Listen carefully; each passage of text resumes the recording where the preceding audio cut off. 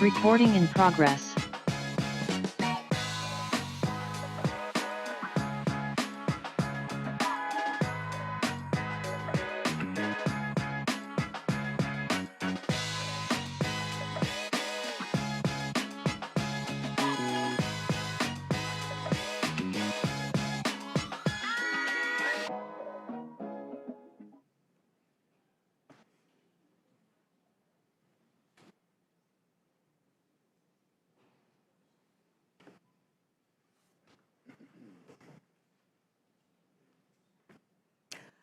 Good evening, everybody. Happy Tuesday. We would like to call the Durham City Council meeting to order for this, the 20th day of June, 2023. Here in City Council chambers, I'd like to welcome all of you all who are here with us this evening, standing in the hallways, seated all about. Welcome, welcome, welcome. And we also welcome those of you who are joining us on the internet as well. Please join me in a moment of silent meditation.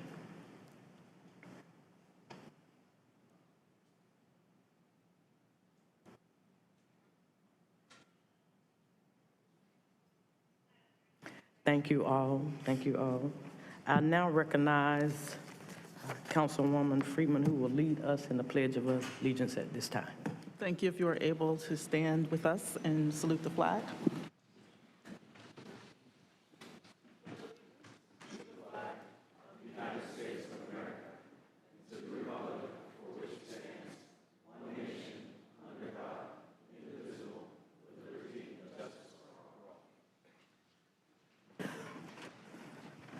Madam Clerk, if you will call the roll for us, please.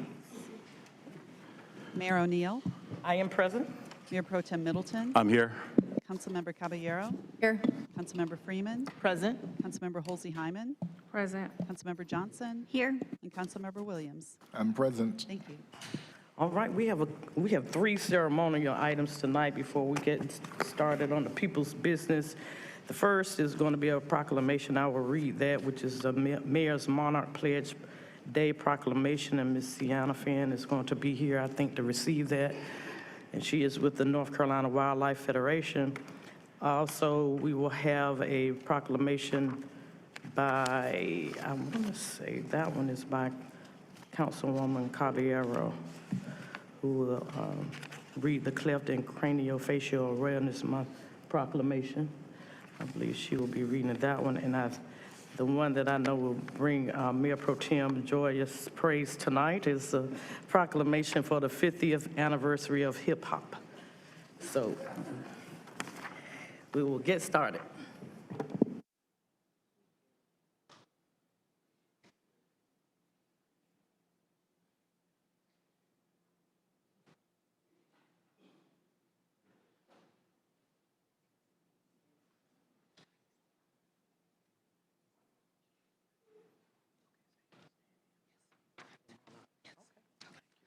All right. All right. Everybody smile now. Okay. We are all breathing and moving around. And here we go. I do this one also in order, in memory of my 9-year-old niece, Jillian Ray Williams, who we lost several years ago, just celebrated her life. The butterfly we recognize as a family. Whenever we see a butterfly, it was her favorite creature, I guess, or insect. And so Jilly, Aunt Lane is doing this for you. Whereas the monarch butterfly is an iconic North American species whose multi-generational migration and metamorphosis from caterpillar to butterfly has captured the imagination of millions of Americans. And whereas Durham recognizes that human health ultimately depends on well-functioning ecosystems and that biodiverse regions can better support food production, healthy soil and air quality, and can foster healthy connections between humans and wildlife. And whereas cities, towns, and counties have a critical role to play to help save the monarch butterfly, and Durham is striving to become a leader. And whereas on March 31st, 2023, I, Elaine M. O'Neill, signed the National Wildlife Federation's Mayor's Monarch Pledge and have officially committed to taking meaningful action to protect the monarch butterfly. And whereas every resident of Durham can make a difference for the monarch by planting native milkweed and nectar plants to provide habitat for the monarch and pollinators in locations where people live, work, learn, play, and worship. And whereas Durham has committed to continually recognizing the efforts and importance of the Durham Area Audubon Society, I hope I pronounced it right, engaging in conversation with community gardens on best practices for cultivating a space for pollinators, participation in milkweed seed exchange, keeping greenways and community art an integral part of the city of Durham's culture. Now, therefore, I, Elaine M. O'Neill, Mayor of the City of Durham, North Carolina, do hereby proclaim June 20th, 23 as Mayor's Monarch Pledge Day in Durham, and hereby urge all residents to participate in community activities that support and celebrate monarch conservation. Witness my hand and the corporate seal of the City of Durham, North Carolina, this, the 20th day of June 2023. For the butterfly. You get to say something. All right. Thank you, Mayor O'Neill, and good evening to the members of the Durham City Council and everyone here. My name's Nadi Salam, and I serve on the board of directors for the nonprofit Keep Durham Beautiful, and I'm also a litter leader leading cleanups in the local community. Would like to thank Shauna Finn, who couldn't be here, and the North Carolina Wildlife Federation, as well as some of our other partners that we collaborate with, like Durham Bee City Committee, to support beneficial habitat for monarchs and other pollinator species. Keep Durham Beautiful builds environmentally just, resilient, and beautiful outdoor spaces in coordination, in cooperation with Durham communities. In the past year, we've held native tree plantings and pollinator seed giveaways, coordinated educational pollinator presentations, provided local community gardens and volunteer assistance, and organized events for National Pollinator Week this year from June 17th to the 24th. We'd like to invite everyone here and the Durham community to join us for the second annual Bee Day celebration at Durham Central Park this Saturday from 9 a.m. to noon. Got to get in that shameless plug. And participants can see demonstration beehives, taste honey, take home free pollinator seeds, and join the parade. So those are just ways that you can be active and help us in our work as we keep Durham beautiful. Thank you.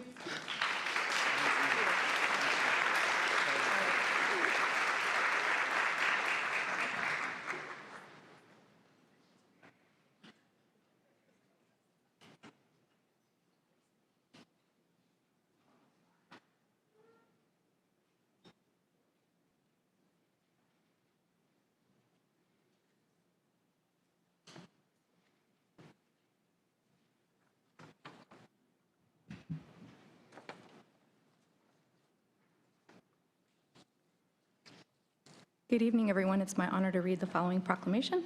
Whereas orofacial clefts are the most frequently occurring birth defects in the United States, affecting about 1 in 700 infants per year, and whereas infants born with clefts and other craniofacial conditions usually require surgery, as well as specialized feeding support, dental and orthodontic care, speech therapy, hearing intervention, and social and emotional support as they grow and develop. And whereas this complexity of services need to be provided in a synchronized manner over a period of years and are best provided by interdisciplinary cleft and craniofacial teams, and whereas organizations such as the American Cleft Palate and Craniofacial Association serve populations affected by craniofacial differences and the professionals who care for them in order to help infants have a healthy start to life by providing their families with comprehensive information, support, and connection to these interdisciplinary teams. And whereas it is fitting and proper to recognize the efforts of organizations and programs such as the Cleft and Craniofacial Program at Duke University and its families working to ensure a better life for those affected by cleft lip and palate and other craniofacial conditions. Now, therefore, I, Elaine M. O'Neill, Mayor of the City of Durham, North Carolina, do hereby proclaim the month of July 2023 as Cleft and Craniofacial Awareness Month in Durham, and hereby urge all residents to contribute however they are able to support families and organizations working to aid those affected by craniofacial birth differences. Witness my hand in the corporate seal of the City of Durham this 20th day of June 2023.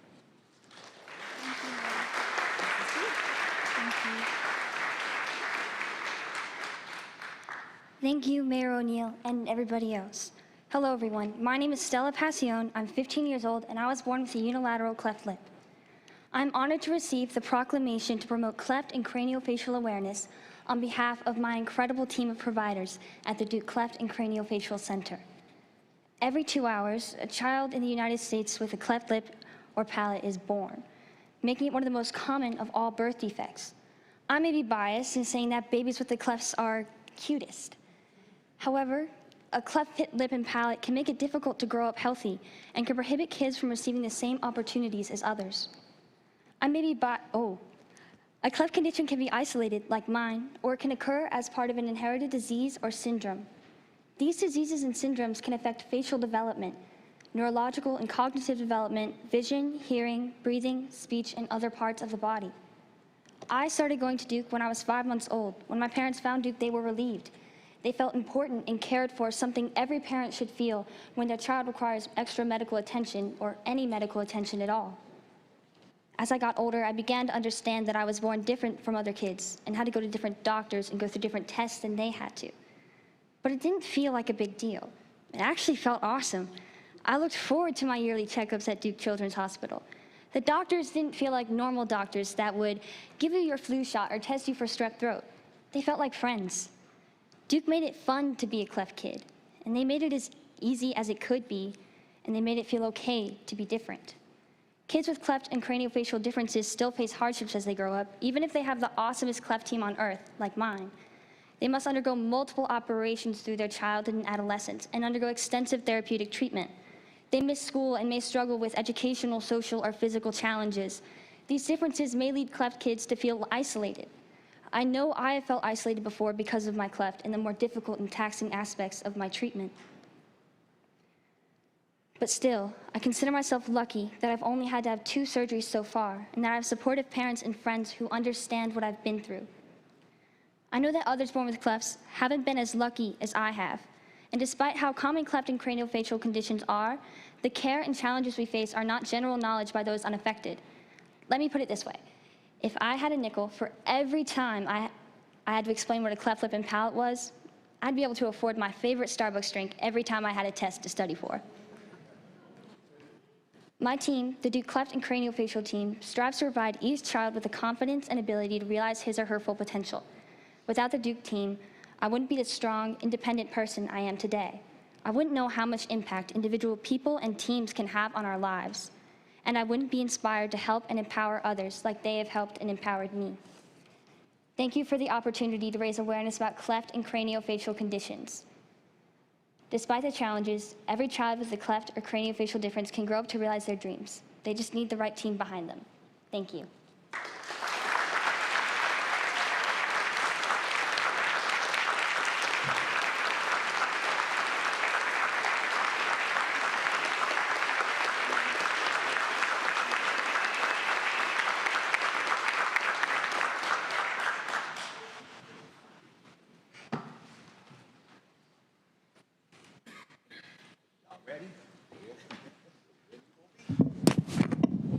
What an awesome proclamation. Well, good evening. But the appropriate greeting tonight is, "Aw, yeah." Yes, yes, y'all.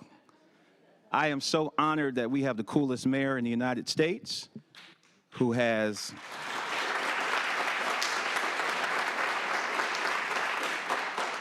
seen fit to issue a proclamation to celebrate this international transformative art form called hip-hop.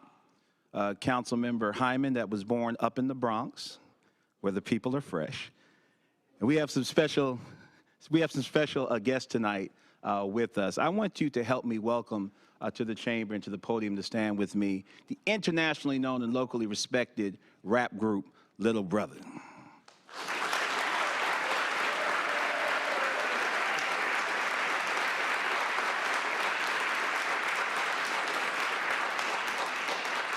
Would you also help me welcome one of the most renowned and respected DJs in America and on the planet, our own Brian Dawson.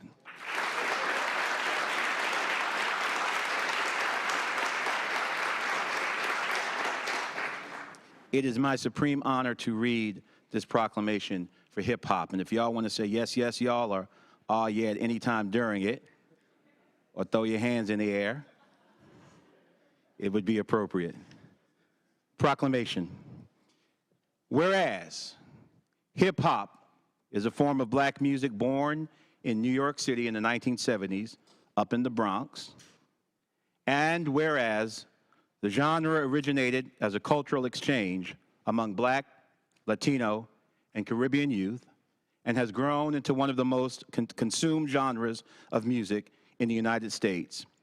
And whereas hip hop is now an international cultural force that has influenced the speech, clothing, dance, politics, economics, and worldview of millions and millions of people of every race, culture, and religion around the globe.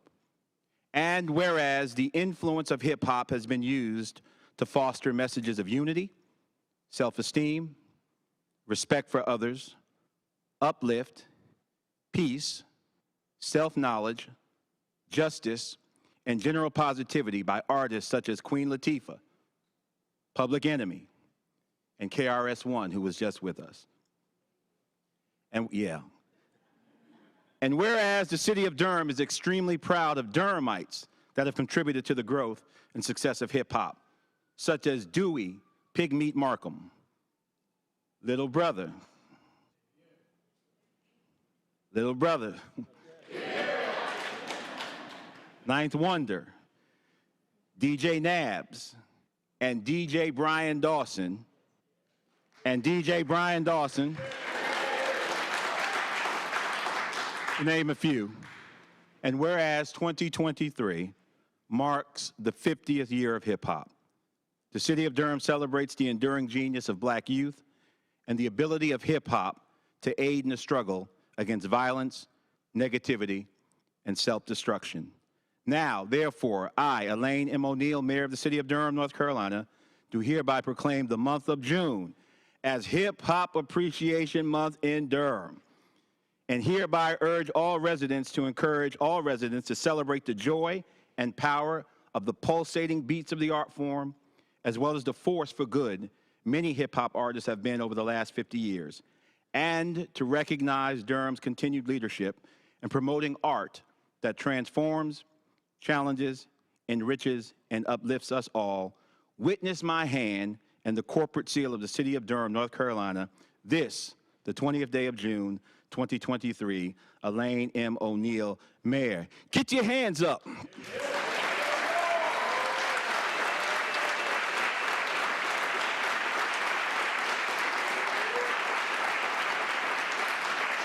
So I'm going to present the proclamation to Little Brother. We had an opportunity, if you were at Bembe, Brian already got a copy of the proclamation, so this one is, no double dipping. This one is going to Little Brother tonight, and we're going to ask them to come up and give some words, and if they want to drop some bars, I won't be mad.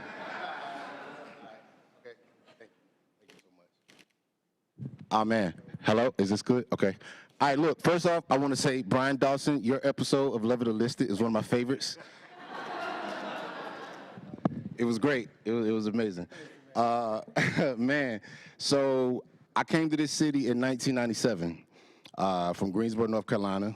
I was a senior at Page High School, and my English teacher, my senior year English teacher, Mr. Bryant, Tony Bryant, he's gone, he's passed, God rest his soul.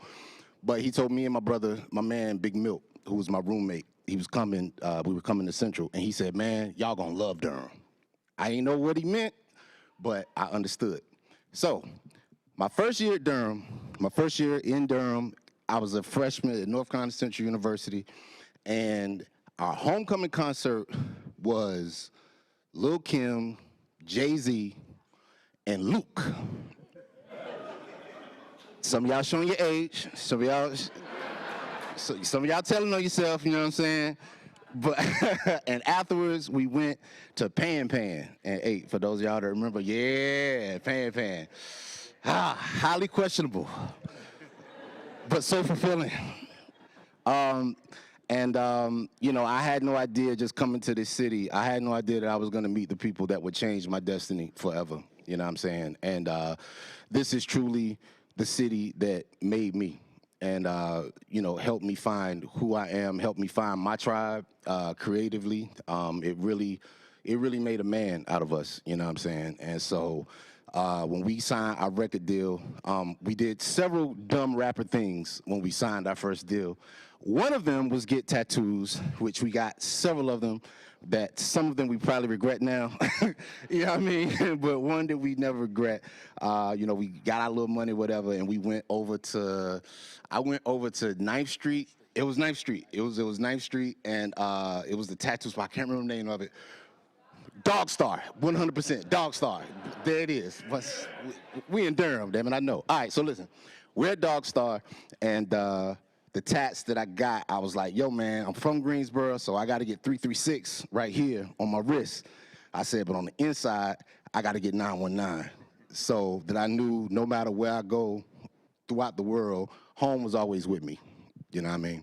And so 20 years is a long time. We're celebrating our 20th year of LB, along with the 50th anniversary of hip hop. And it's just been amazing to still be standing, for people to still care after all these years. My family's here, my wife, Aldea, my son, Andrew, is here. And I just thank you so much. We have these lovely T-shirts. We got one for you, you know what I'm saying? You know what I'm saying? We got one. I got your size right, you know what I'm saying? I know, you know, I got you. And Miss Mayor, we got one for you over here. I'll bring it to you. You can sit down, I'll bring it to you. Oh, she getting it up? All right, okay.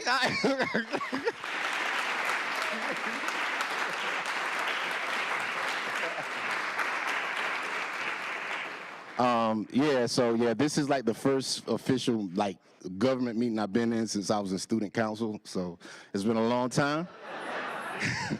but Durham, man, I love y'all. I cannot thank you enough, and I just thank you for recognizing our work, and thank you for entrusting us to be ambassadors of this city, and we just gonna keep doing what we're doing. So.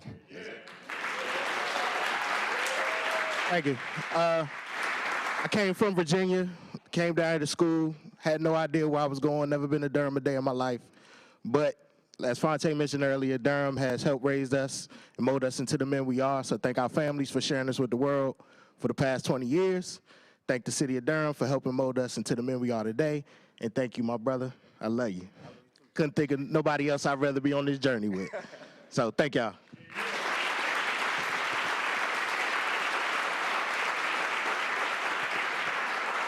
Okay, so the good news is I didn't know I was going to talk at all, so I will keep this really short, even though I talk for a living.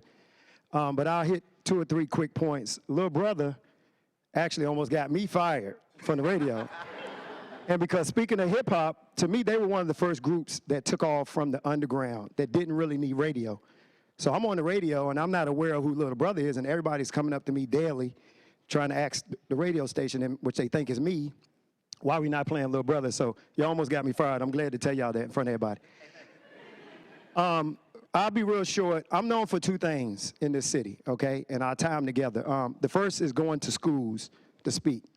I go to 15, 20 schools every May for free, and we pump up the kids for the EOG test, and I use music and hip-hop to hide how old I am, but to relate to the kids, and they love it. So I'm known for that. And number 2, I'm known as my daddy's son. And my dad, his name was Mercy D, and he was a serial entrepreneur in the city. And I am too from Virginia, but it was when my dad moved me to Durham is when my soul became at rest. When I came to Durham, I knew I was at home. And I cannot, it's a feeling I cannot describe. And Durham made me. It gave me a lot of inspiration to do the things I'm doing.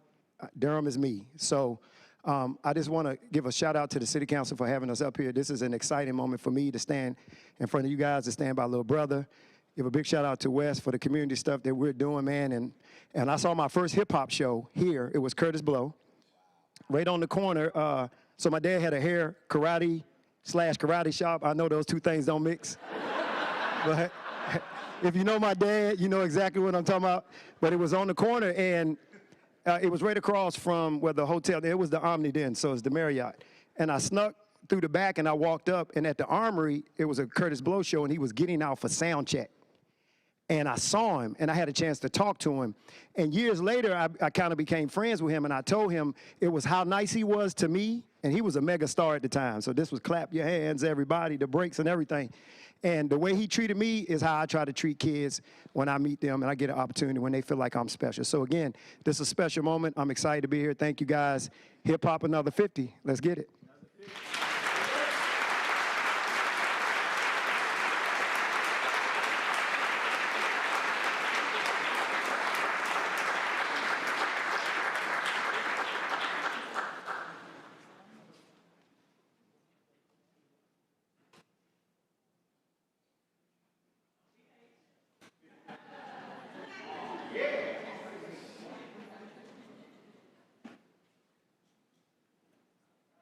All right, that's the way to kick it off.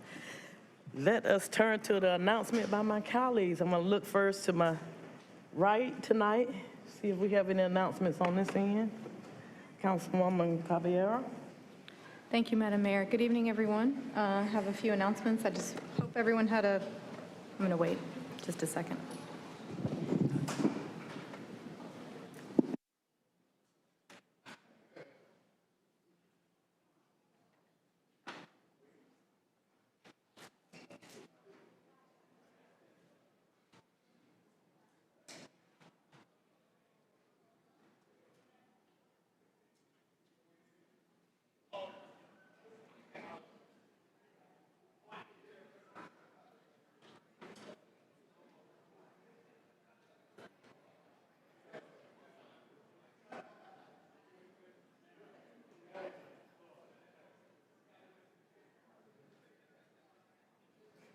Thank you. I hope everyone had a good, I know there was lots of Juneteenth celebrations this past weekend, so I hope everyone had a good time out in Durham.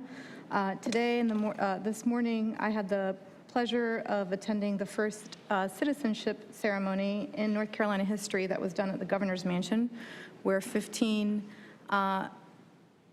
new Americans received their citizenship, and it was an incredible ceremony. And I thought it was extremely relevant on World Refugee Day. So that was an extreme honor. Additionally, the city of Durham hosted Ava Milona from USCIS in the Homeland Security Department. She's the Assistant Secretary for Partnership and Engagement for the Biden administration. And this was in coordination with Governor Cooper's Office of DEI with Cristina España and Tracy Levitt. And so I just want to shout out all those folks who made that happen. A lot of folks were here today talking about economic entrepreneurship and other ways that we can ensure to integrate our immigrant and refugee communities. And I really want to thank Deputy City Manager Keith Chadwell and also Vicki Gonzalez in OEWD and other city staff who made that happen. It was a big day here, and it was just really great to shout out everything we've been doing in Durham. Thank you. Anyone else on my right? Turn to my left. Councilwoman Jose Hyman. Good evening, everyone, to my colleagues and to Mayor Pro Tem Middleton, who shouted me out about growing up in the Bronx. I will say to you that brought back memories, because I'm going to give a shout out to PS 125, where I went to junior high school and got skipped. I went from 6th to 8th grade, and in the talent show, my group was Salt and Pepper. We did win. And I remember a lot of times my mother didn't allow us to go to the parks. You know, I grew up in the Soundview area in the projects, and the parks is where hip hop really started. The disco fever, a lot of times I would try to sneak out. You didn't hear that, but that was what brought us up. So anyway, thank you again for that proclamation. I also want to say happy Refugees Day. This year is a hope away. This year's theme is hope away from home, and I know a lot of our refugees, a lot of them are here in Durham, so hopefully that they have made Durham their home. Also, I want to do a shout out to all of the Juneteenth celebrations that happened throughout the weekend. You know, again, Juneteenth celebration is not about a celebration of victory, but it is a celebration of acceptance and the way that we want to celebrate progress. And so what I want to do is I want to also say that while we are celebrating Juneteenth, I want us to start to, again, think about what we're doing in terms of how we are showing up and how we are working with one another. And to continue to work on progress, but to treat with each other with respect, with kindness, and to help not only move African American people, but also other people from one level of function to a next. So I wanted to say that. And I also wanted to say that a shout out to the firefighters. I see you in full force again tonight. Woo! But I was able to do some visiting yesterday with a couple of the firefighters at different companies, and was able to really actually sit down and break bread with some of the firefighters. And they were celebrating one of the firefighters who I see here tonight, who will be leaving, who is leaving us from Durham and will be relocating to Ohio.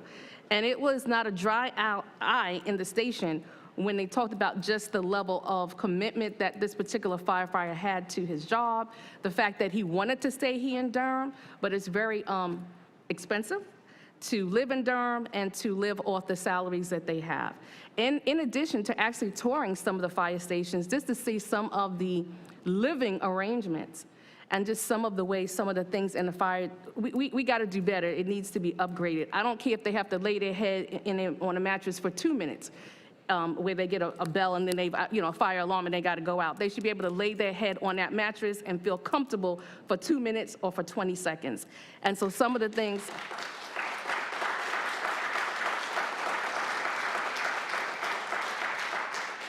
some of the things that I saw were really just need improvement. And it was just disheartening to me. And so again, I will continue to fight, as I know my colleagues will, to try to fight for just more, just better conditions in the fire stations. The fact that I learned a lot, that you actually have to pay for your own food. I was amazed at that. The fact that you don't have the amount that you get for, like if you wanted to go and further your education, I'm a professor, so I ask those questions, $400, you can't even get a credit for that. So we've got to do better, not only for the firefighters, but for our city employees, our police, for all city employees. But it was just a good awakening for me to be there and actually sit and eat. We had a wonderful barbecue, and just hear the stories. And so again, we are going to continue. I know that my colleagues want to do the right thing. And so I know I'm going to continue to fight for the rights, not only for increases, but for just basic things that you guys need there. I really felt like I wanted to go home and get some bed and bags, because I'm a bed and bag person from Walmart, and bring them to them stations, because it's just really ridiculous. So again, thank you for allowing me to come and spend time with you yesterday, and I will continue to fight for you. Thanks.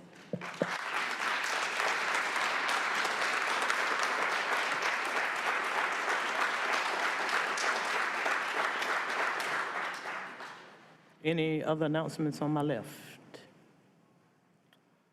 Councilman Williams. Thank you, Madam Mayor and colleagues. Good to see you all again. I wanted to just shout out some of the things that happened on Saturday. I was the guest speaker for the North Carolina Fatherhood Conference, and I wanted to thank them, and I hope that we can bring more of that presence to Durham. A few hundred folks showed up, and it was hosted in Raleigh, but it was hosted in the middle of nowhere. And I would love to see something like that here in Durham. And I've had a few folks reach out to suggest that we host a fatherhood conference here in Durham. So I'll be working on that, but I really appreciated serving as their guest speaker. That was pretty cool. Left there and went to the Jubilee Christian Church and actually served as the guest speaker there. And it was really inspiring to sit amongst, it was a men's conference, and it's really inspiring to just hear so many folks that want to help grow our community economically. And not only, with their hands out saying, like, what can you do for me, but more so, how can we utilize our individual resources, and how can we utilize our companies to help better our community? And that was really exciting. So thank you all for inviting me. And lastly, shout out to El Centro Español. Share remarks on behalf of the city and at their annual gala, which was their 31st anniversary. And it was a fun time, a really fun time. So I just want to shout them out, and I thank them for the work that they do in our community for our immigrant community. Thank you. Thank you. Well, I had a busy couple of weeks, y'all. It was like a very kind of cultural awakening over the last couple of weeks for me. I started, I think about a week ago, with remarks at the American Dance Festival. They were in the newly renovated McReynolds, Reynolds Auditorium over at Duke. They had a packed house, lots of great dancing. Then followed that up on that Saturday. I think it was the first Artist Day parade, and that was over in the West End, sponsored primarily by the Scrap Exchange.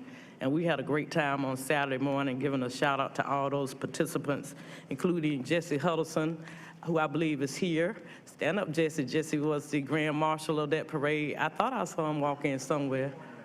He just walked out. Well, he was the Grand Marshal of that parade, and we had a wonderful time there. Then we followed up on Saturday, I think through Thursday, through yesterday, all kinds of Juneteenth. There's Jesse. That was our Grand Marshal right there, the Artist Day Parade. Hey, Jesse.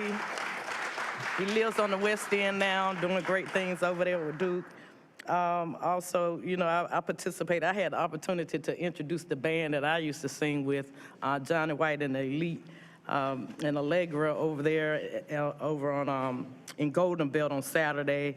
Carroll Street, again, the West End, they had an event on yesterday, on Monday too. And that was my son's 30th birthday, so when he was born 30 years ago, they nicknamed him Bimby. He was called Bimby for a while because the Bimby used to be back then at that time. And then also, it wasn't a Juneteenth. We didn't really recognize it. So it's like, now, son, you're a national holiday. You're getting up in the world. So I had a great time all last weekend, but I do want to give a shout out in ending this to two things. One is Reality Ministries. I had an opportunity to go over there this morning. There's a little bitty gem of a community right downtown Durham. And they have their headquarters sort of on Lamont Street. I'm just gonna put it like that. It's something you need to see for yourselves. It's something you need to see for yourselves. So shout out to Sloan, Erica, Quinn, all those neighbors over there who are living together with disabilities and without. They have a community going on over there, and it is a beautiful thing. So I'm giving a shout out to them today as well.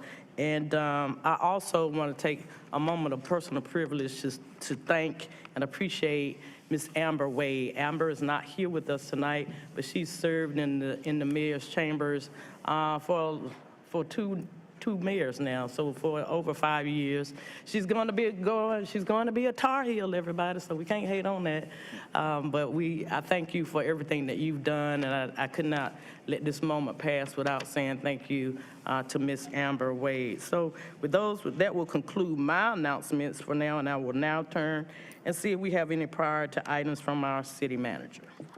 Good evening, Madam Mayor, Mr. Mayor Pro Tem, and members of the Durham City Council. I do have a few council agenda priority items, but if I may have one moment of personal privilege, I did want to announce that I think it was last week, the city received notification to congratulate, and I passed that along tonight, two of our employees, James Fennell and Dwayne Hillary, who are both employees of the city's Public Works Department.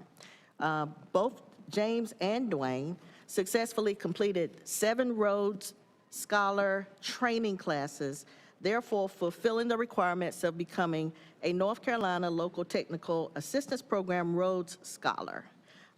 James and Dwayne will be invited to attend the 2023 APWA North Carolina Combined Streets and Equipment Services Conference Awards Banquet scheduled this year in Greenville, North Carolina. The city of Durham is certainly proud of Mr. James Fennell and Mr. Dwayne Hillary on this great accomplishment. And this program was coordinated by the North Carolina Local Technical Assistance Program. So thank you for allowing me to congratulate those employees. I have three items for your consideration this evening. Agenda item number 15, fiscal year 2023-24 budget and 2024 through 29 capital improvement program, CIP ordinance, other related ordinances, and fiscal year 2024 to 26 strategic plan, all pertinent attachments to include the fiscal year 2023-24 internal service fund resolution and relevant ordinances have been added along with responses to the questions raised during the June 8th, 2023 work session.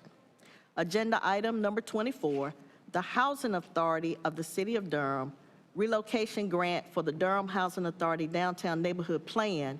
This item is being referred back to the Community Development Department. And finally, agenda item number 44, the Consolidated Zoning Map Change, Streets at Southpoint Mall, is a supplemental item that has been added. And finally, a memo has been added to priority items by the city manager, city attorney, and city clerk to provide an overview of the permitting process, oversight, and authority for blasting. That is all I have for you this evening, and thank you. Thank you, City Manager Page. I now turn to our City Attorney, Kim Rayburg, for any priority items she may have. Good evening, Mayor O'Neill, Mayor Pro Tem Middleton, and members of the council. It's good to see you. The City Attorney's Office has no priority items tonight. Thank you, and we now turn to our City Clerk to see if she has any priority items. Thank you, Madam Mayor, and welcome, Council. I do have one priority item. It is agenda item number 45, City Council minutes. It's been added to the agenda as a supplemental item. Thank you. City Clerk Schreiber. The mayor has one priority item.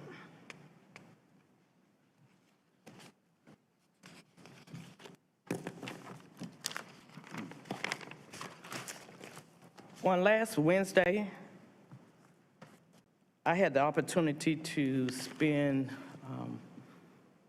a half day with Corporal Nick Lynn's District 1 in the police department. And on last Thursday, I spent from 10 o'clock in the morning to about 5:30 on that day. Started out at Fire Station number 1 and made my way across the city, driving in a really fire red engine Challenger with our fire chief. I also got a chance to ride in a couple of fire trucks, including going up in the bucket. Like Councilwoman Hosey Hyman, I gained a new respect. I hope you've never always known that I have always had a great respect for you all, for all of you all, and for all of our city workers. But once you get a time to get an inside peek, you can't unsee what you see.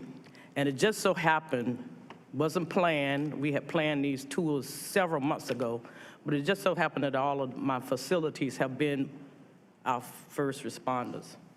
So I cut to the chase with a lot of what has been said, what has been done. I think it's very important that it becomes a priority item for me and for everybody else about what you all do and how you do it. And I do think that we have the ability to meet you at some of your asks. I was fortunate enough in being able to see up close how you all live, where you work, and all of the things that you do. With the firefighters, they basically never stop. By 12, I went over at 10, and by 12 o'clock, I was tired. I couldn't believe it. They just do so much. And with the police department, how they roll deep.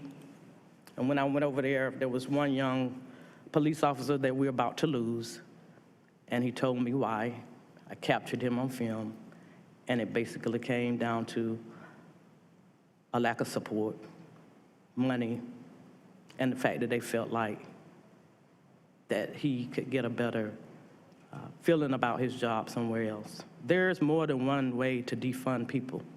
You don't just have to do it by money. And I saw it firsthand, what has happened over the last years, and I apologize for that. So to that vein, I am interested in entertaining a motion for consideration of a raise for them before we even get out the gate tonight.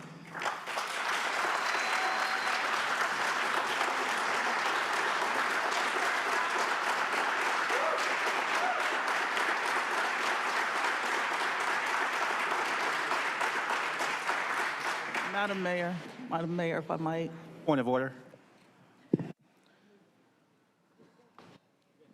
Madam Mayor, I appreciate everything you said, and I resonate with it, having done ride-alongs and visit with the fire department for years, since day one of being in office. This matter is already part of the budgetary consideration, so it's already due. I'm hard-pressed. I mean, obviously, it's your prerogative to entertain whatever you want. We had no advance notice of this. I'm hard-pressed to see this as anything other than posturing on behalf of our colleagues, since this matter is already on the agenda. So my point of order is it's already on the agenda. I don't know if an appropriation of that nature, and the city attorney can weigh in, but we're going to talk about this, and we're going to have a full-throated discussion about it. But to do it now out of sequence when the budget's on the agenda, I don't understand why we would do it now when we're going to do it as part of the budget discussion later on.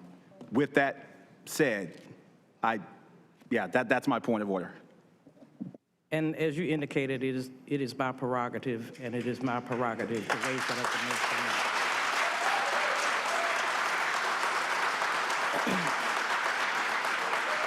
And I don't have to posture. I've given my time in this city for 61 years. I live what I talk, and I walk my walk, and I talk it. So I don't have to posture. And I will never do that. But this is a priority for me. It doesn't have to be a priority for you, but I am asking to entertain emotion at this point in time because they have waited long enough. And I believe that they have the right to know who will or will not support them on a raise flat. Point of clarification.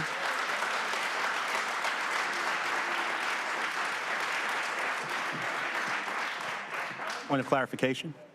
Point of clarification. I think she had already raised her hand next, and then we'll come to Councilwoman Caballero, Councilwoman Freeman, Councilwoman Caballero, and then we'll come back to you. And then we will not go around. At some point, we will get to a vote, and you vote it up or down, and then we move on from there. Councilwoman Freeman. Thank you, Madam Mayor. I did want to offer the motion for that increase to cover the FY 2021 misstep in the 2023-24 budget. And I'd like to second that motion. Thank you.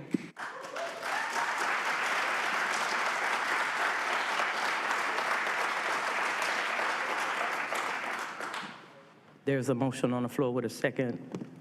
I will yield to Councilwoman Caballero.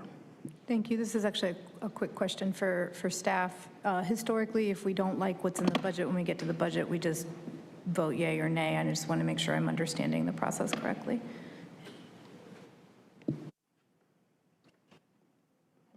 That's a question for the city attorney, city manager. I mean, That's correct, Councilmember Caballero. Sure, yeah. if you don't like the budget in its entirety, if there are things that you don't agree with in the budget, then you could vote You just, the budget. thank you, because that's on GBA. Thank you.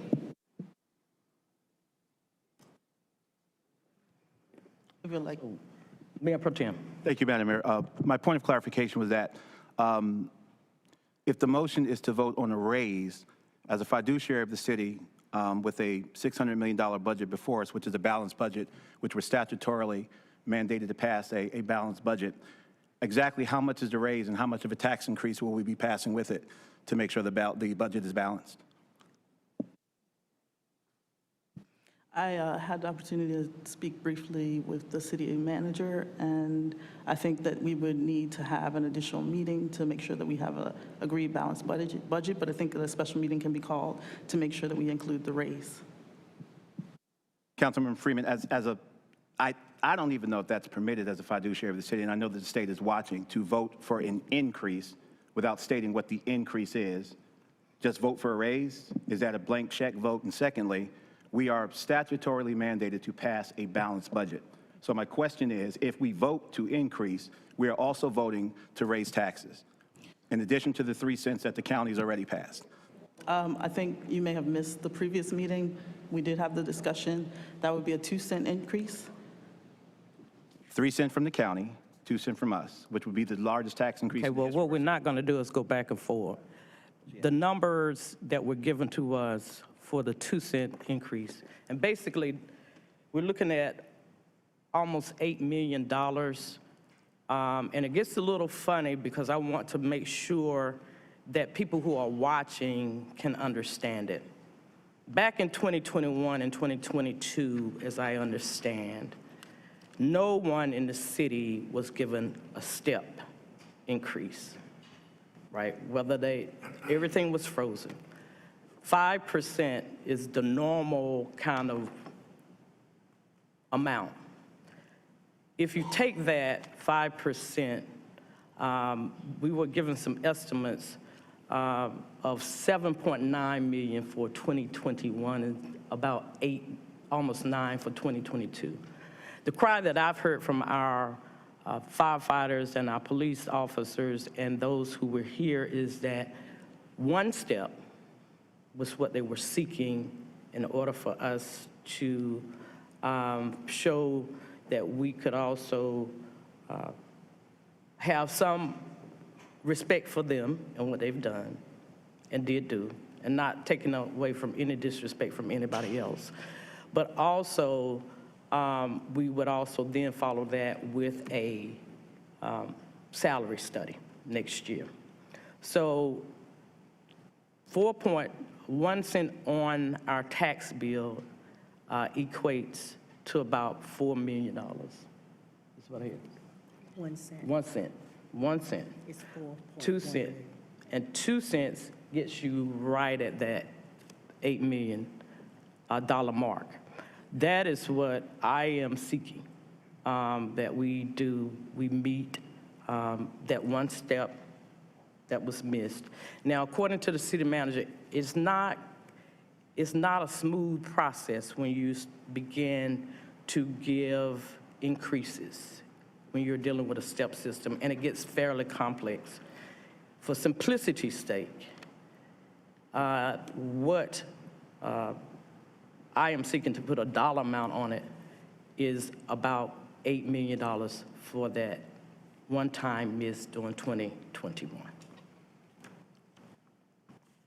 Is that clarified enough? All right. I have some differences with the math, ma'am. Respectfully, a tax increase would not be one time. It would be in perpetuity. Right. And moreover, when I said the largest increase, the county has already raised taxes by 3 cents. So in effect, it would be a 5 cent tax increase on the people of the city one time in 1 year, which would be, we haven't raised taxes that much in 1 year in the history of the city for one department. I do, to your point, however, there is a 6 to 8% increase in this upcoming budget with no tax increase. My concern is, giving you a raise, and then clawing it back in taxes. We have before us now the opportunity to give a raise with no tax increase predicated upon the growth of our city. And after we do that, July 1, begin a study to see how we can do this responsibly.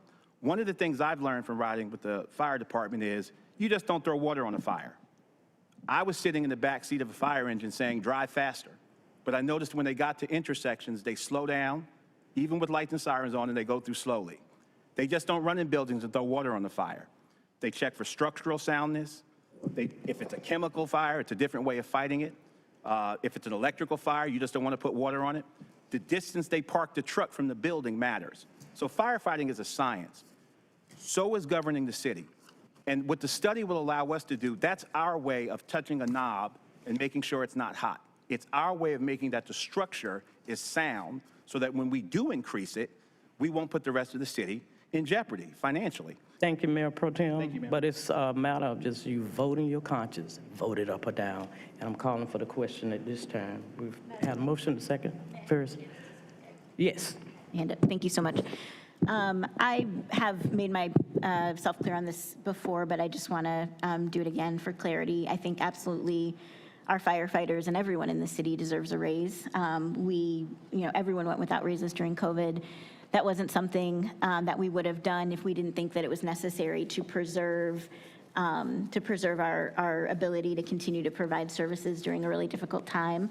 We're now in a better position, and I think it's absolutely reasonable that those raises that people get raises again and get higher raises than they would have otherwise. I'm not willing to move forward on this without having a plan. I am willing to backdate increases to the start of this fiscal year after we do a pay study in order to make sure that people's raises become effective in July rather than whenever the study is completed. And I believe that we could do that with one-time money in addition to whatever tax increase would be required for the raises going forward. And I'm not willing to do it just for one department of folks. I know that y'all are in a particularly difficult situation with the compression issues, but we have that issue in other departments, and we have folks all over the city who miss raises. In fact, everybody in the city miss raises. I don't want to move forward with a plan that only supports one department. I want to do that for everyone in the city. And in order to do that, we need to actually have a plan and know where we're headed. So for those two reasons, I won't support raises for just the firefighters in this budget tonight.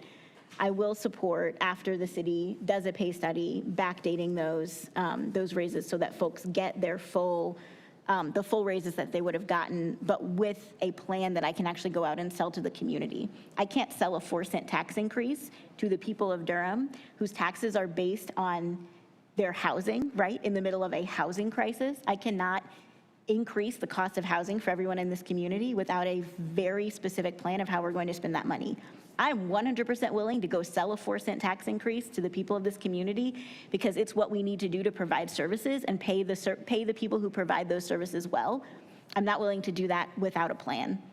And that's what I'll be doing tonight. Thank you. Thank you. And just to clarify, that would include all, not just the firefighters. It's not just the firefighters or the police department. It will be all city employees who are here. Madam Mayor, I believe that it was for everyone who's on a step plan, but there are a number of city workers who aren't on a step plan who also missed raises during COVID. You want to explain what that 8 million includes? So the information that was provided to City Council, the numbers that have been quoted here, it did include all employees who were here in the fiscal year 2021, regardless of the pay plan that they were in. That estimate did. Okay, thank you. All right. Thank you. There has been a motion put forth. It has been seconded. Madam Clerk, if you will open the vote.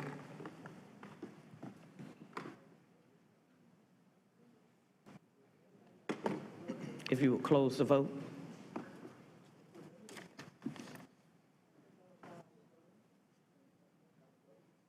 And if you will report out.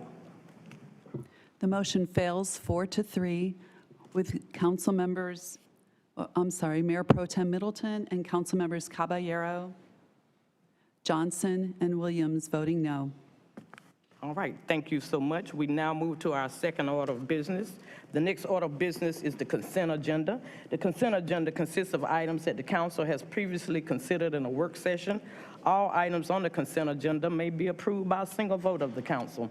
Items may be removed from the consent agenda by a council member or a member of the public, and those items will be considered separately at the end of the meeting tonight. Item number 1. The Durham Homeless Services Advisory Committee appointment. Number 2, Durham Bicycle and Pedestrian Advisory Commission appointment. Item 3 is the Recreation Advisory Commission appointment. Item 4, the Housing Appeals Board mayor appointment. Number 5 is the Durham Planning Commission appointment. Number 6 is the Durham Cultural Advisory Board appointments. Item 7, the approval of city council minutes. Item 8 is the Durham Convention Center Authority appointment. Item 9 is the Durham Homeless Services Advisory Committee appointment. Number 10 is the Human Relations Commission appointments. 11 is the Housing Appeals Board appointments. Item 12 is the Durham City County Environmental Affairs Board appointments.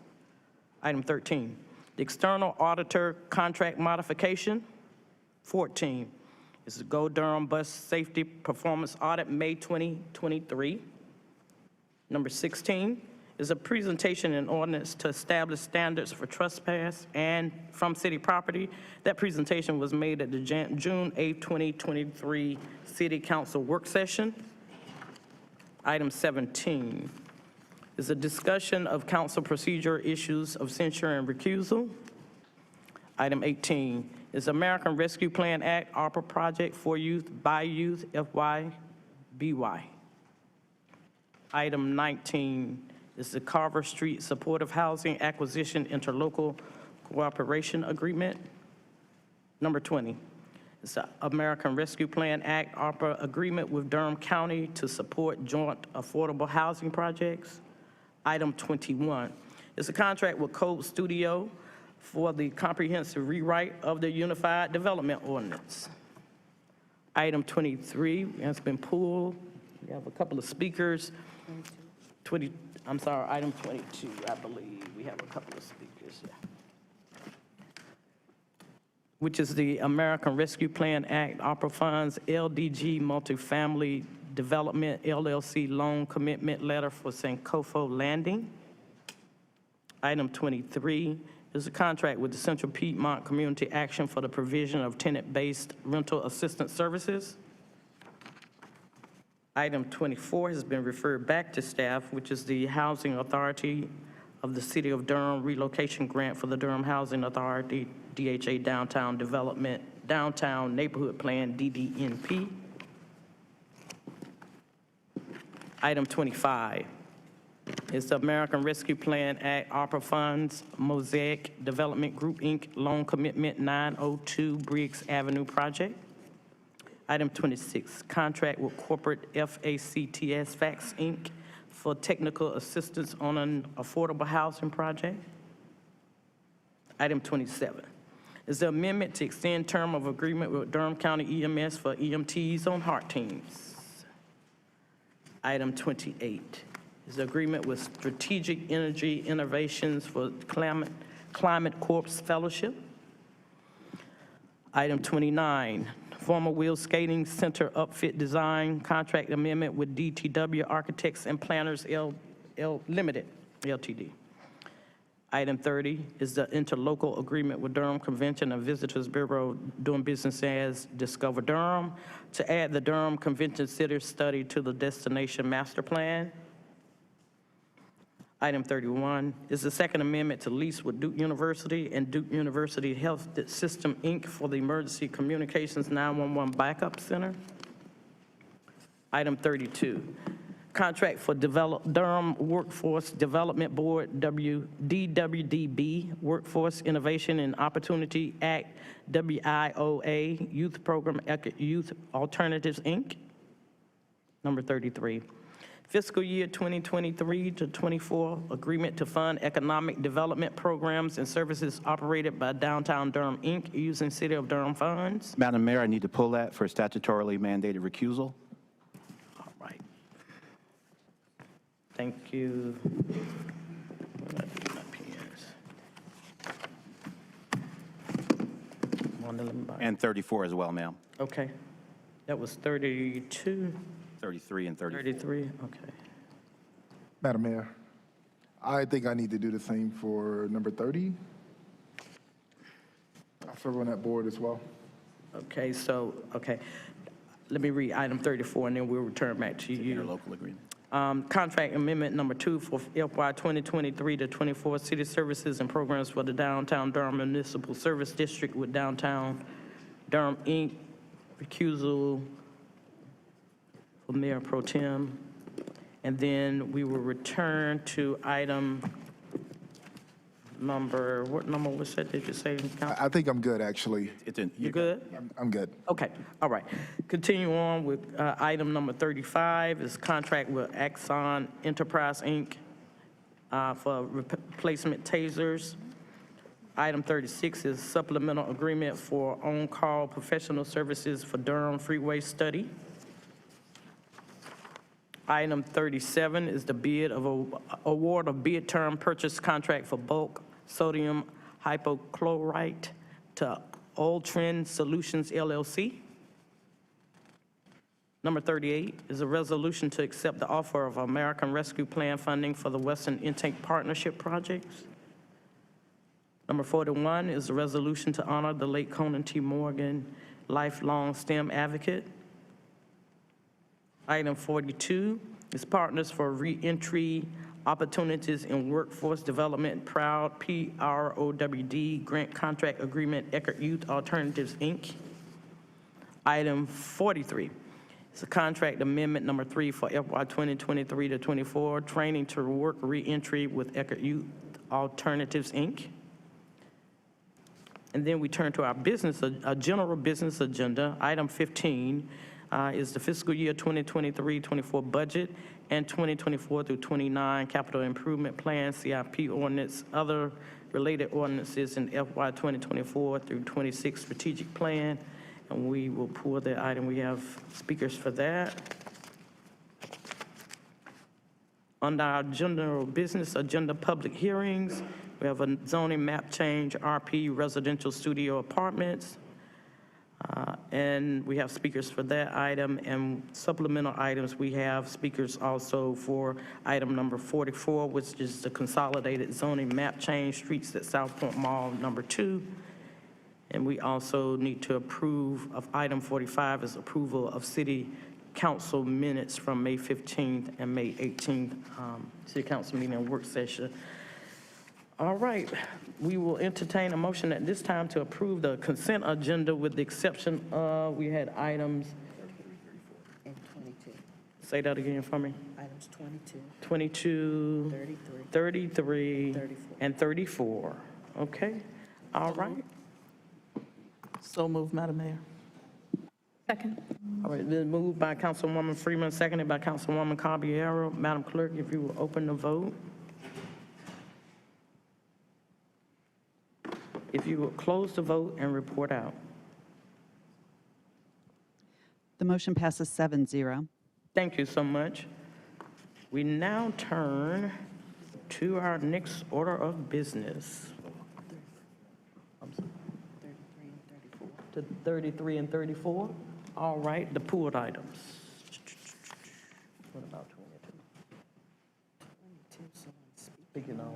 So we'll deal with Mayor Pro Tem's recusal items. Yes, ma'am. I'm a member of the Board of Directors of Downtown Durham, Inc. Recent legislation from the legislature requires that sitting members of an elected body who serve on those boards that get money from us need to recuse themselves. So that's it. All right, thank you. And that will be for item 33, the fiscal year 2023-24 agreement to fund economic development programs and services operated by Downtown Durham, Inc., using City of Durham funds, and also Item 34, the contract amendment number 2 for FY 2023-24 city services and programs for the Downtown Durham Municipal Service District with Downtown Durham, Inc. Is there a motion? So move. Second. Do we need to take them one at a time? I was trying to skip that. Yeah. No, I'll turn them on, let me. Okay, we have to take them one at a time, everybody. So let's deal with number 33 first. Fiscal year 2023-24, agreement to fund economic development of programs and services operated by Downtown Durham, Inc. using City of Durham funds. Is there a motion? So move. Second.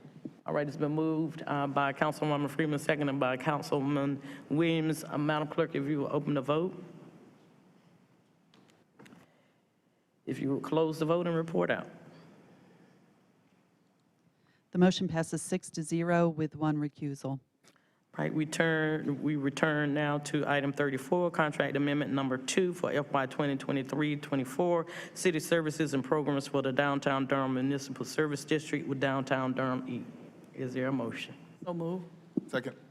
It's been moved by Councilwoman Freeman, seconded by Councilman Williams. Madam Clerk, if you will open the vote.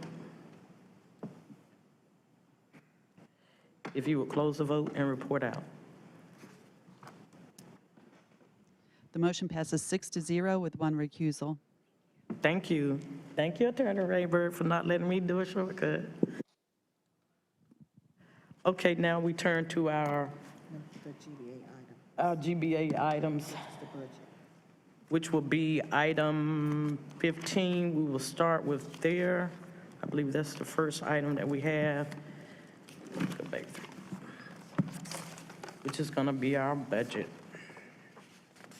But I want to read formally the title.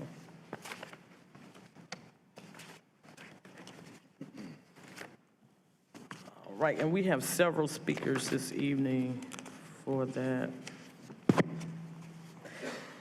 Our general business agenda is FY 2023-24 budget and 2024-29 capital improvement plan, CIP ordinance, other related ordinances, and FY 2024-26 strategic plan. And we, at this time, will receive our staff report, if there is a report to be given. Good evening, Mayor, Mayor Pro Tem, members of council. Christina Reardon, Interim Director of Budget and Management Services. I do not have a report at this time.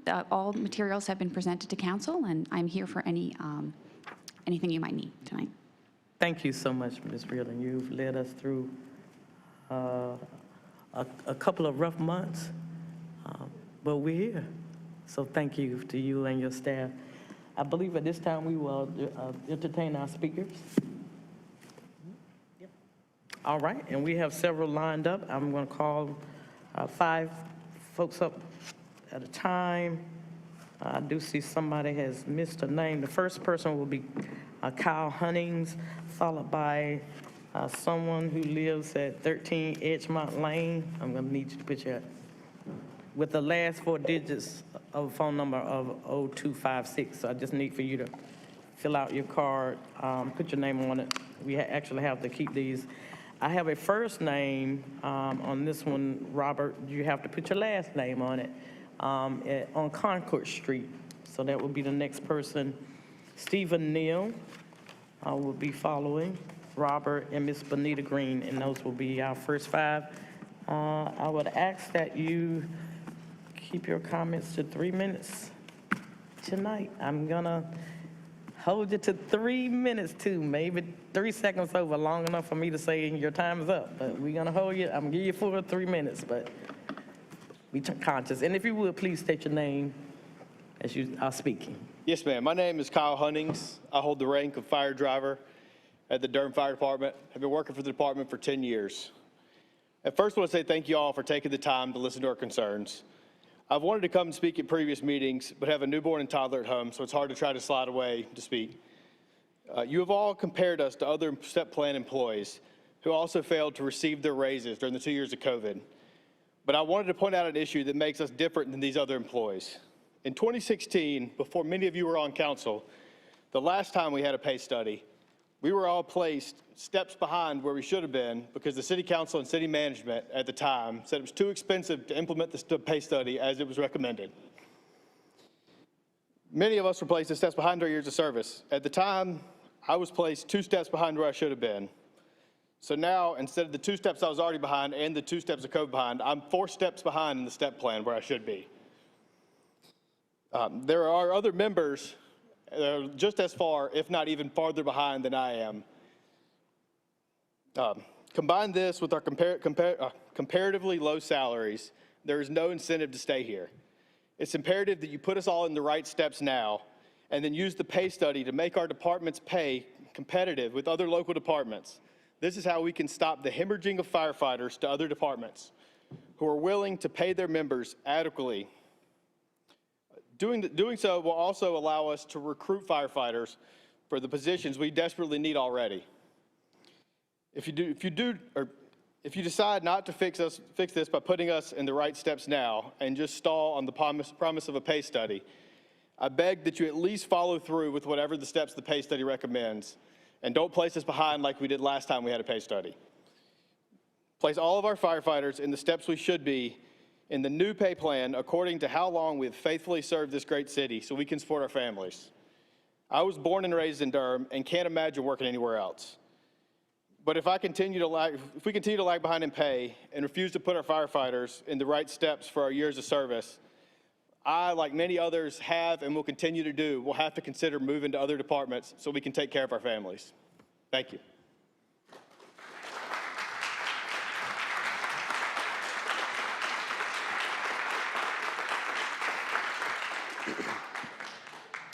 Hey there. I'm not going to touch on numbers or anything like that, but more You so will please just state your... Yep. My name is Elsie Carpenter, and I have 2 years with the Durham Fire Department, and I do live at 13 Edgemont Lane. I'm a member of the community, but I'm the first openly transgender person to work for the DFD, and I'm really proud of that. I chose to apply and work for Durham because it is hands down the safest place in North Carolina to exist as a trans person. Before I came to Durham, I worked as a full-time firefighter in Western North Carolina, where I had a brick thrown at my house for having a pride flag in my front yard. Since coming to the DFD, the amazing members of this department have welcomed me with open arms, and I couldn't be more grateful. However, I am not confident that neighboring departments will be as accepting as Durham is. I'm worried that I cannot continue to stay and work in Durham with the current state of compression. Should I even have to consider the choice between my own safety and paying my bills? All of that aside, I have some questions for the City Council about what y'all think fair compensation really means. And I want to give everyone a warning that these questions are going to be graphic in nature. I'm really going to get into it, so please, if you need to step out, please do so.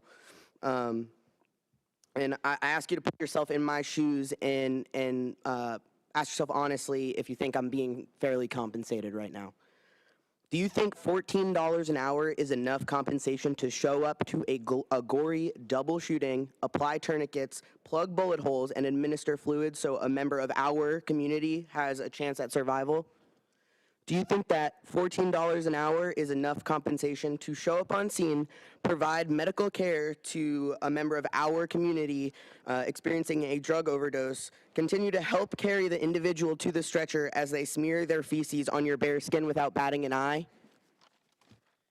Do you think $14 an hour is fair compensation to force down a door of a home heavily consumed by fire and perform a search for trapped victims? Do you think that $14 an hour is fair compensation to wedge yourself under a barely stable vehicle while calmly performing patient care on an individual that's being crushed by the front wheel while his family is frantically screaming 20 feet away? Do you think that $14 an hour is enough compensation to show up first to an emergency scene, run across I-85 on foot with a jump bag, and to start CPR on a 6-month-old infant who's been ejected over the side of an interstate overpass? Do you think that's enough compensation?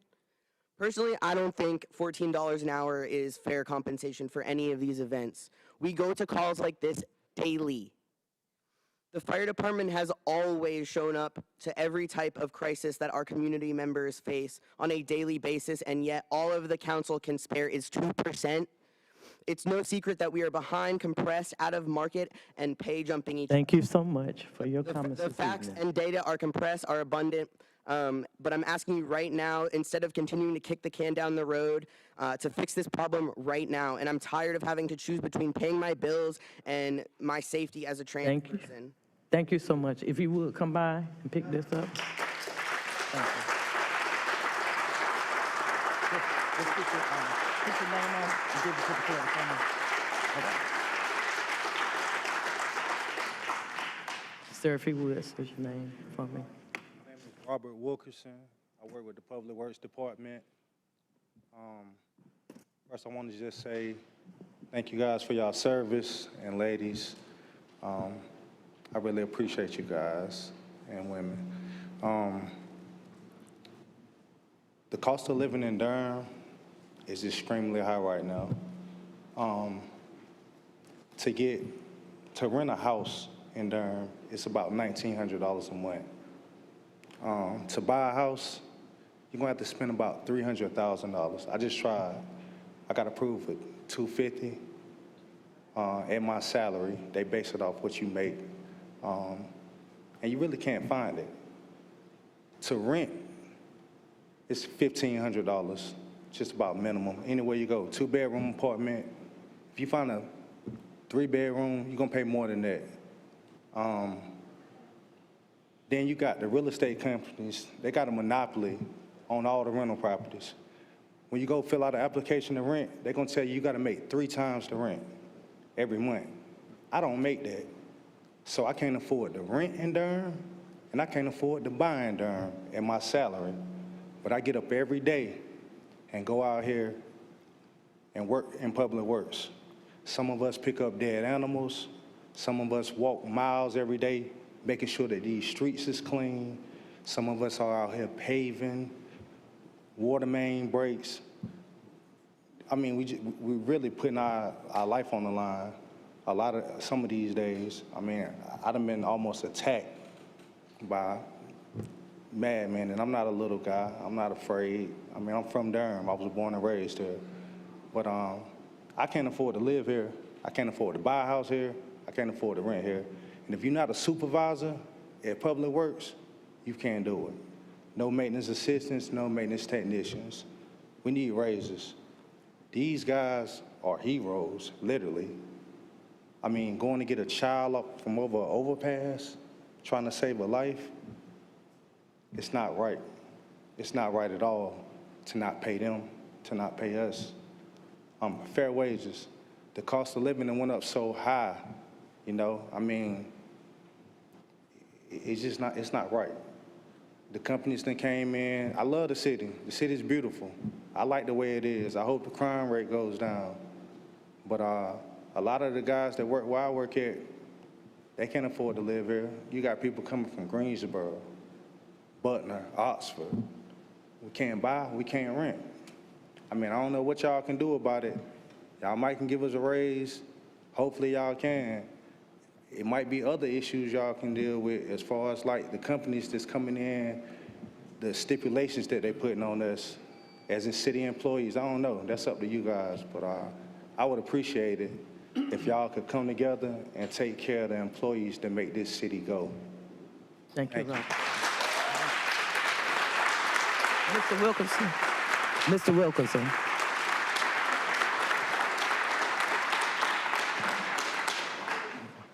Stephen Nill, Durham resident. Thank you for allowing me to speak. It's great to see all the firefighters here. It's too bad the police are so understaffed. They have no ability to be here in force.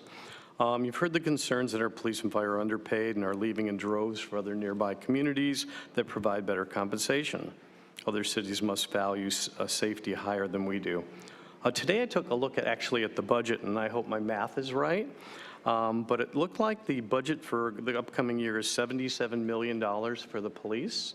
I have to assume that that was for the full complement of 540 positions. If that was the case and we've only had 420 people working in that department, we've probably saved $15 million so far this year in the first 6 months.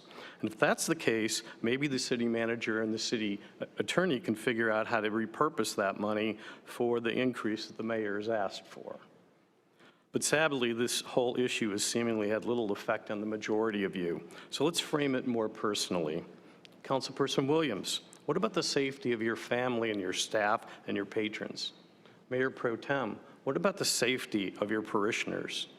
Councilperson Caballero, what about the safety of our school-age children and the teachers that support you? And the fact that 25% of Durham's shootings this year have involved people under 18. Expect more of that without enough police. And lastly, to Councilperson Johnson. At the last budget meeting, your protege, A.J. Williams, who I hear is running again for council, added defund the police to his supportive heart. Good luck finding neighborhood support of that, given Durham's crime rate. If you're not paying the police market rate and hoping they can be defunded, expect blowback to be immense. Please allot the money to show our fire and police we value them and want them to stay, keeping all of Durham safe.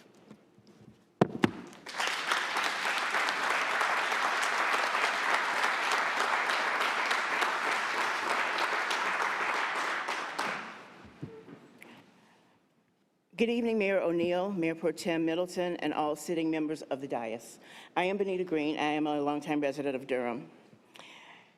I lost my mother, Hattie Green, in 2019 to heart failure. The summer leading up to her passing was filled with medical emergencies, in which I was calling 911 on a biweekly basis.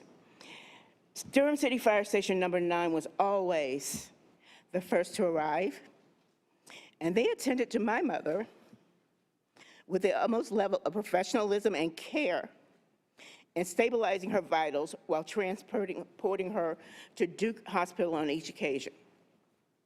The public does not understand how much firefighters give to the job or how much we as the public rely on them. The public does not understand how responding to structure fires, medical emergencies, vehicle accidents creates a strain on the mental wellness of a firefighter and their family. The public does not understand how without firefighters, their communities will burn to the ground. They also don't understand how much pre-planning and training and fire inspections go into terms of prevention to make sure that fires never happen in the first place. Our first responders work in a beautiful tandem. They sacrifice their sleep, their mental wellness, their family time, and their money to protect people that hate them. There has never been a car accident where police were not needed to redirect traffic so that medics can assist the injured. There has never been an arson in any town where police did not work to catch a culprit while firefighters protected life and property. And the public has never heard of a domestic terrorist with bombs and weapons, bank robbers and those with suicidal ideations, school shooters, or bomb threats to government buildings to which firefighters and police do not respond. How does defunding police defund fire? Because police are called to assist with many fire cases like actual car fires, suicides, missing people, combative medical calls, car accidents, and large street fires, there will be a loss of time and security for firefighters to manage civilians because the police either wouldn't be there or they would be late to show up on the scene. Durham's fire department is underfunded, straining from the weight of doing 100 tasks and responsibilities each day. The actions of this council suggest if police are disposable, so are firefighters, medics, and other first responders. Resources and equipment can be built back up, but it's a lot harder to replace good seasoned men and women, particularly right now when it's difficult to imagine why anyone would Thank you, want Ms. to become Green. a firefighter or police officer in Durham. I implore you, give them their raises and the money that they deserve.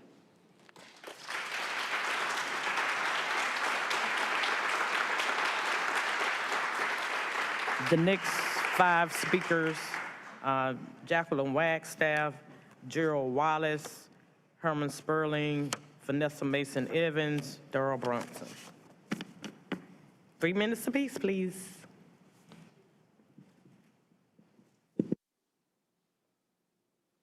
Good afternoon, Madam Mayor, council members. First of all, I just want to say that for the 4 people that voted against the interests of this group, I don't want a response from you, especially you, Pastor. Do not want a response to my thoughts. At the last work session, I remember Councilman Williams making a statement after some comments were made about people come up here and say anything, and most of it is their opinion. Well, I'm gonna give you my opinion tonight. My opinion, not the city, not my neighborhood, not anybody, my opinion. Solely mine and what I believe. I believe that you, along with Councilman Williams, are improperly being incentivized. That's my belief. That's my belief. That's not anybody else in here. Now, when I look at a year and 6 months ago, you were able to get your shot spotters. Now, unfortunately, she didn't like it because she don't like cops. You got your shot spotters with the help of several people on this diocese. The same way with Jillian and her pet peeve, her pork belly. I call it her pork belly project, participatory budgeting. Millions of dollars, they just pulled out their tail and said, give it to this. And all of her friends get a little bit of that money. All her groups, like the one she was standing out there with earlier, they get that money. And then you sit here and say that you need a study to give these guys and these ladies their just due. It's shameful, especially when I look at all of the money that's being wasted up here on your pork belly projects. You're giving money to everything that you want, except for the things that save your life. I have a serious problem with this diocese, and I'm just one voter, but trust and believe, my vote counts, and it's gonna count real hard when I'm out there pushing for some of these people not to get reelected. Because what y'all are doing tonight and what you did tonight, you showed us what you thought about the people that do the hard lifting. This is not hard lifting up here. You got 4 meetings that you really obligated to. The rest is just on you. But you gave yourself a $10,000 raise, and you didn't blink an eye. And it took you less than 30 days to get your money. $10,000, and we can't give them a 2-cent raise. I'll pay my taxes. You can raise my taxes. Thank you, Ms. Wagstaff. I don't Please mind. come, Mrs. Seaton. That's our problem.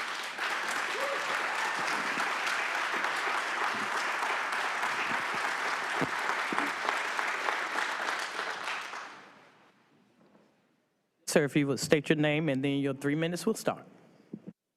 Thank you, Honorable Mayor O'Neill. My name is Gerald Wallace. I'm in support of fair pay for our first responders.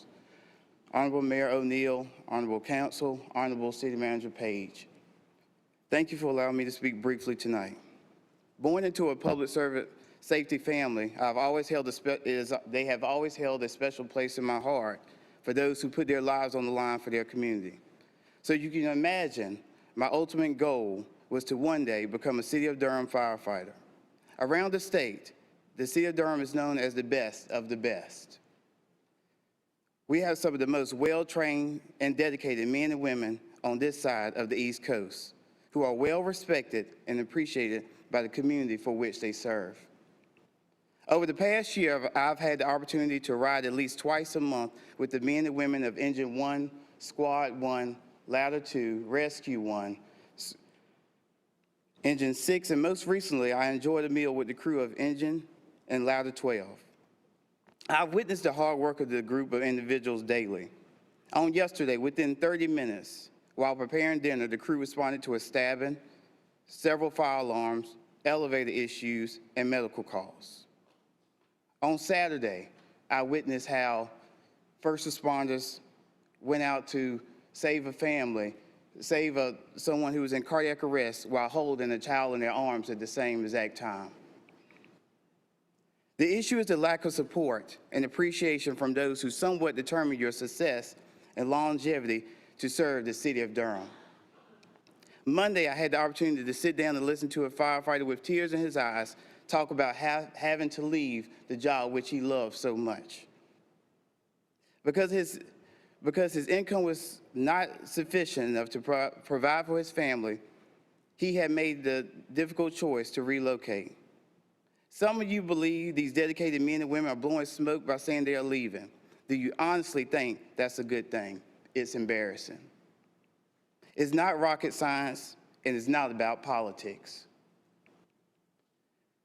It's about right and wrong. Someone with 4 years of experience shouldn't be making the same as a rookie.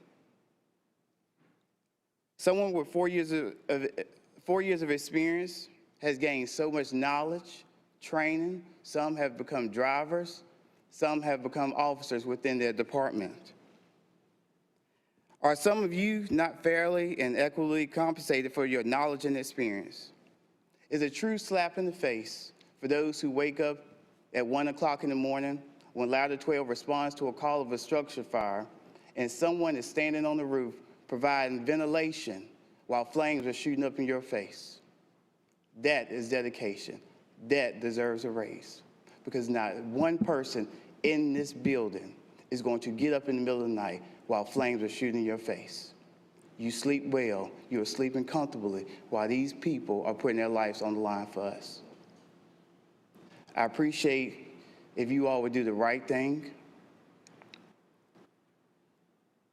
and make it make sense and do what's right. Thank you.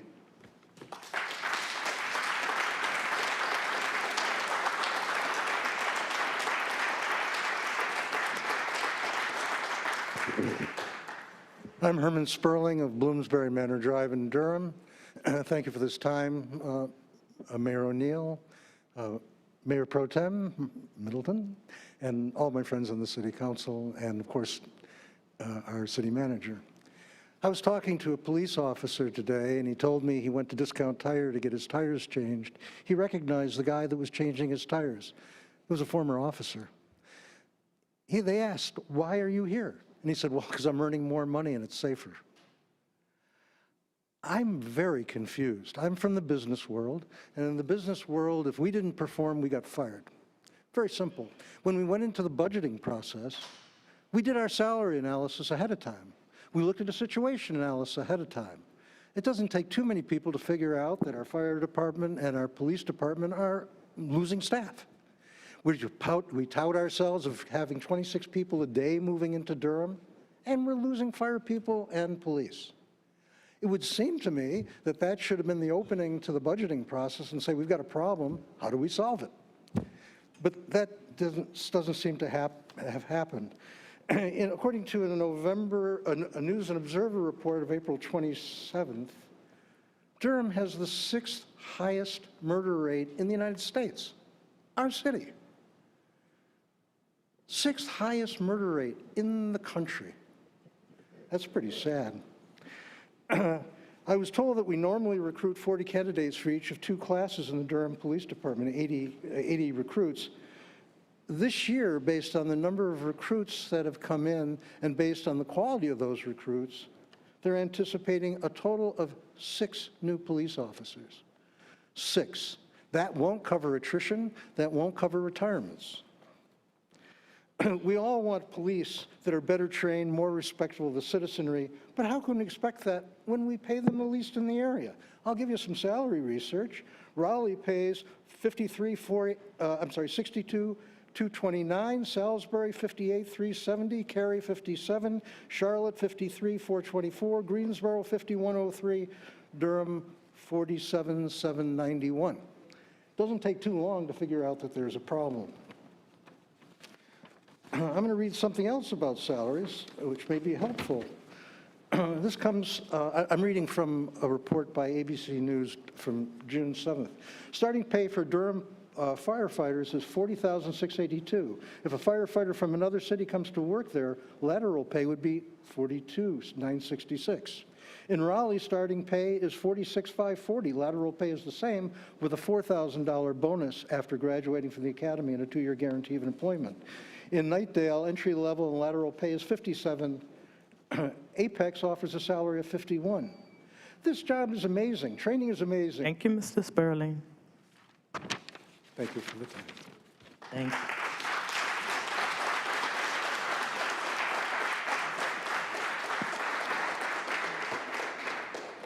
Good evening, Mayor O'Neill, City Council. I support y'all on a lot of things y'all do. I have family members who are firemen and police officers and also work within the forestry. I feel that these people that sit before you tonight, these are the people who will take care of us, because not now one of y'all are gonna run into a fire. We'll be the first ones out. And then working with Data Works, not just for Bragtown, because I'm always in here talking about Bragtown, but this is about all of Durham and people who really need to make quality money. And for essential workers to make money in Durham, that's your police officers, your firemen, your public works people who work for the city. They need to be making between $35 to $45. They said that's what essential workers need to be making, just to be able to pay rent or have a mortgage that can keep them in Durham. My hopes is that y'all will really, really be serious and thinking about going forward and making sure that they get the raises that they need. Because we need these people. These are the people who keep us safe. I would hate for my house to burn down because we just didn't have enough people on staff. And for the 4 of you who voted against it, I think you should think twice too. How would you feel if your house was to burn down and you called the police department, the fire department, but they didn't get there in time to save your house or a family member? This is just something I'm thinking about, not just for y'all, but for everybody in this room. People all over Durham, all throughout the county. And Durham is growing. And as we grow, guess what? We're gonna need more police officers. We're gonna need more firemen. So this is something that weighs heavy on me because we're human. And it's bad enough we got so many people being displaced because of all the things that are happening in Durham because people not being able to stay here. The homeless rate is going up. So we really need to think about this seriously, not being disrespectful, but when you can give yourself a raise, think about these people here who need raises as well. Thank you.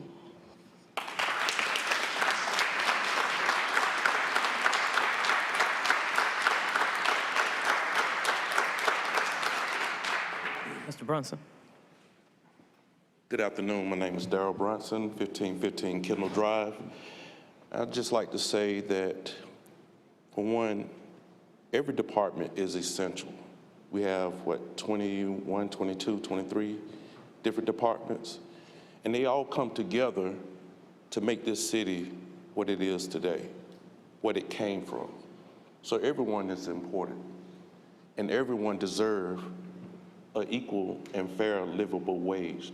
They can afford to live and play and enjoy Durham. So we need to come together, work out our differences.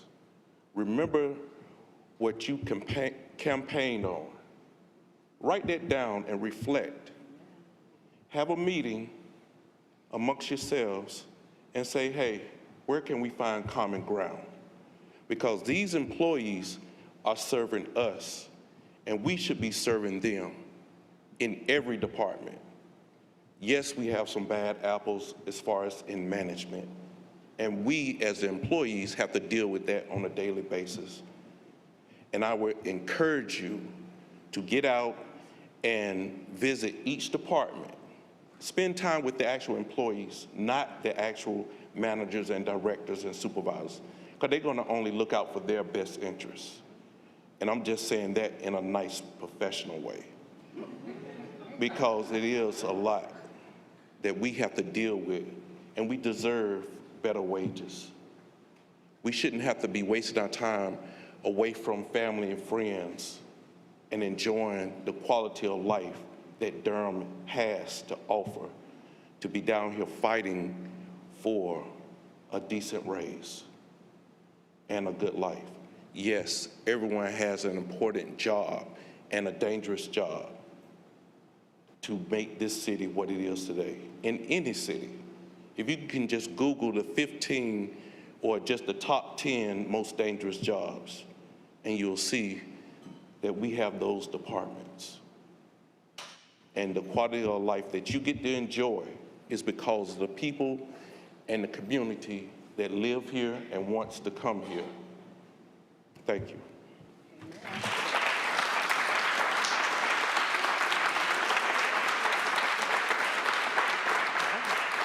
Our next 5 names have Donald Quick, Keisha Burnett, Kyle O'Connor, Donna Frederick, and Sherry Zahn Rosenthal. I believe Mr. Wilkerson of 1506 Concord, I did find a completed card for you, right? Same one? Okay, thank you.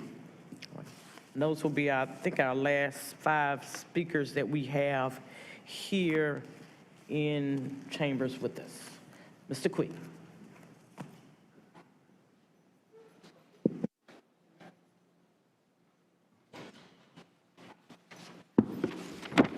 Good evening, Madam City Manager, Madam Mayor.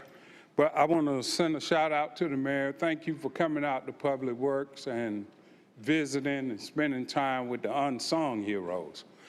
Now, I've heard everybody talk about their departments or whatnot, and it's cool, nothing against the firefighters, but I'm from Public Works. I'm with UE 150 local. I'm the secretary. But I want to speak about Public Works, what we do. Public Works be out there at night too now. When this weather get bad and the city get bad, they call on Public Works. A lot of people be at home sleep, but we be out here getting it. And like Darryl was saying, nobody's gonna speak for us. We got to speak for ourselves. We got to stand up for ourselves. We got to do this thing for ourselves. Now, for the members up there that, you know, voted for us and wanted to do the right thing, you know, peace to all of you, though. You know, I have no disrespect for nobody. But the bottom line is we keep doing these studies. We keep doing these studies about the money that we should be getting and what we should get. Man, we get out here and we grind. We get it done. Some of the council members, they done seen us in action. But the fact of the matter is this: when is it gonna get to the point where we get what we deserve? We missed 2 whole years not getting paid. A lot of people didn't get paid, but you know, we didn't make a big gripe about it. But what needs to happen is, like Darryl said, you need to write it down. The council members that voted for this step plan, look back on it. Go back and look and see what you said. That's what you said. That rolled off your lips, came out of your mouth, you breathed it up. But now, all of a sudden, we can't get it. But you know what? We're not mad about it. We're gonna keep on doing what we do because we serve the public. That's our job. Public Works, we're gonna serve the public. And for the firefighters and the police and all other departments, you know, my hat goes off to them because we all work together. We're gonna band together and we're gonna get this thing done. Thank you.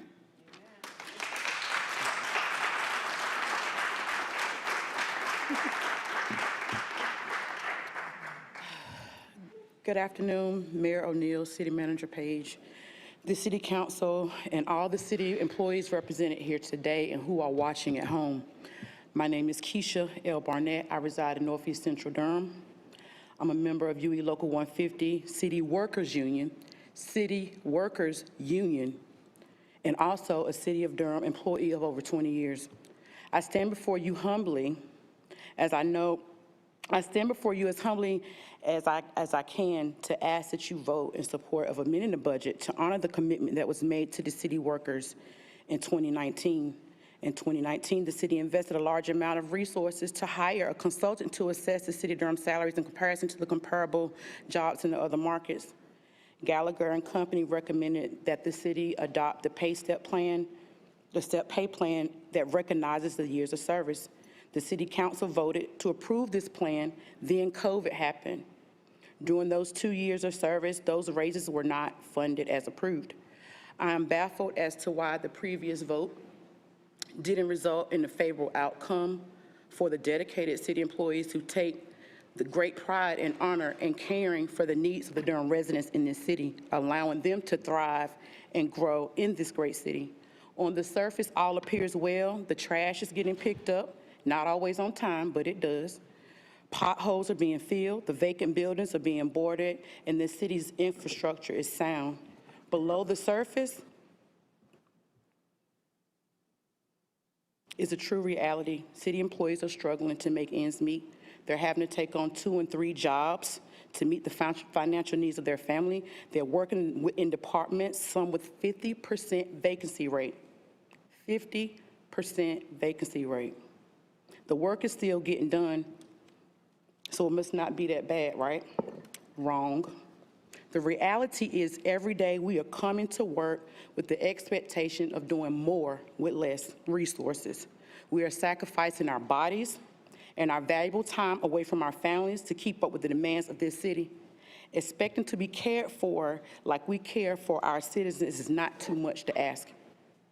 One thing I've learned from working in this city for as long as I have is that the city will make happen what it wants and desires to happen, period.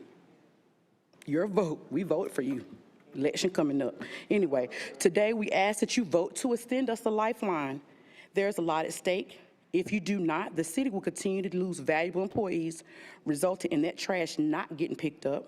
Residents will have to replace blown out tires after hitting potholes. The city's infrastructure will be negatively impacted. Care for us like we care for you. Don't tell us we matter, show us we matter. In that picture, in that pocket. Vote yes to change, to update this plan. Thank you for your time and your understanding for the urgency of this matter.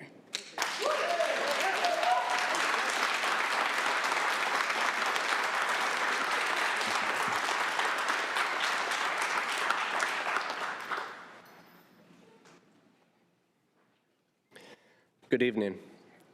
My name is Kyle O'Connor. You guys already did the vote, so I'm going to, I think, go a different route than what I was planning on. I want to actually say thank you to each and every one of you. I want to say thank you to Councilwoman Freeman. I want to say thank you for understanding that our hours are diluted, that although we make $40,000, we work a 56-hour work week. So thank you for understanding that and for pushing. I want to say thank you, Councilmember Caballero. I appreciate you because I understand that you are a huge proponent of the livable wage. You've pushed for it, and I think that's awesome. And I want to say thank you for that. I think all the city employees, the HVAC technicians, the electricians, the lawn maintenance workers, the plumbers, we have those. They all make a livable wage. We oftentimes have to put those hats on when we're on calls. Just as you said, Mayor Pro Tem Middleton, just as you said, we go to a call, sometimes we have to put our HVAC hat on and figure out what's going on with this HVAC system and mitigate the hazard, electrical fires, things like that. So I just wanted to make sure to say that even though these people make that money, we do not on an hourly basis. Mayor Pro Tem, I wanted to thank you. You particularly pay attention to the speakers that are up here. We watch everybody, and you always seem to pay very close attention to the speakers, and I appreciate that. I think you did a ride-along with us on Station 1 years ago, and I was very hopeful, I think, whenever I met you. I think the one thing that I wanted to make sure to mention was that coworker of mine that was leaving to go to Ohio, he's been mentioned a couple of times. He turned in his gear this morning at 7 a.m. when he got off shift. He's actually here tonight because he supports this so much. Manager Page, I wanted to thank you. I actually wanted, in all seriousness, wanted to thank you for the 2% and for funding our raises. A lot of people think that it's 7%. It's not necessarily a 7% raise. It's a 2% raise with the bonus, and you're continuing to fund our raises. That's not what Raleigh passed today, but that's a different story. But I wanted to say thank you for that at least. I appreciate that. Mayor O'Neill, I wanted to say thank you. you saw engine 12 driving the other day while you were around town, I was the one driving that engine. We were at a event and we were there and all the kids were playing in the water and stuff. We got to show them the truck. I was actually driving with the wet butt because they were sitting on the seat and got the seats all wet because they were playing in the water. I didn't get to everybody, but I'm probably going to be here at the next meeting to speak more, but thank you to the rest of you as well, and I will speak at future meetings. Thank you, sir.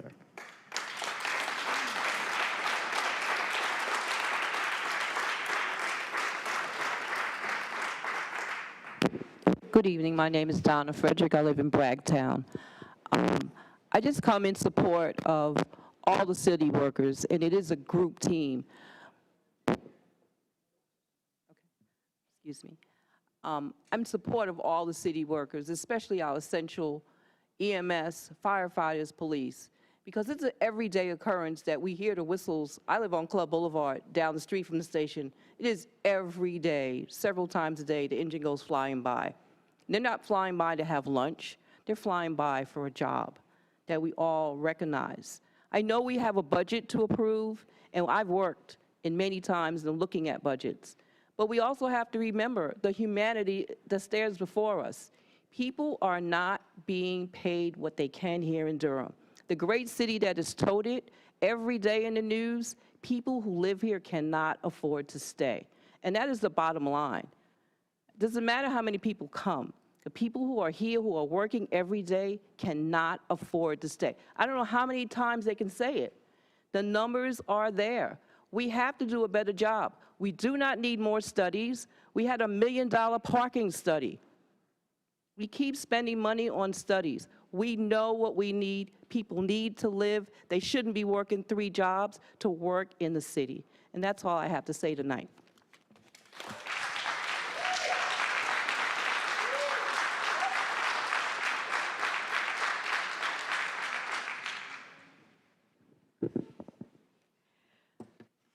Council members, Sherry Zan Rosenthal, resident of Durham since 1975, and over 25-year, very proud employee of the city of Durham, retired 3 years ago. It's so much broader than just the disservice being done to our firefighters and our police. We have positions that the city's gone out for over the last year, and you all may know this. We've advertised, for example, for engineering positions, 3 different rounds in which we've gotten 0 qualified applicants in those 3 rounds. We have planners leaving. We hire new planners, and we have several planners who've been hired in the last year who leave after several months. Why do they do that?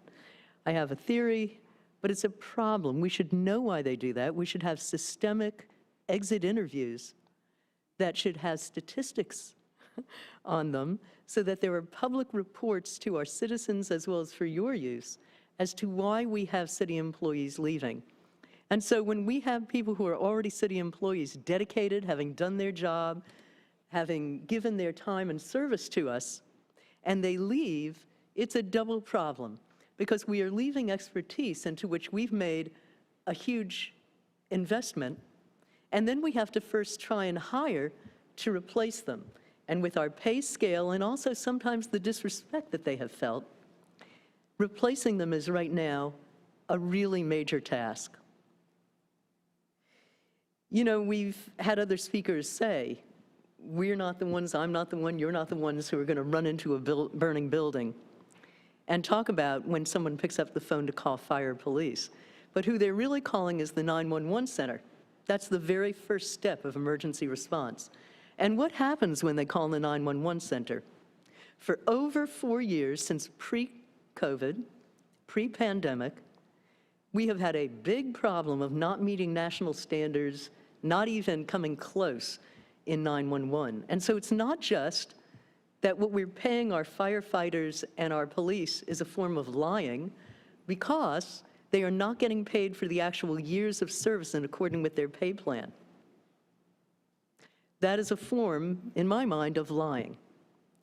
But it's worse than that, because in fact, they are in their off hours being pressured to staff the dysfunctional 911 system. They're not even getting the hours off that they are supposed to get off.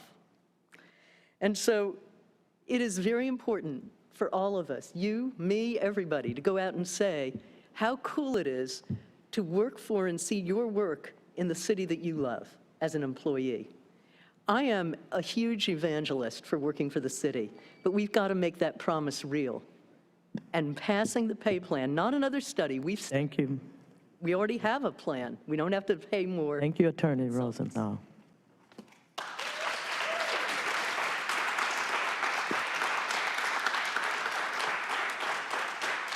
All right, everybody. I think we've reached the end of all of the speakers who are in chambers with us tonight. We do have several on the internet, but we are almost at the 9 o'clock hour when we have to give our closed captioning folks a break for about 10 minutes.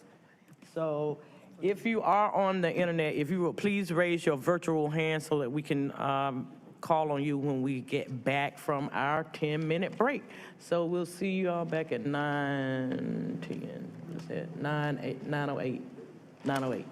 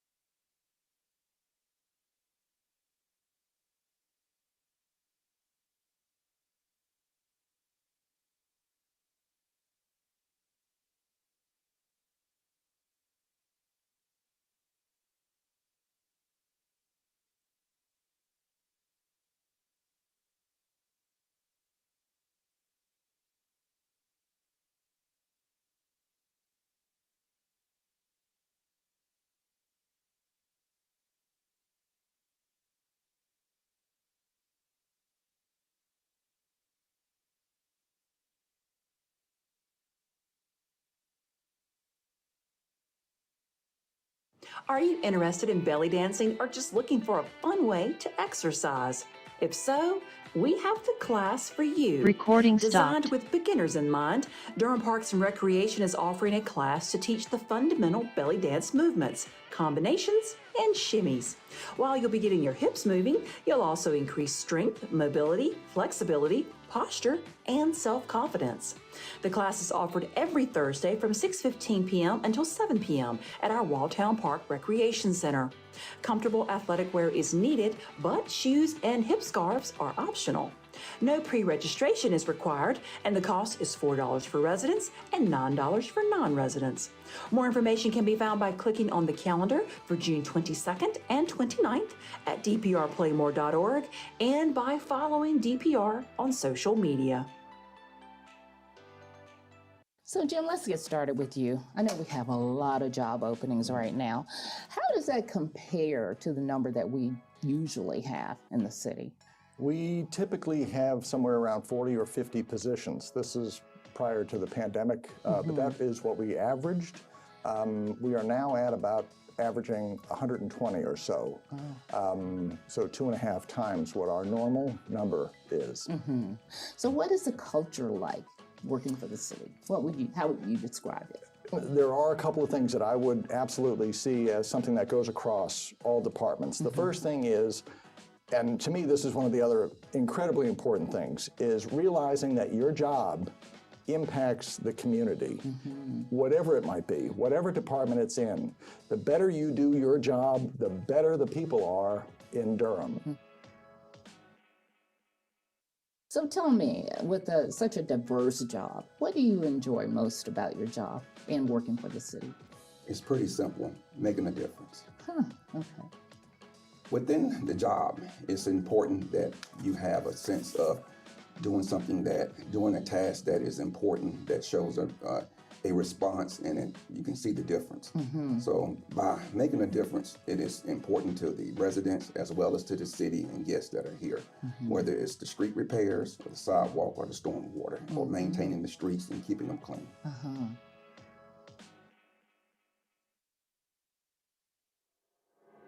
Everyone in Durham should be able to find a home they can afford. That's why Forever Home Durham is creating affordable, livable, and inclusive communities for low to middle income residents. From renting to owning, find out how the city is helping more people find homes right here in Durham. Learn more at foreverhomedurham.com.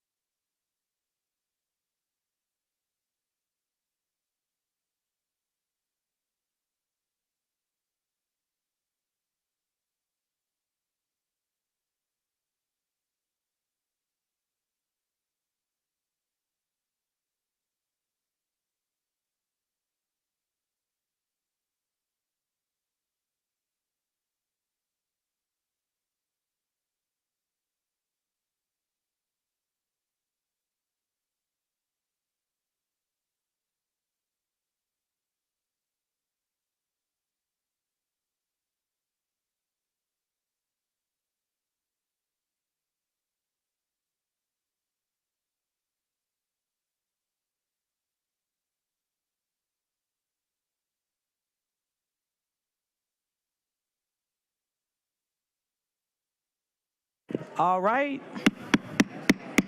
It's time for us to come back together, everybody. Come on. Let us come back together.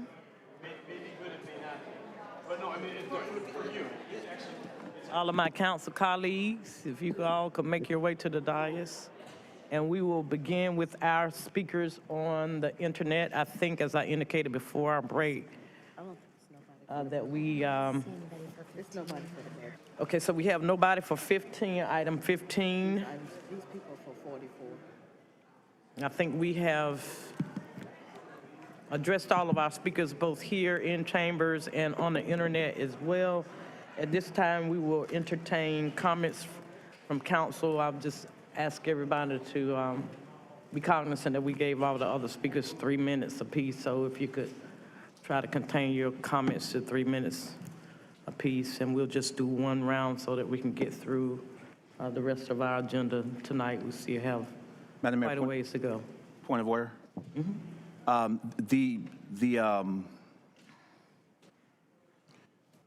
Elected members of the body, as elected members, have the responsibility for full due diligence and full investigation of matters before we cast votes on hundreds of millions of dollars by statutorily and tradition. 3 minutes is there's no. I just asked you to, excuse me, if you heard what I said. I said if you would just monitor that. I can by no means control how long you talk. I just ask that you be cognizant that we ask all of the other speakers. Of course, it is your prerogative. Now, we'll stop you after about 10 minutes, but I'm just asking that you be cognizant of that. Yes, there's no way that I can dictate to you how long you may or may not speak. However, as the presiding officer, I am asking that you be cognizant that we gave everybody else 3 minutes apiece, and you do with that what you will. With that being said, you have the floor. Thank you, ma'am. Am I recognized? Oh, thank you. I want to. Did we have some speakers? We did not have any speakers online. You all missed that part.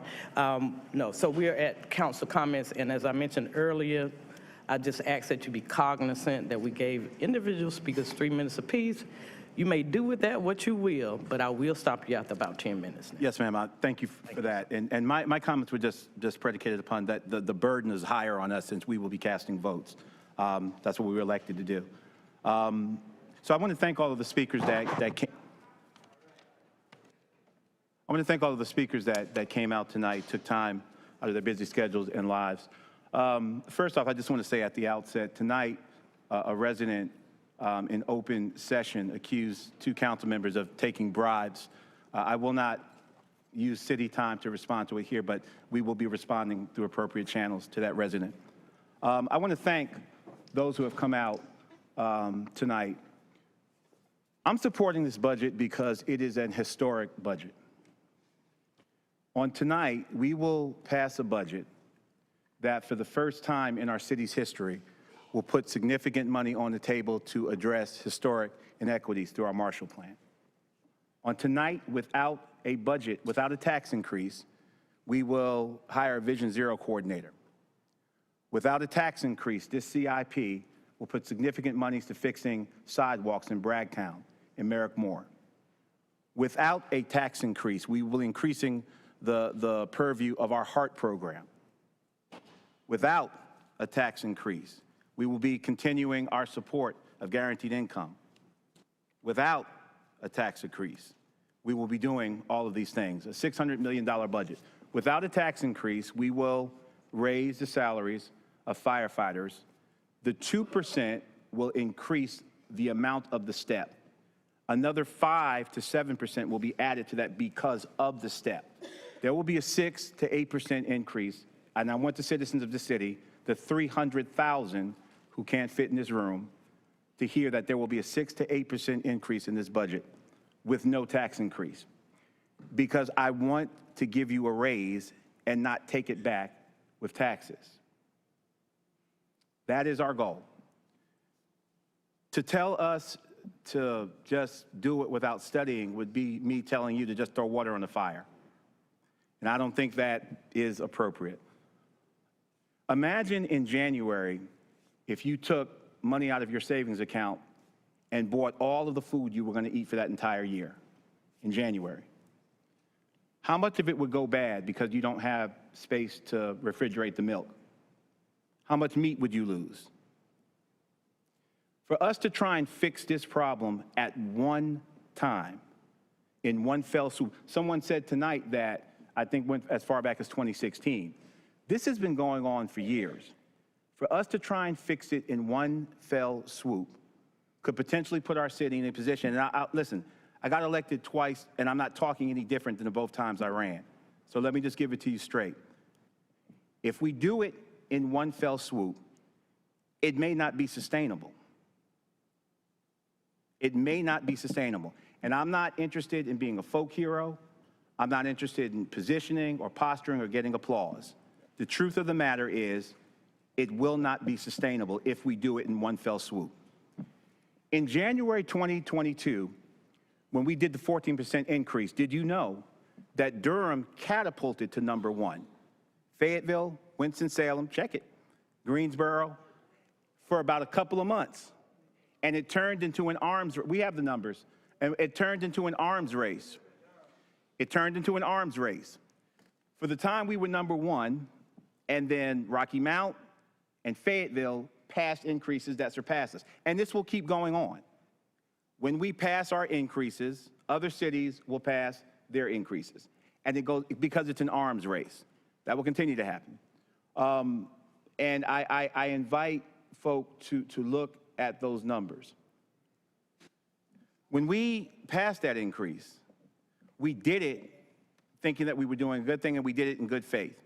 And for the time that we were #1, everybody on this council applauded it.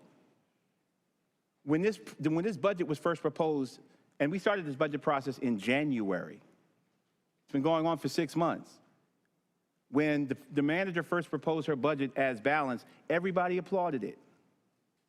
None of us, when we proposed our budget, our council items, none of us put this on our list when we proposed our items.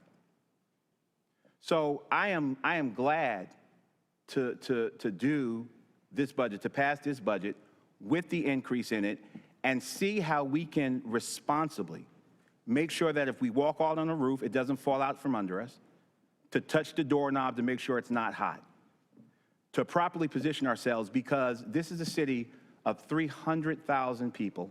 It's America's largest, it's America's 75th largest city.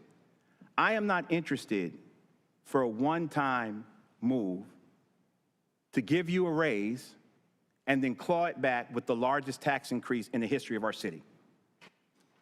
And if there's a candidate out there that will tell you that all it takes is just throwing money at the problem, you tell me who that person is, I'll pass flyers out for him.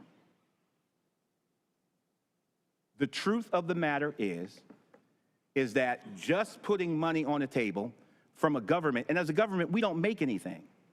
We don't sell anything. All we can do is raise taxes and spend it. We don't sell widgets, we don't sell pies, we don't sell cakes. So the money we're giving is actually your money. And I cannot, in good conscience, take $18 million, or $16 million, or $8 million at one time. And for the other 300,000 people, those are the civilians who we're not trying to hurt when we're going through intersections to get to the actual emergency. Those are the folk we're looking out for. And I will not burden people of this city who could not fill this room. This is a much larger discussion, with a 5-cent or 7-cent tax increase at one time in 1 year? If there's a person out there who thinks that that's the way to do it, please come forward. But this is a good budget. It's a historic budget. It's a transformative budget. $600 million. Please be seated, sir. Please be seated. Please be seated. Please be seated. It's an increase of almost $40 million from our last year budget with no tax increase. We were able to do that and able to do this with no tax increase because Durham is growing, because Durham is developing, because we have a robust economy. And I don't want to claw your money back after giving to you with the right hand by taking it back with taxes in the left hand. This is a transformative budget. Finally, Madam Mayor and colleagues, tonight, this city, this American municipality will be passing a budget with an historic amount of money to address historic inequities. It will turn Hayti not only into a place of visitation for people around the country, but it will also add to tourism in our city, so we can continue to give raises and do things without raising taxes. I urge my colleagues to pass this budget. Thank you, Madam Mayor. All right. Turning it to Councilwoman Jose Hyman. Yes, thank you. I just wanted to say that in pre-budget meetings, I did ask for us to look at the firefighters' step increase, and it was overlooked, shut down. So I did bring it up in pre-budget. But I'm also going to say that this is kind of bittersweet for me because I honestly do like a lot of the things that are in this budget. I have been very instrumental in fighting for the increase and expansion of the HARP program, which I'm very much supportive of. I'm also supportive of the money for the Hayti community. But I also want to see, and all other things that are in this budget, but I also want to see the increase for the city employees. It's very disheartening to me to sit up here and hear city employees come up and say they can't live in Durham, they can't purchase in Durham, they can't rent in Durham. They really can't have a life in Durham. And then we want them to continue to have the same level of retention, the same level of spirit to be able to come to work every day. I also have been on this council since May, appointed, and a lot of things people said to me was, Dr. Hyman, when you get up there, please do not change who you are. And I have not tried to do that, okay? I have been for the people my whole entire life. And I think a lot of people forget where they come from, the struggles that they've been through, and then they get into a position and they're like, oh, okay, I'm here, and they forget about everybody else. The issue that I have also is that we continue to keep building and building and building, and people, I'm not against building, but I am against the fact that we have people here that can't live here, but we're worried about people coming into Durham. Those things really upset me. And so this is bittersweet for me because, again, I do like a lot of things in this budget. But I also would like to see the increase for these city's employees. And I don't understand how we can sit up here and see how these people are suffering day to day, putting their life on the line, and we're just like, okay with it. And we have to wait for a market study, which sometimes and I teach community organization, and a lot of times, needs assessments and all those things that I teach, we do those things, and it still may come back and say we can't actually give the money at that time.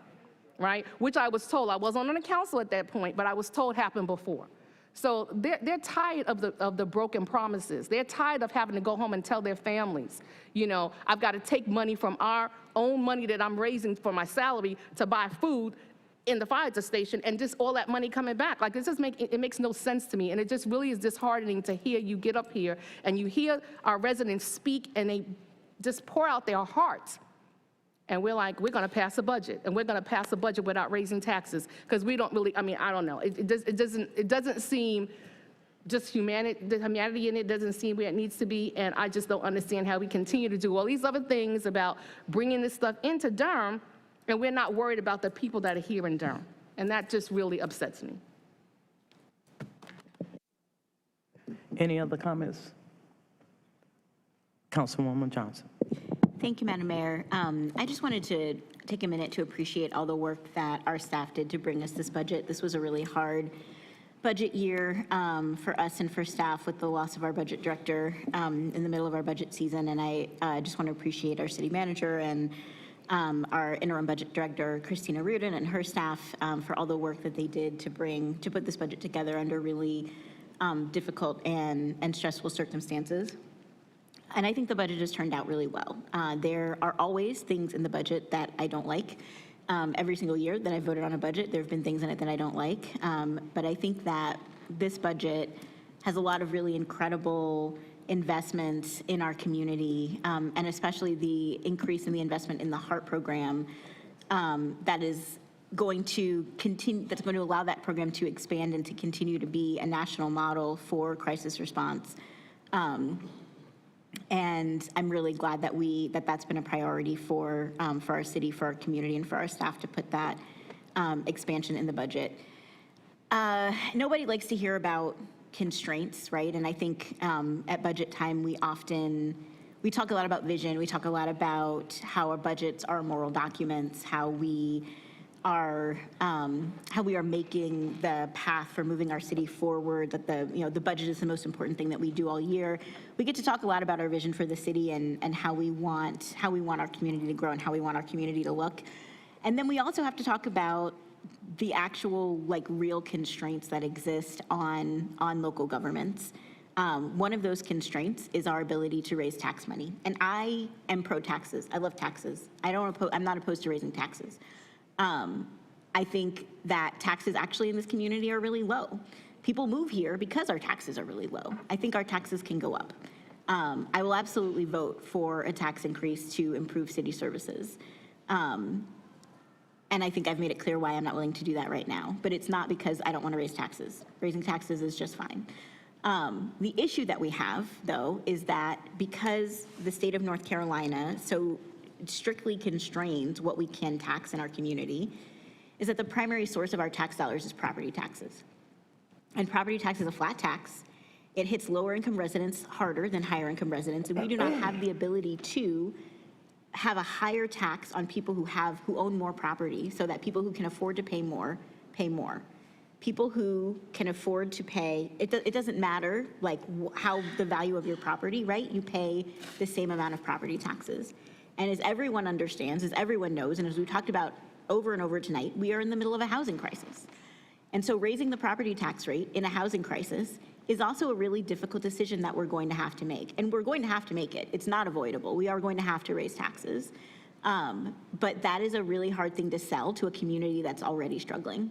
We have a property tax grant program, which is the only way that we can lessen the burden of property taxes on our low-income people. It took us a really long time to even get that in place and in cooperation with the county to cover the entire city. The money that we get to run the city comes from our residents, and all of our residents are struggling right now.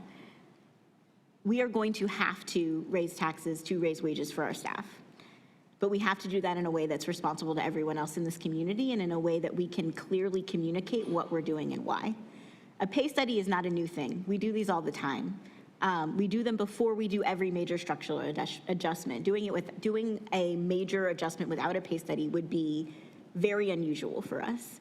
So this isn't stonewalling. This isn't some crazy process that somebody just threw out of nowhere. This is our normal process that we usually do.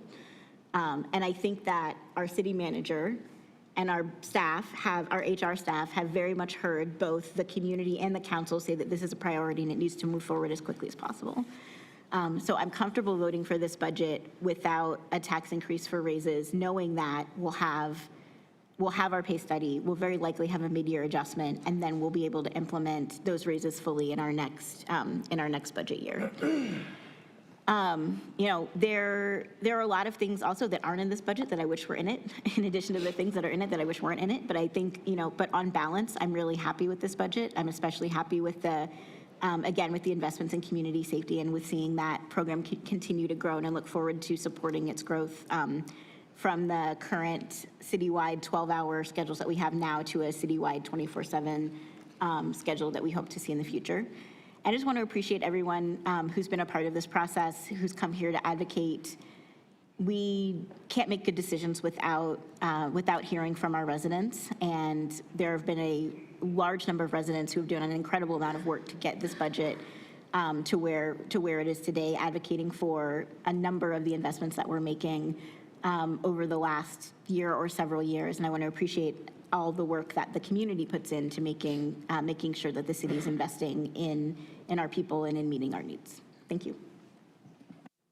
Thank you, Councilwoman Johnson. Anyone else with comments at this time? Councilman Williams. Thank you, Madam Mayor. I've been quiet tonight. I just wanted to listen. And I wanted to make a few comments, taking the emotion out of it. Although I'm emotionally driven by a lot of this, I think if I'm speaking emotionally, what frustrates me is we have done a really good job at making our local politics a binary. who supports and who doesn't support, and I think that's irresponsible. We make decisions all the time. Before I take the emotions out of it, the other thing is I am perplexed. When we look at this budget and we look at all the things that are in it, including the raises, without raising taxes, and yet the very support for what would require us to raise taxes is the same lack of support for the reason why we didn't raise taxes. And what I mean by that is there are folks moving to Durham, and we are not a council where we can just swipe the credit card and just do anything we want anytime we want. We can't do it that way. We are an enterprise. The city it's a government. It's not agile that way. You have to move responsibly. And there are some folks that come into City Hall and bark at us about allowing someone to build. It's your neighbor.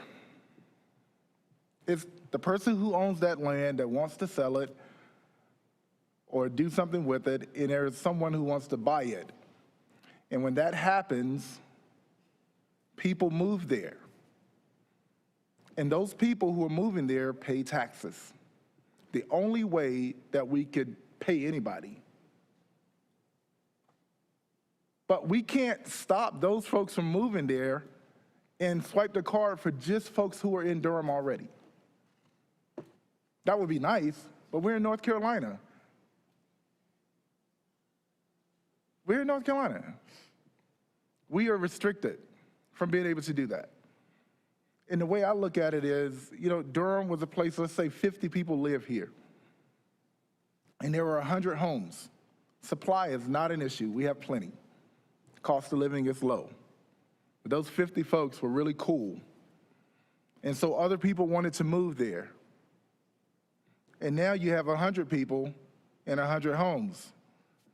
So now you have to build more homes because they got expensive. So now we have 150 homes and 100 people. But those 100 people were really cool. So now we have about 200 people living here and only 150 homes. And the 150 homes that are available, they're nice or whatever, but there are 200 people that are like, hey, we don't want anybody else, excuse me.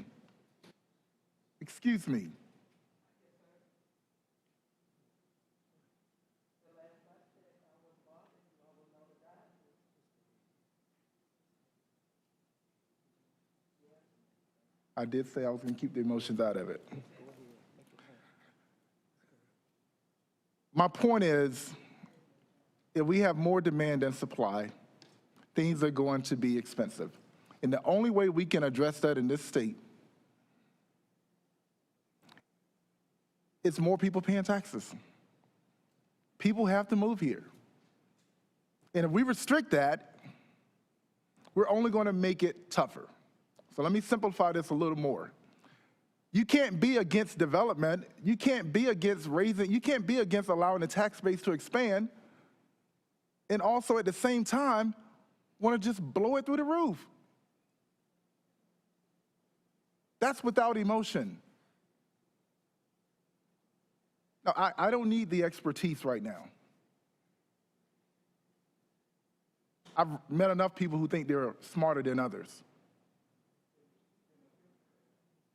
The fact of the matter is, you can't be for restricting the tax base, but for increasing taxes and expect the folks who are already here to be okay. We're not opening and closing the levers or the levies of people moving and coming. We're just mitigating that. We can't control it. Now, I say all of this to say I wanted to break it down of how the economics of it work. And this is why I won't pander to anybody. But it's also why I can say you folks that are in the room, firefighters, and everyone else across the entire city that works in this city, you have my word. I will be supportive of getting you where you need to be, but I will do it responsibly. I will not tell you what you want to hear and just do it right now and then have to pay for it later, where all of us are hurting. I was where you were, I was where you are just a few years ago in the teachers union. And the compression happened the same way. So I know what it feels like. And I give you my word, I will support that, but it will happen responsibly. We have to make sure that we move responsibly. Just from a business sense, there is no corporation or no enterprise that just randomly do things or just do things irresponsibly this way. We got to have a plan in place. So I give you my word, I will support it. I support it now, but I will not do it irresponsibly. And it's not a binary of who supports you and who does not. Because if I'm not mistaken, I think everybody on this council supports making sure that our staff, our employees are paid where they need to be. But we can't just swipe a credit card and say, all right, oh well. So that's just the economics of it, colleagues. I wish there were some other things in the budget. It's not, but Madam Manager, I look forward to this pay study happening ASAP.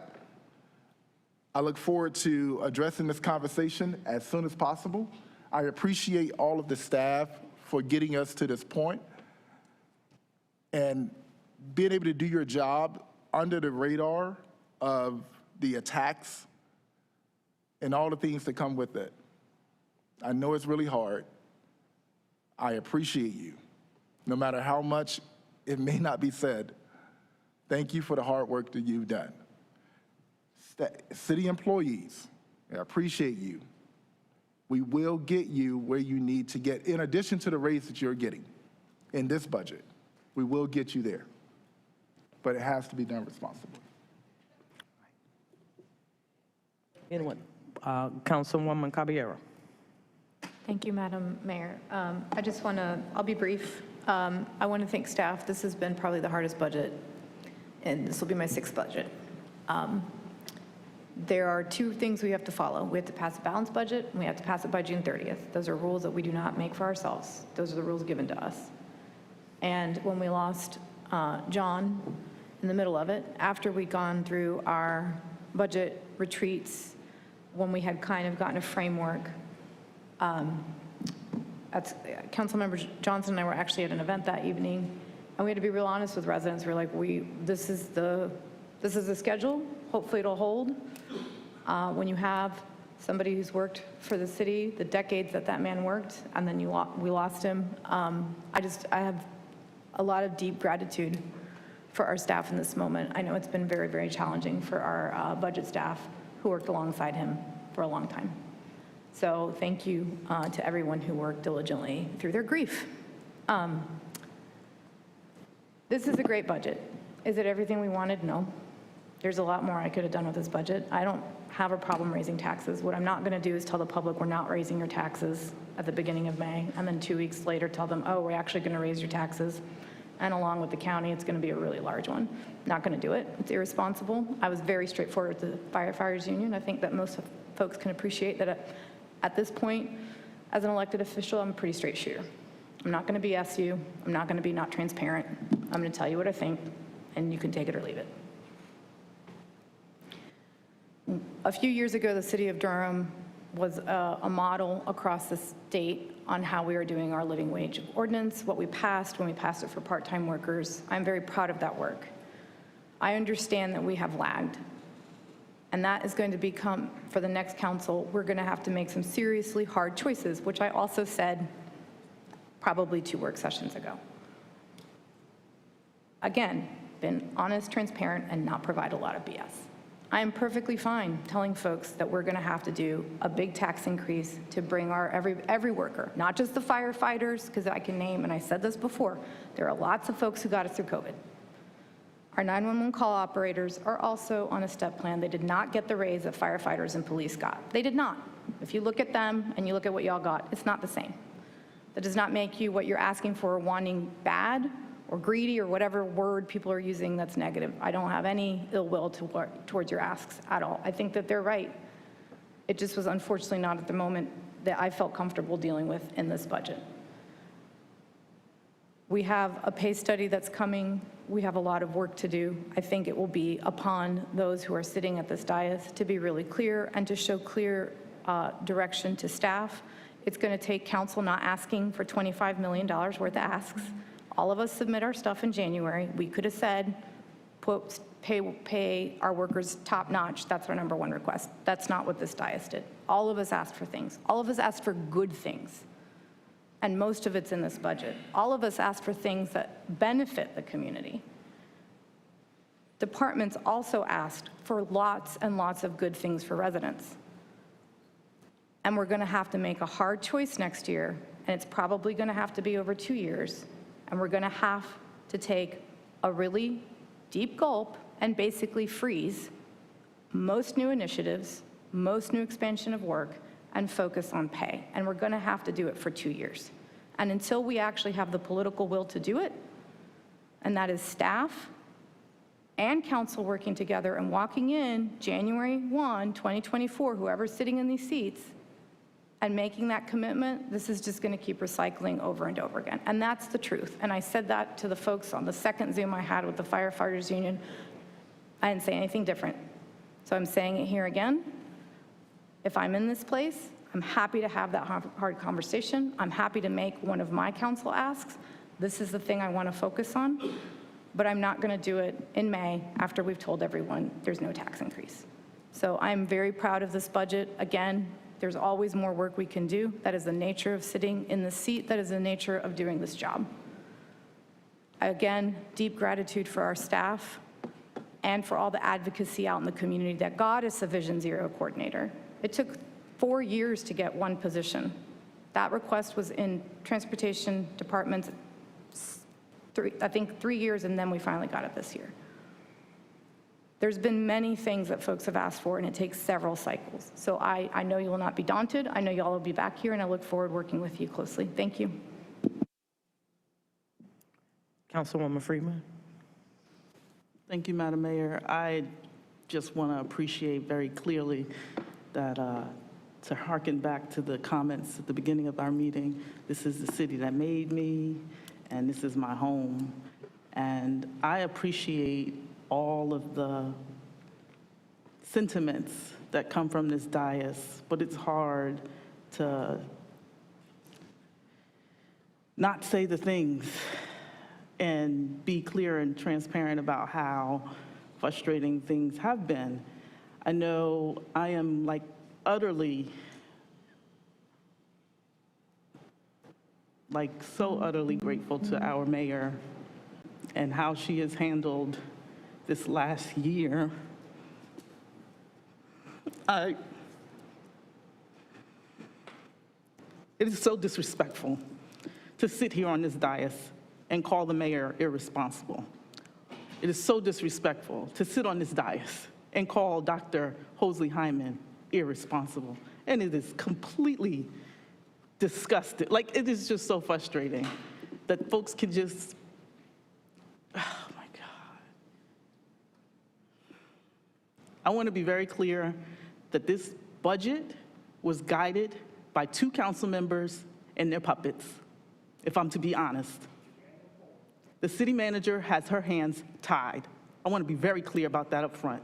This budget was done in January. When it came to us in May, it was clearly stated there would be no changes. We went through the organic motions to try and pretend that we were listening to the public. And that is what has frustrated me tonight. That is what is so disheartening, because there is no public dialogue. Everything is happening behind the scenes, and it's nonsense. I mean, I've had a whole like outbreak in this chamber behind the scenes, but out front, I'm trying my best. I'm trying my best. And this is just ridiculous. It's just utterly ridiculous because you should have a raise. You should. It was a home run. Everyone wins. 2 cents? Really? We raised it 2 cents last year. I was trying not to say anything because I know that my emotions are going to take over and I'm going to cut somebody out.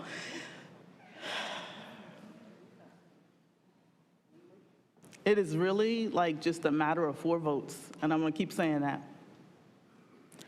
And I do want to thank this mayor for standing up for what she believes in, which I know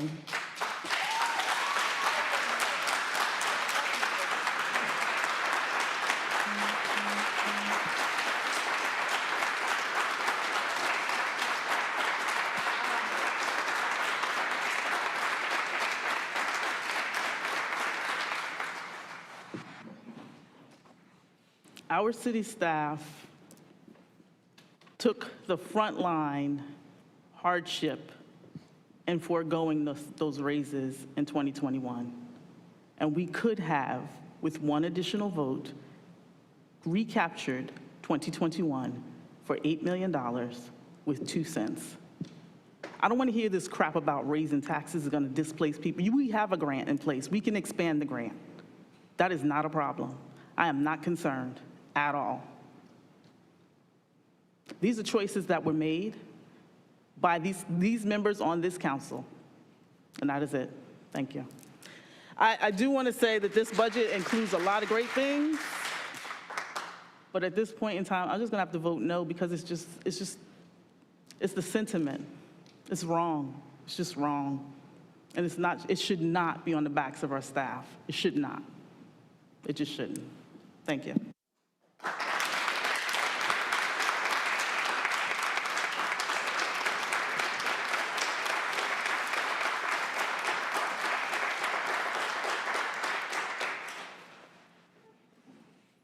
I want to just make sure that I give everybody else an opportunity before I have final remarks, before we take this vote. If they have anything else to say, I don't want to be accused of not letting folk have their say. All right. So here we hear them. There they go. There they go. And here you are. You know, this is my second budget. I thank you all for allowing me to be your mayor. It's not an easy job, and it's not for the faint of heart. But then I've never had those kind of jobs. When I look at this dais, I've had 30 years of public service working for governments. This is not my first time at the rodeo of being a CEO and running a budget. It's not new for me. I've done it and done it successfully with people to help. And it always takes a team. So I give my kudos to City Manager Page,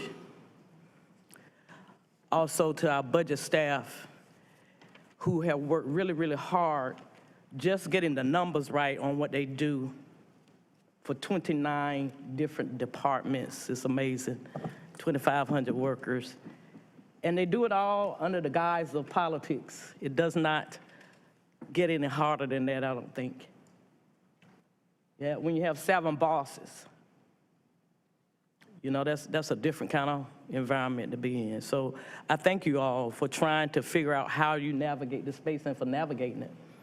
I'm not a stranger to politics either, so when people say things, Councilwoman Freeman, I've been called worse by better and better by worse. It's just my life. You know, having been a judge for 24 years, I've had to sentence people to life in prison without a crack of a smile and knowing that they were going to go to prison for life. But I love Durham, and I've never lived anywhere else. And I've had the unique perspective of seeing a lot of what other folks don't see with firefighters and EMS and 911 and on and on and on. And I thank God for that journey.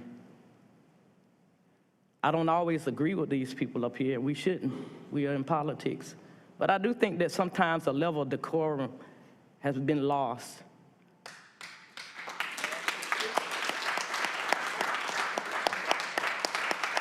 We don't have to get down. We don't have to be posturing. We don't have to be irresponsible. Our economics doesn't have to be wrong just because we disagree. That is the nature of politics. That's the nature of coming to the space and why you have 7 different opinions up here.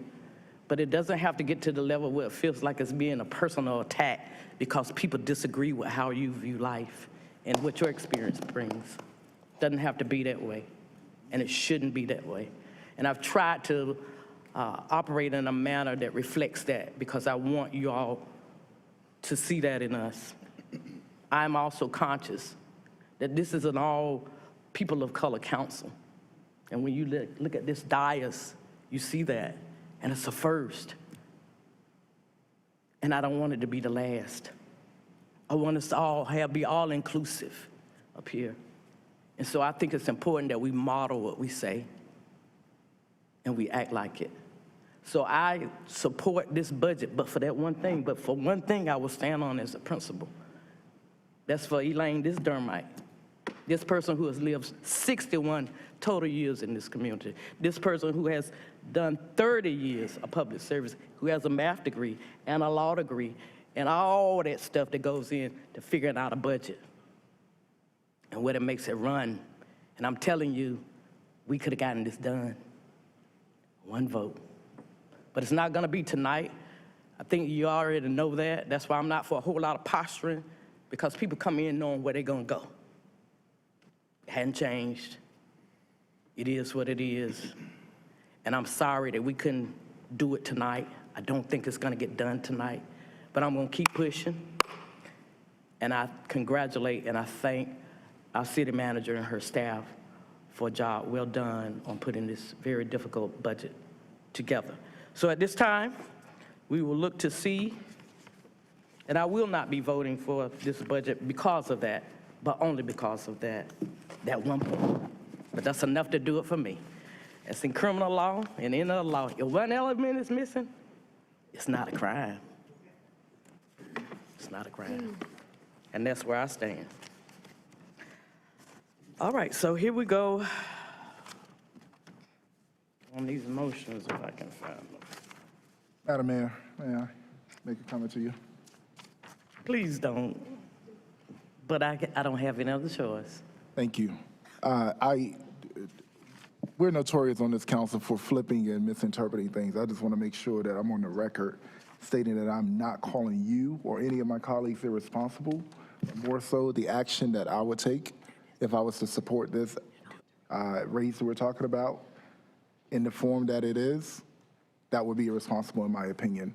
So for any of the misinterpretations, intentionalities, or whatever, I'm not talking to any of my colleagues in that way, no matter how I feel. Thank you. Thank you so much for that. We will now go to, I'm ready to entertain a motion, and our attorney has told me that I only need to read the top one, and that is to adopt the fiscal year 2023-24 budget and 2024-29 capital improvement plan, CIP ordinance, and other related ordinances. So move. Second. It's been moved by Councilman Williams, seconded by Mayor Pro Tem. Madam Clerk, if you would open the vote.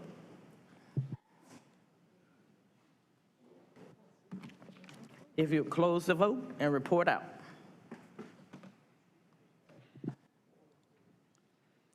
The motion passes 4-3 Congratulations. with Mayor O'Neill, Councilmember Freeman, and Councilmember Holsey-Hyman voting no. All right, we now turn to our next order of business, which is item 40. We have 2 public hearings this evening, I believe. The first one is item 40, a zoning map change, RP residential studio apartments. This is a zoning public hearing. We will receive our report from staff at this time. Thank you. Good evening, Mayor O'Neill, Mayor Pro Tem Middleton, honorable council members. Alexander Cahill with the Planning Department. Just want to state for the record that all Planning Department items have been noticed, and affidavits of these notices are available from the Planning Department. A request for a zoning map change has been received from Howard Partner of Partner Landscape Architecture for one parcel of land totaling around 1.9 acres and located at 2504 East Highway 54. The current zoning is office and institutional with a development plan, and the applicant proposes to change this designation to residential suburban multifamily with a development plan. This is to allow for up to 72 multifamily apartment units, with at least 36 of these units being designated as affordable units per the UDO. This is the redevelopment and existing extended stay lot. This request, the case Z2259, received a recommendation of approval from the Planning Commission on May 9th, 2023 by a vote of 8-0. There are two motions required for this application this evening. The first is to approve the zoning ordinance, and the second is to approve the consistency statement. Thank you, and staff and the applicant are available to answer any questions. Thank you so much, Mr. Cahill. You've heard the report from staff, and I'm now going to declare this public hearing open. First, are there any questions for staff from members of the council? Councilwoman Johnson. Followed by Councilwoman Freeman. I won't interrupt. Thank you, Madam Mayor. Just a quick question. Were there only 8 planning commissioners present at that meeting, or did some folks abstain from the vote? Thank you for the question. So there were only 8 planning commissioners present. Okay, thank you.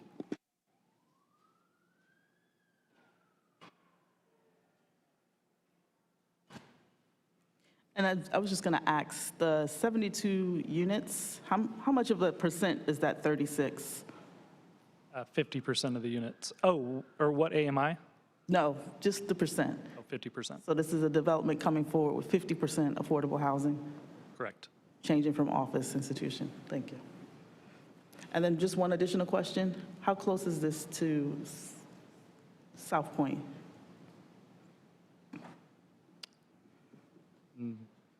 Not that close to Southpoint. I can pull up a context map if that's helpful. I was trying to get to it. That's all. Thank you. Any further questions of staff? All right, now we will turn to our public, and we have, I think, our applicant. If you will come first. We do have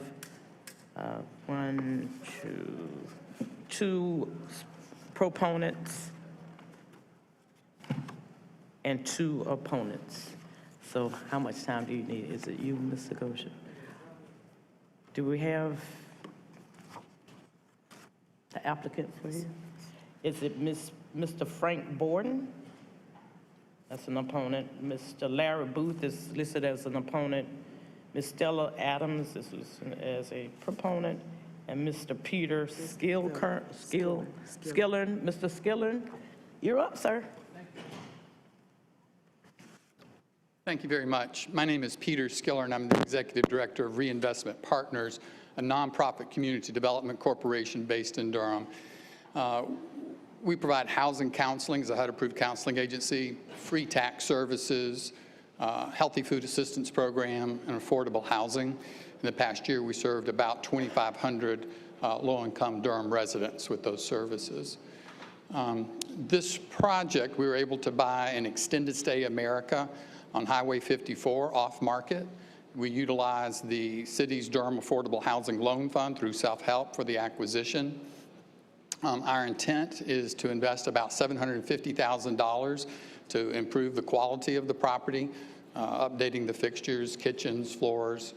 And then this process is a lot to allow it to be zoned as multifamily, which then makes it eligible for housing capital subsidies and housing choice vouchers. Hotels, especially extended stays that have a kitchen, often are used as long-term housing for our Durham residents, but they don't come with leases.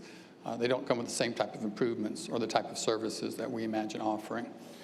So this is an opportunity to take an existing building and with a pretty affordable strategy, create 36 affordable housing units that will then be overall managed towards our nonprofit mission goals of healthy communities and affordable housing. So I'd be glad to answer any questions that you might have about the rezoning. Did you all have any questions for our applicant? All right. All right, Ms. Stella Adams, we have no questions for you, Mr. Skillen. Ms. Stella Adams, I believe, is here to speak as a proponent, and then we will have Mr. Borden and Mr. Booth, who will speak as opponents, and we'll check on the internet and see if we've missed anyone.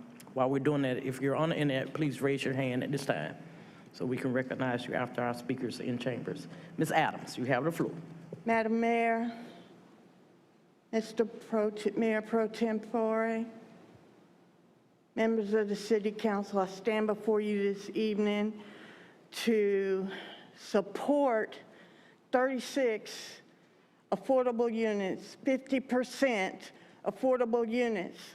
But I also stand up here as a Durham resident in shame that these affordable units will be all of our the majority of our city employees will qualify for these affordable units. To me, that is a sin and a shame, but I count on you to keep your pledge that when the study is over, you will address this inequity. I cannot believe that there is opposition to making units accessible and available to our firefighters, our police officers, our public works employees, because this is who qualifies for these units. It's a sin and a shame that I stand up here asking for housing that's accessible and affordable for our city employees. These are 36 units. You're going to hear from me again about why we should deny a rezoning that has 0 units affordable. I beg you, approve this rezoning, and shame on you for opposing housing for our police and our firefighters.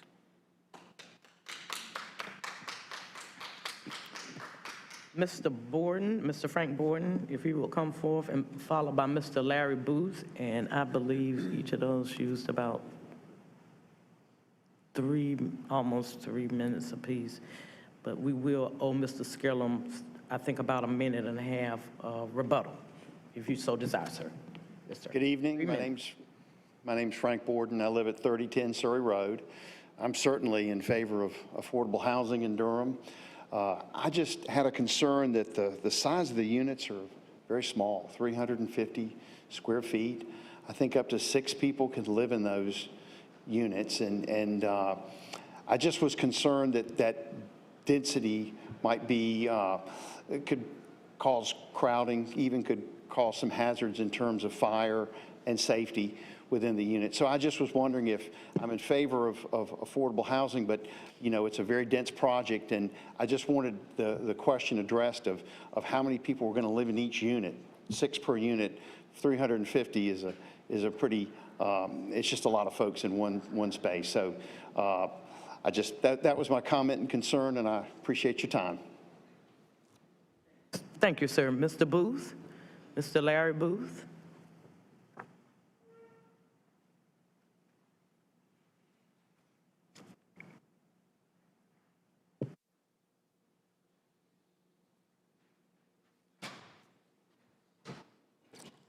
My name is Larry Booth.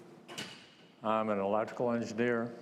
I've been a licensed professional engineer for over 30 years in the state of North Carolina.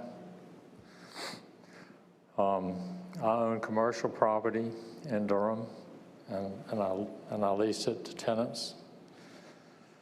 I'm here to advocate for safe conditions for the possible tenants of this property.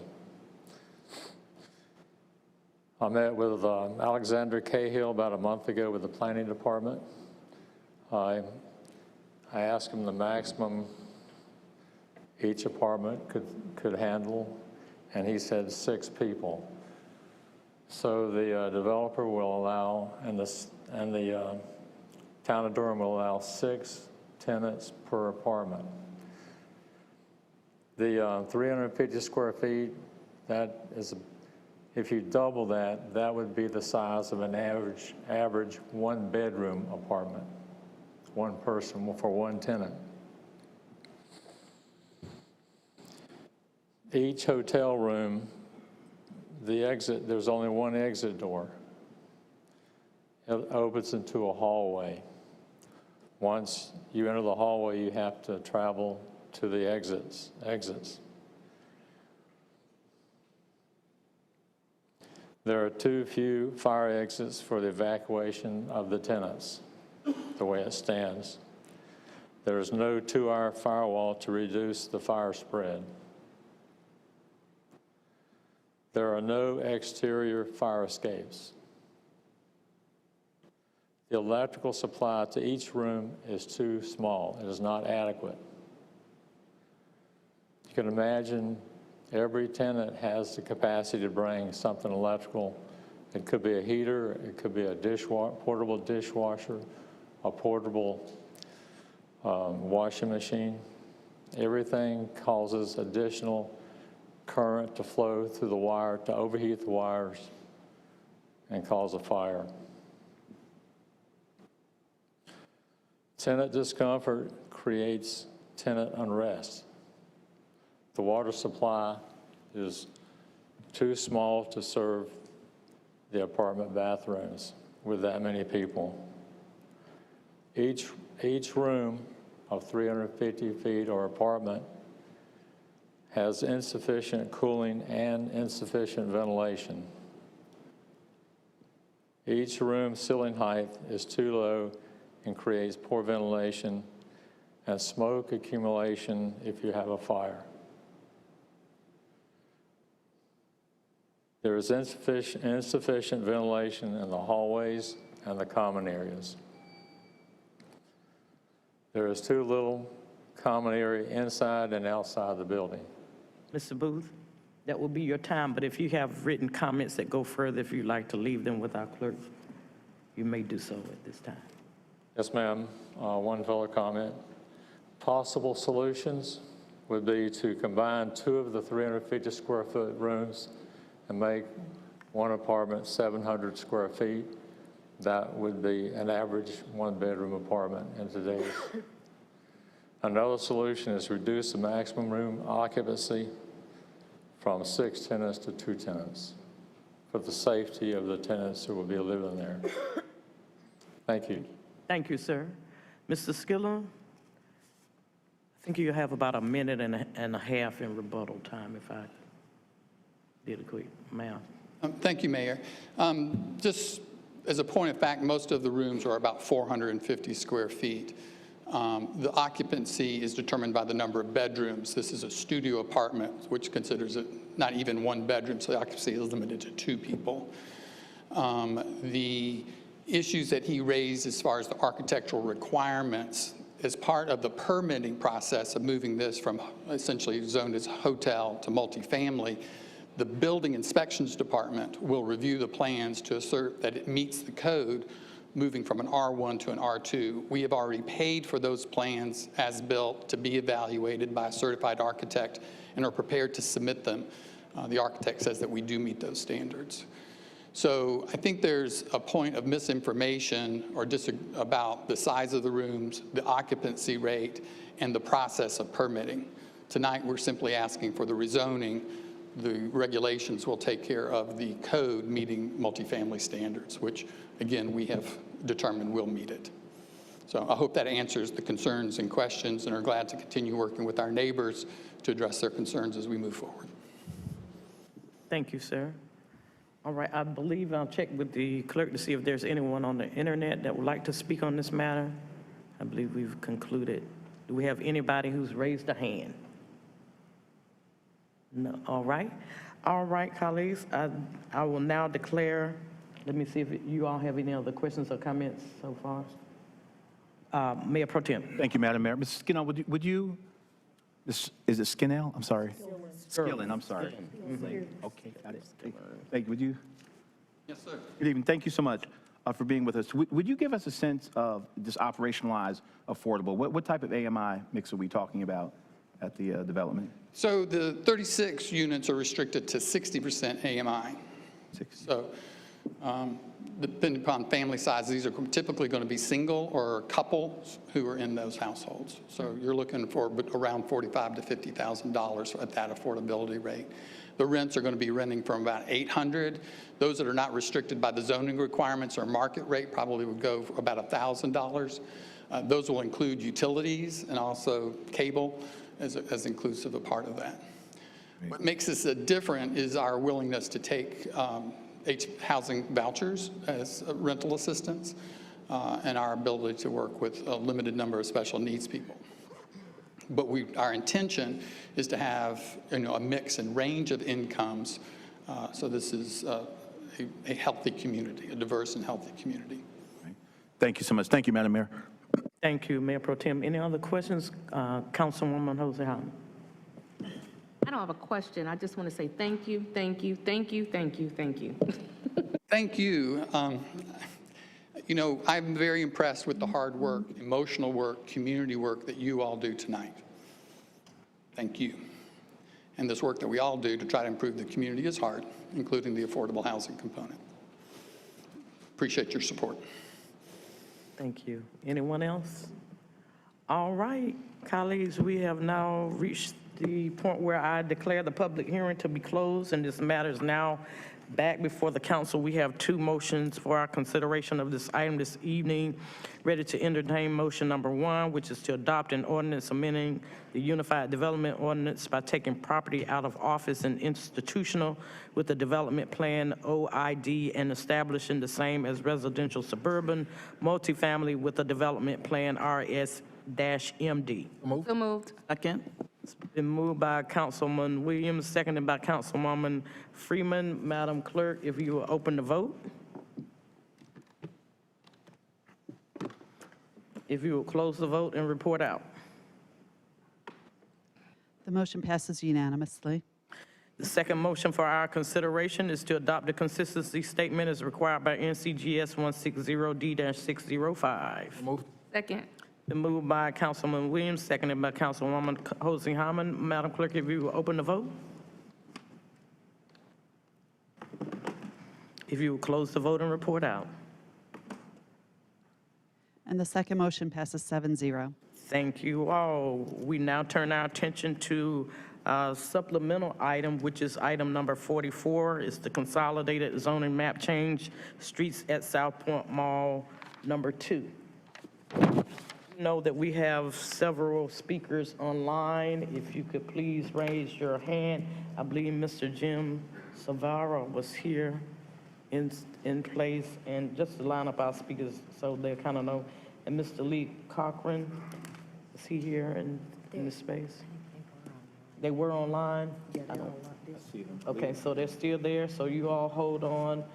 Folks who are online, we will be recognizing you as soon as we finish with people in chambers. I have, as our applicant is coming, who I believe, let's see, Mr. Andre Banks as a proponent, Mr. Neil Ghosh, you're our applicant. We also have Mr. Patrick Anderson as a proponent to speak. We also have Tony Hall as a proponent to speak. In opposition, we have Ms. Larissa Seibel. We also have Ms. Stella Adams, and I have one person, Pastor Ricardo Payne, who did not indicate either way. Reverend Payne, Pastor Payne, are you speaking in opposition or as a proponent? Okay, you're speaking in favor. All righty. Okay, so we have a lineup, everybody. Mr. Ghosh, how many minutes will you need to start off, sir? I think we have at least, you have at least 2 people in opposition, and then we have 4. She doesn't indicate, but these 3 definitely. 3 online. How much time you want to start with, Attorney Ghosh? I think like 15 minutes for our entire team. Okay, now would your team include those persons that I have? It includes several of them, not necessarily all of them. Okay, Mr. Payne, Reverend Payne, I'm sorry, Pastor Payne, Mr. Andre Banks, Mr. Patrick Anderson and Mr. Tony Hall are all a part of your team, sir? So Mr. Andre Banks is, Mr. Pat Anderson. We also have Jason Bonnet. I don't know if he's registered or signed a card, but he's here as well. And I think we have two folks online on our team, Lee Cochran and Tiffany Elder, both online.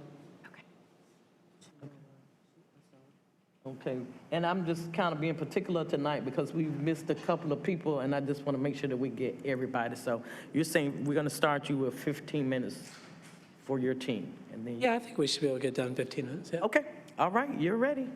All right, and good evening, Mayor O'Neill, Mayor Pro Tem Middleton, and members of the City Council. You all know me, I'm Neil Ghosh, an attorney at the Morningstar Law Group, 700 West Main Street. I'm here tonight representing Brookfield Properties, which is the owners of Southpoint Mall. We've got several members of our team here. You've mentioned a few of them. We also have Shaw Henry, who's the Director of Mixed Use Development, and we have our traffic engineer from Kimley Horn, Earl Llewellyn, our civil engineer from McAdams, Bill Dirks, and Carl Webb with 40 AM, who has been helping Southpoint function since the day it opened, I believe. Usually I do a lot of the talking, but we have an all-star cast to give a presentation about the project for you this evening, and our first speaker will be the GM, Pat Anderson, and then you'll hear from Director of Social Inclusion, Mr. Andre Banks, with some brief comment from Senior Vice President of Development, Jason Bonnet, and then unfortunately you'll hear from me again about public benefits, but as I said, I brought some friends. We've got Tiffany Elder of Paradigm Properties and Lee Cochran of Laurel Street on to speak about affordable housing. So I'll turn the podium over to Mr. Pat Anderson. Good evening. Good evening, Mayor. Mayor Pro Tem, City Council. I know it's late, so I'll try to move along quickly. I'm the Senior General Manager at the Streets at Southpoint. I've been at the property for 18 years, the past 18 years. We've been at this rezoning for over 3 years, and I want to take a moment to thank City Manager Wanda Page, Deputy City Manager Keith Chadwell, Sarah Young with the planning, and Sean Egan with transportation. We're a complex property. On our side, takes a lot of time to get things done, so we appreciate their help to get before you tonight. I am not going to tell you my life story, but I want to tell you a quick story. That tonight's story is about keeping dollars in Durham. Prior to Streets, prior to the 18 years at Streets, I came to the market in 1997. I came down to run Cary Town Center, and I just want to share you a couple parts of my personal experience. Cary Town Center was a very successful center, like Streets. Cary Town Center served the community well, like Southpoint did. And when the competition opened in the market, and when I mean competition, when the Streets at Southpoint opened, Cary needed an investment, and that did not occur. And what you see on the screen is the condition that Cary Town Center is in today. March 8th, 2002, was a GM at Cary Town Center, and I woke up with a knot in my stomach, wasn't feeling really well because that's the day that the Streets at Southpoint opened, and I knew what type of center it was. I had a real passion for Cary. As a matter of fact, the News and Observer did an article about this competition, and I'm quoted as the general manager at Cary Town Center that our customers will go check out Streets at Southpoint, and they will come back and shop us. That never happened. They never came back. So I'm appealing to you. I've lived that story. I'm just appealing to you not to let this happen over time to the Streets at Southpoint. So fortunately, the Streets at Southpoint, we're very proud of our success, the 20 years of success. We're excited and proud to be standing before you tonight. We're here tonight to ask for the city's support. The Streets at Southpoint, as you are aware, is a very special place. We're a destination for Durham. We're a destination for the Greater Triangle. We're a destination for North Carolina. We have an employment base of over 2,000 people. That's Nordstrom, Belk, Macy's.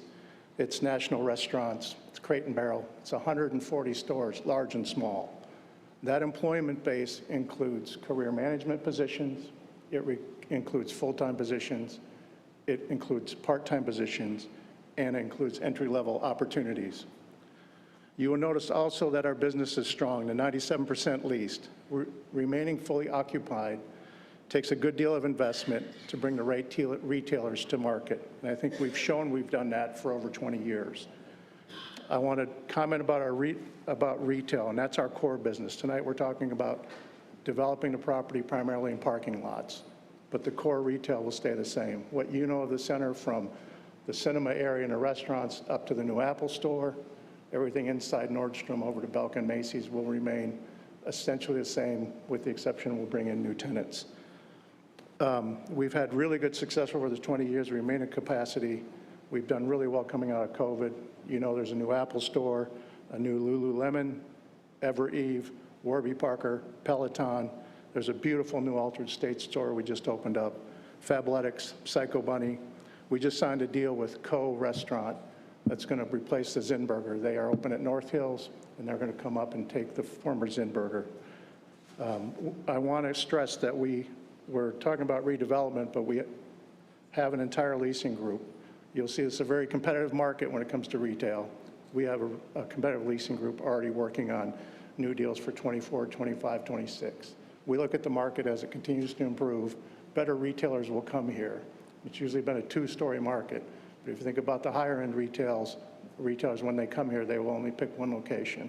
This rezoning approval will allow us to continue to invest in the property, improve, and be ready for when that retail hits the market.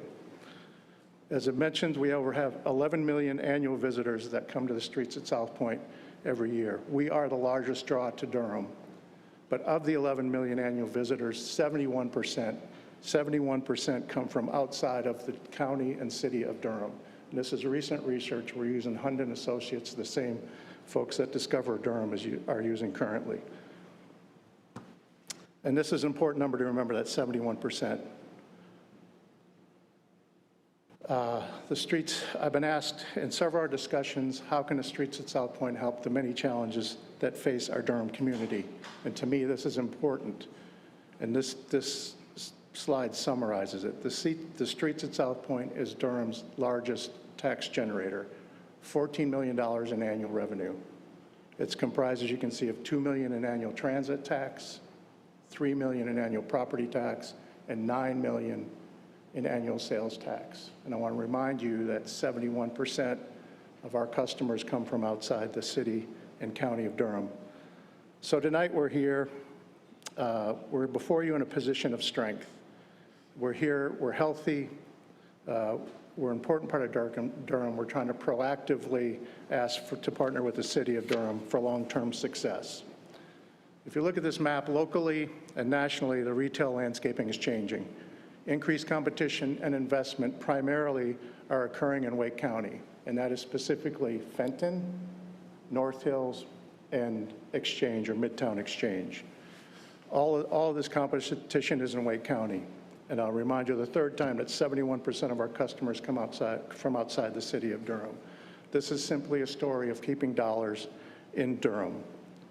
The streets at Southpoint is prepared to invest private funds to meet this competition. We are not making any requests for public funds.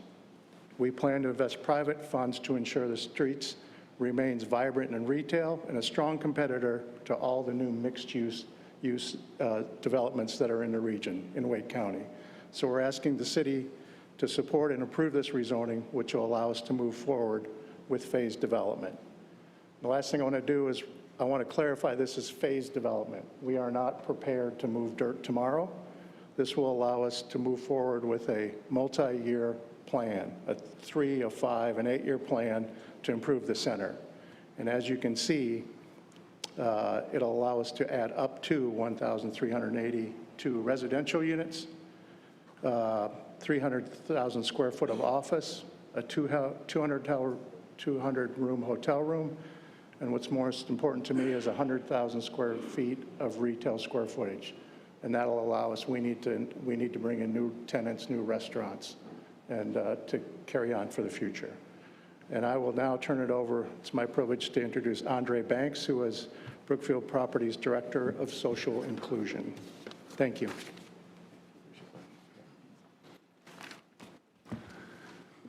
Good evening, Mayor O'Neill and members of the council. My name is Andre Banks, and I have been with Brookfield Properties for over 16 years.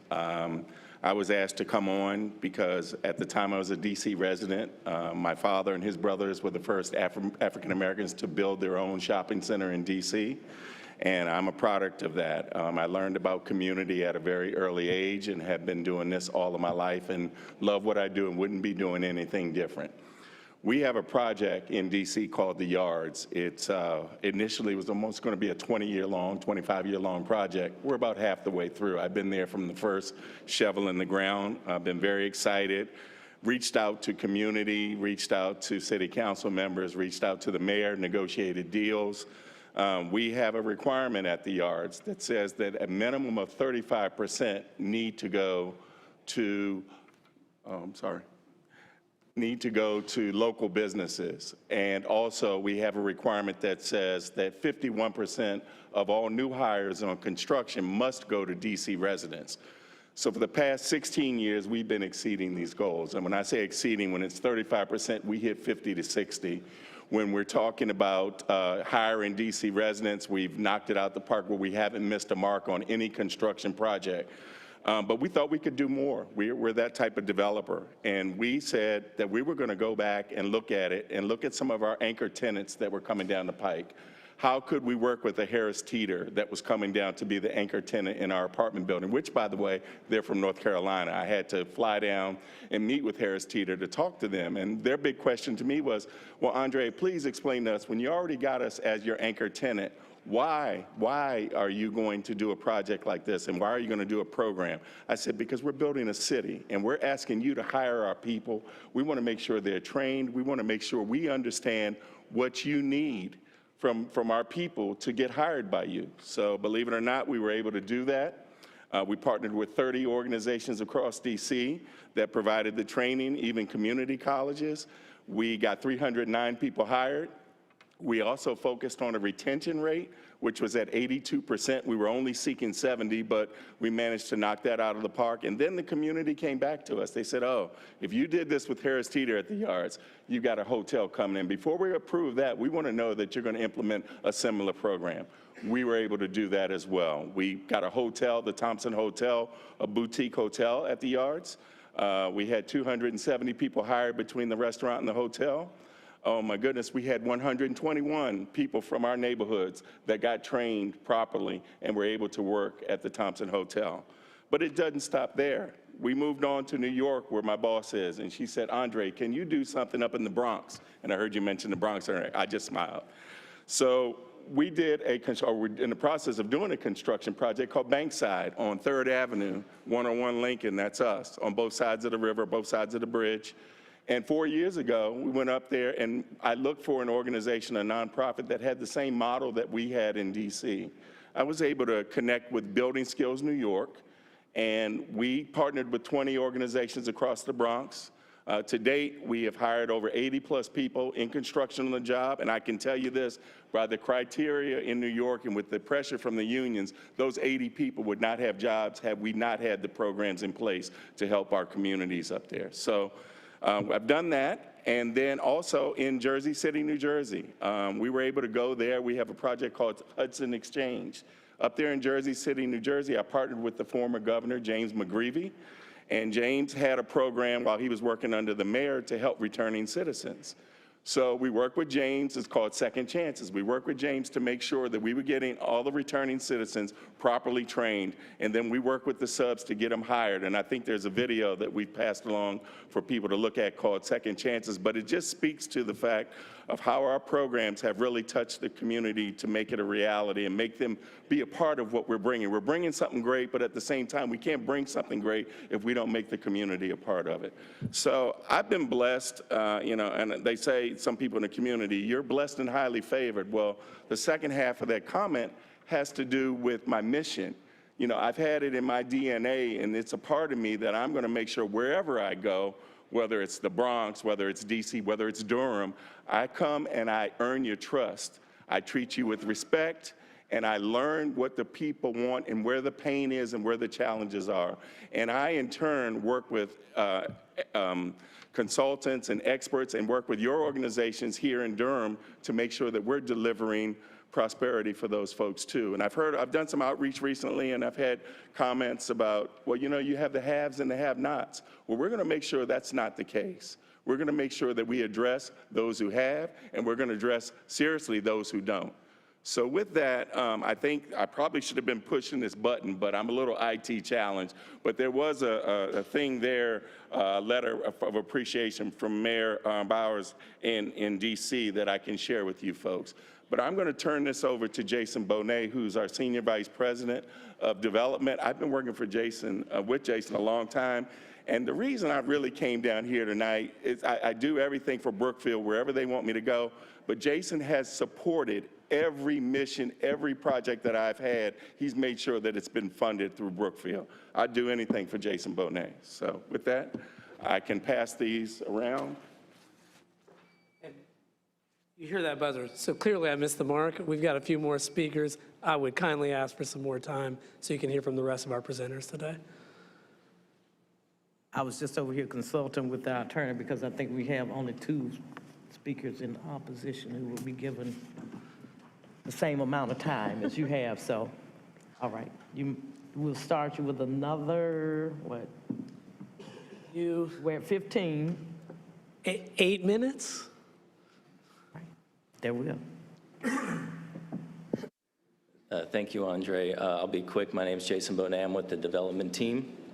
I'm excited to be here in Durham. I'm actually an alumni of a university right down the street, and I can remember when streets opened here and how exciting that is. So over the last 21 years of success here, and we look forward to committing to the next 20 years of success here, not just as the retail center, but the opportunity through the rezoning as it relates to a multi-phase, multi-year commitment. And in every one of the communities that we come in, and Andre was just speaking to that, and we've been working together for 12 years, a lot of that at the yards, and we bring positive impact wherever we go and bring the community into these projects. And I just want to give one quick example before I hand it back to Nil, is our supplier diversity program. And right now we're under construction on a multifamily building down in Atlanta, Georgia, at our Cumberland Mall. And already halfway through construction, we've contracted $3.4 million. We've done that through the procurement process during design, development, and construction, and incorporating that $3.4 million in contracts to local, minority, and women-owned businesses in Atlanta, Georgia. With that, I'll hand it back over to Nil.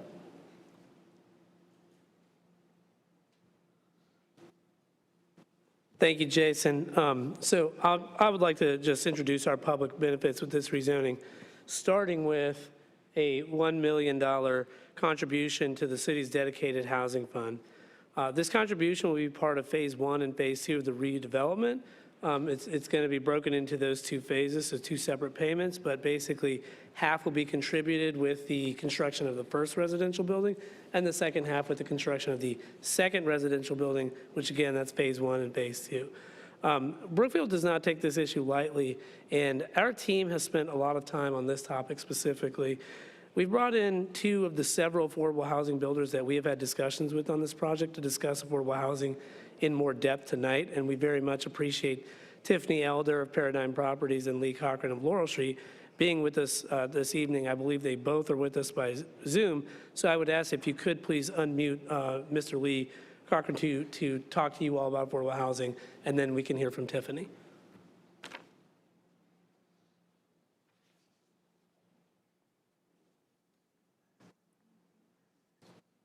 Hi, this is Lee. Make sure you can hear me. Yes, we can. You may proceed, sir. Excellent. Thank you. My name is Lee Cochran. I'm Senior Vice President for Development for Laurel Street, an affordable mixed-income housing development company that develops mixed-income housing throughout the Southeast. I was asked tonight to speak not on the specific details of this particular rezoning, but just generally on public financing required for affordable housing. You may know Laurel Street. We're a Charlotte-based firm that's a portfolio of about 5,000 mixed income units, and we're very pleased to be working on affordable housing in Durham. Our partnership with Durham County at 300 and 500 East Main Street, partnership with the Durham Housing Authority at the Joyce and at the redevelopment of Liberty Street and 519 East Main, and our partnership with the city of Durham at Crescent Drive, where the city invested $3.7 million to assist in the development of 82 units of affordable housing using the 4% low-income housing tax credit under a development agreement with the city of Durham related to a rezoning near Highway 54 and Interstate 40. Again, I've been asked tonight to speak tonight, not on the particular details of this rezoning, but just generally on what's required in public financing to develop affordable housing with the 4% low-income housing tax credit, the effects of what's called qualified census tracts and structured parking on the public financing needed for affordable housing. We do a ton of development of new construction using the 4% tax credit. And new construction using the 4% tax credit requires significant public capital subsidies in addition to just the 4% tax credit. In North Carolina, the only significant source for that additional public subsidy is local capital subsidy. And I was asked to give an example of what kind of subsidies that includes. For what we would call an ideal development, for the developments we have in our current planning stage, the subsidy required, the local subsidy required per unit is in excess of $50,000 a unit. That's what we would call an ideal situation. Developments that are in what are called qualified census tracts as defined by HUD, they qualify for 30% more tax credits than those that are not in qualified census tracts. This means if you develop in something that's not in a qualified census tract, that subsidy that I mentioned earlier could be increased by about $30,000 per unit, which is getting above $80,000 per unit. Laurel Street also primarily develops our affordable housing using surface parking. We do that because purely for cost reasons. If we were to add structured parking to the cost of a 4% tax credit, that would add about $20,000 of additional public subsidy for every structured parking space that was built. Again, I was simply asked to come and give some details on the effect of those two qualified census tracts and structured parking on the cost of affordable housing. I'd be happy to answer any questions anybody would have, but I appreciate your time. And then if we could unmute Tiffany Elder.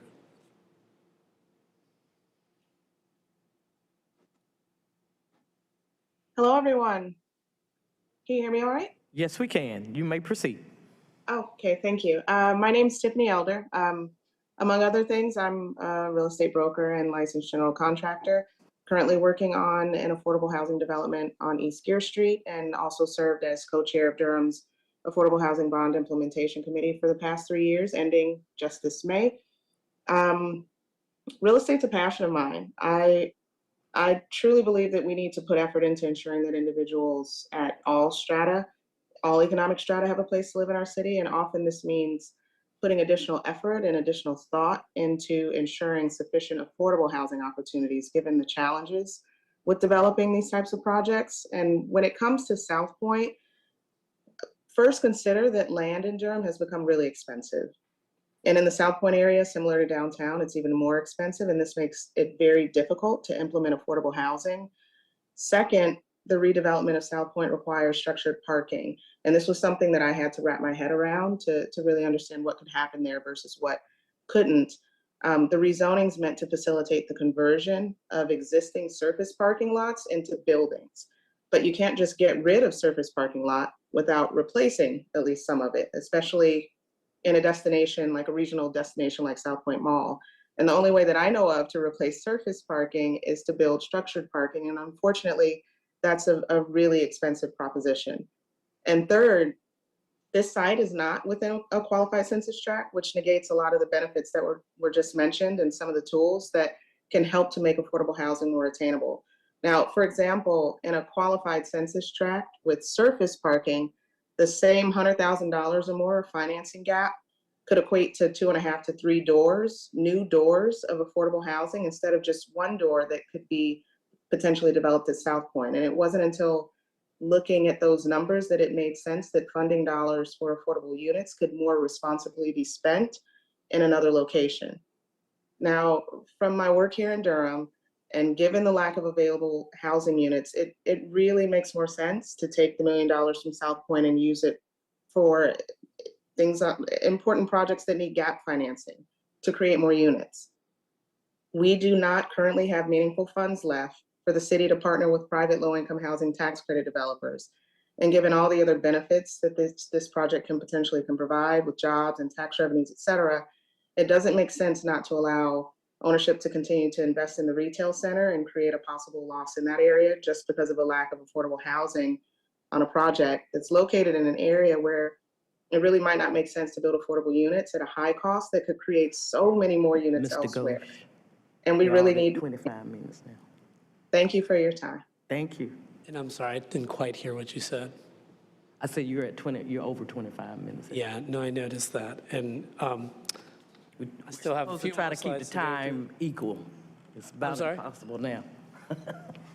I said we are supposed to keep the time equal, proponents, and we have at least 2 other folks who are speaking as proponents to come before you. Understood.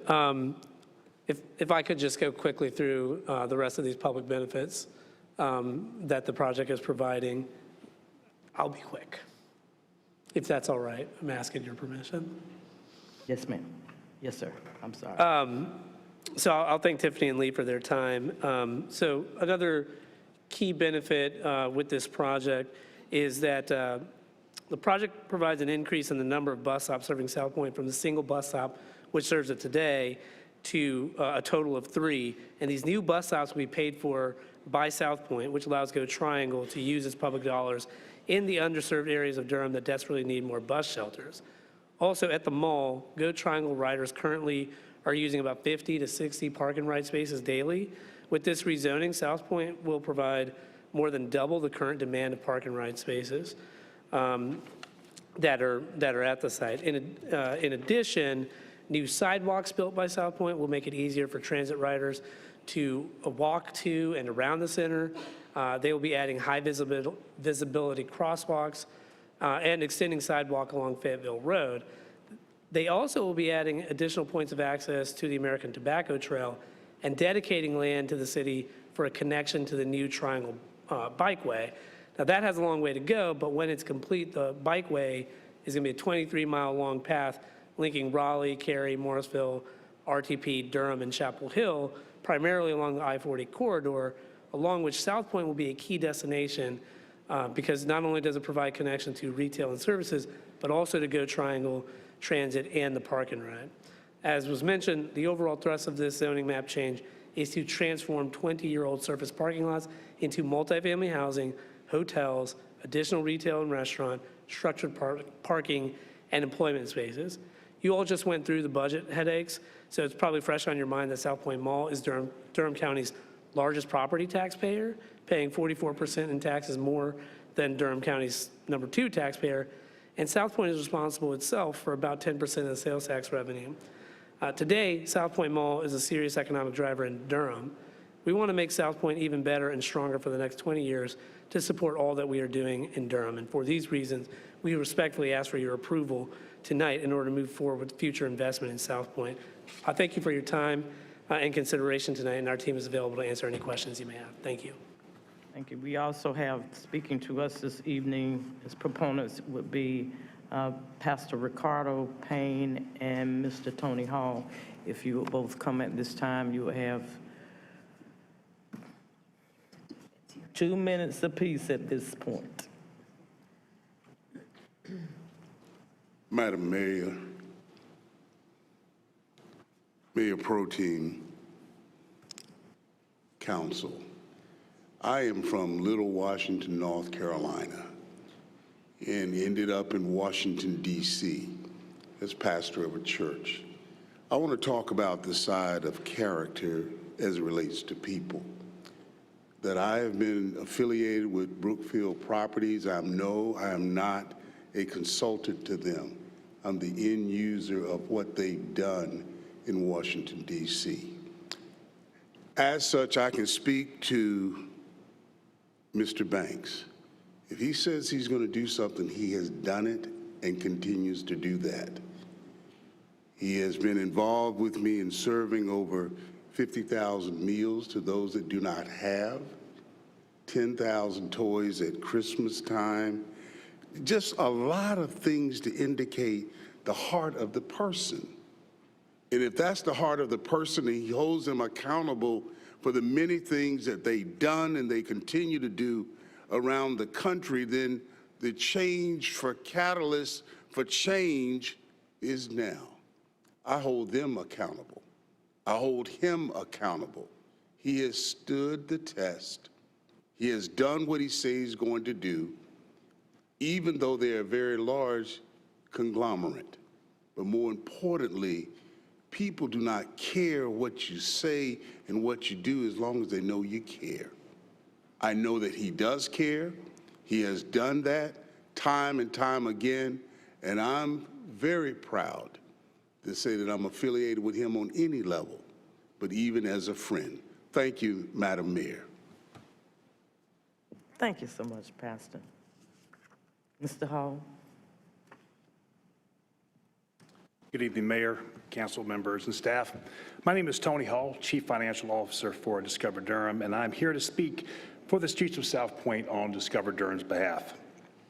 Representatives for the project have already spoken about how important the streets of Southpoint are to Durham's economy. Southpoint also happens to be the #1 visitor destination in Durham. 28% of travelers to our county include a trip to this super regional mall.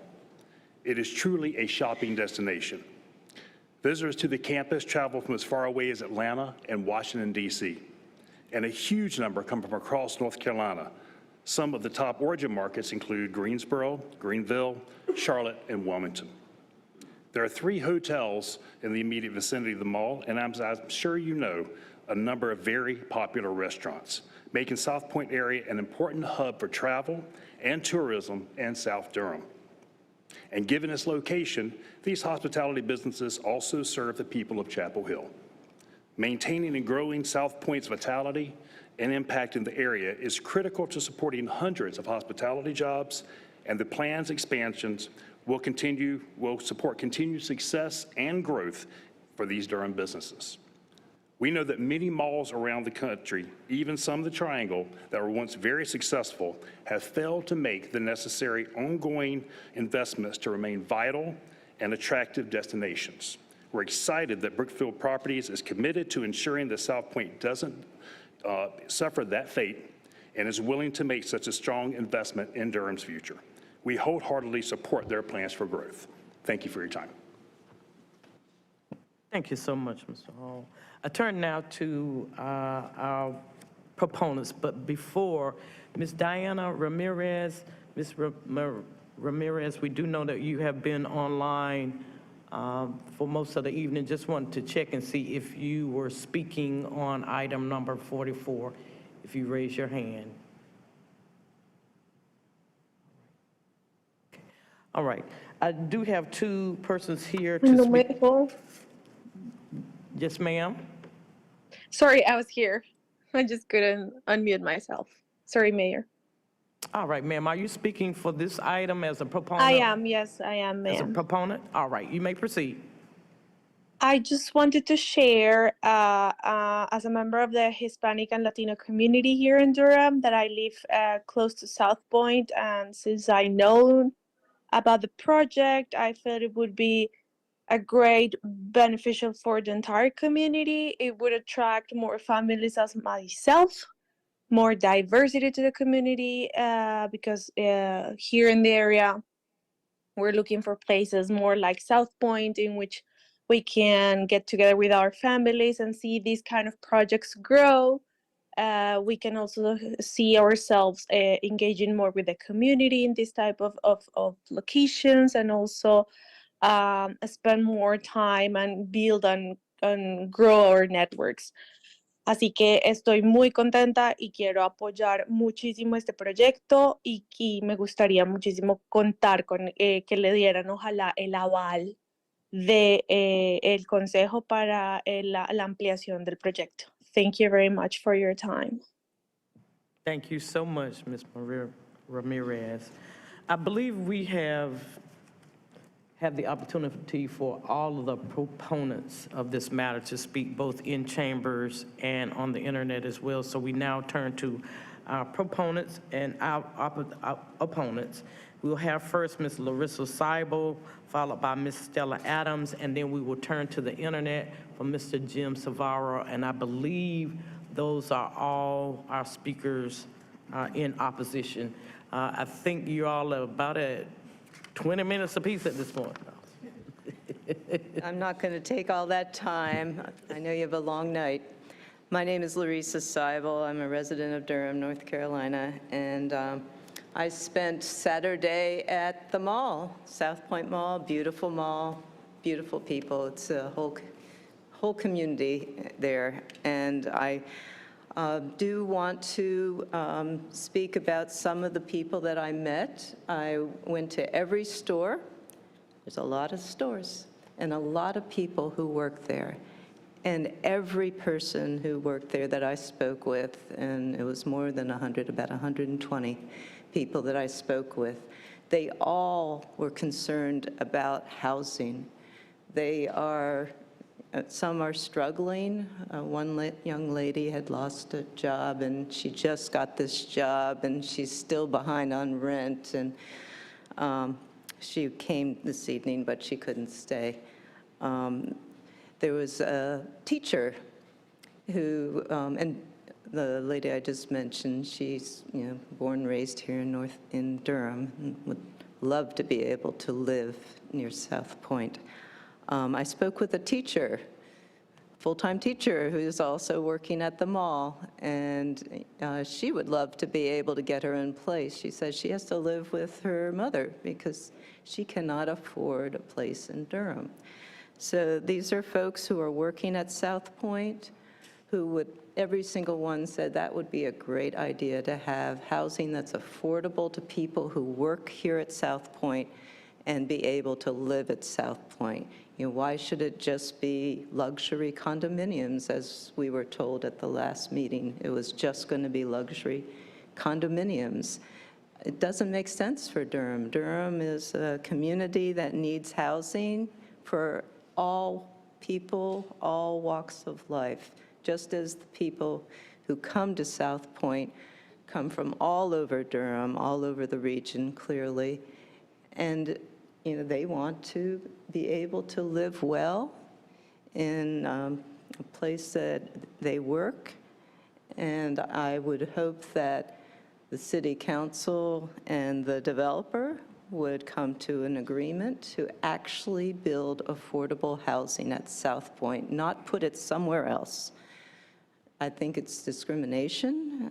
That was the word that kept popping up when I looked at the Planning Commission vote when they said no, because it seemed like it was making this into an exclusive community. That was the impression that I got from this developer's proposal.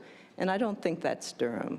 I think everyone in Durham should be able to come to Southpoint, and people who work there, people who come to the malls, people from all over Durham should be able to live there as well. We shouldn't be creating exclusive communities that exclude people. So I just wanted to let you know a little bit about what I learned from my day at Southpoint, and I hope that you will do more conversation with the developer. I don't have any ill will. I think it's great that you are upgrading the mall, and I hope that you will create that affordable housing, not just the luxury condominiums that we were told 2 weeks ago would be all that would be available for people to live at Southpoint. So that's all I have to say, unless you have any questions for me. Thank you, Ms. Seibel, so much for being with us. Good to see you. Yes. Madam Clerk, Her Honor has stepped out for a moment. I'll be assuming the gavel just for a little bit. And we'll welcome Stella Adams to the podium. Thank you so much for being with us. If you'll state your name. My name is Stella Adams. I live at 4128 Cobblestone Place in Durham, North Carolina, which is just a skip and a holler from Southpoint Mall. I'm going to take my 15 minutes or so. First of all, Ms. Adams, would you just suspend for just one moment? Madam Clerk, stop the clock. did you reset it to 15? We had gotten down to 9. I'm looking at 17. I'll be with you in a moment, ma'am. It was at 9. I'm looking at 1738 now.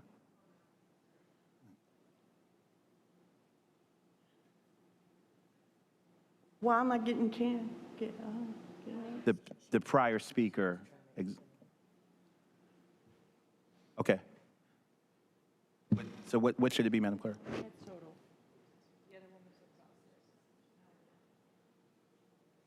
Okay, all right, go ahead. Go ahead, Ms. Adams. Go ahead. I'm sorry. So I heard a lot of fluff, but no, there was no meat on that bone.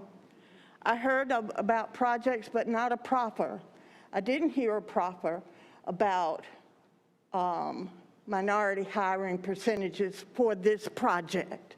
I didn't hear a proffer about supplier diversity for this project. I did not hear a proffer for a single unit. And I will tell you, and I don't have to tell you, that $500,000 broken up over 2 projects is nothing in the climate that we have. We spent $95 million on a housing bond, and we couldn't come up with units. At best, it's 10 units of affordable for the house that would be built. At worst, 5. Nothing short of 20%, and that's me being generous, of the units should be affordable. If you're not going to pay the employees, they at least should have a place to stay. And that would be generating 230 units for firefighters and a policeman. And the tax credit model is not the only model for building affordable housing. And what apartment complexes don't want policemen, firemen, teachers? There are 2,000 employees working at Southpoint Mall, and not a single one of them would be eligible to rent a unit at Southpoint Mall.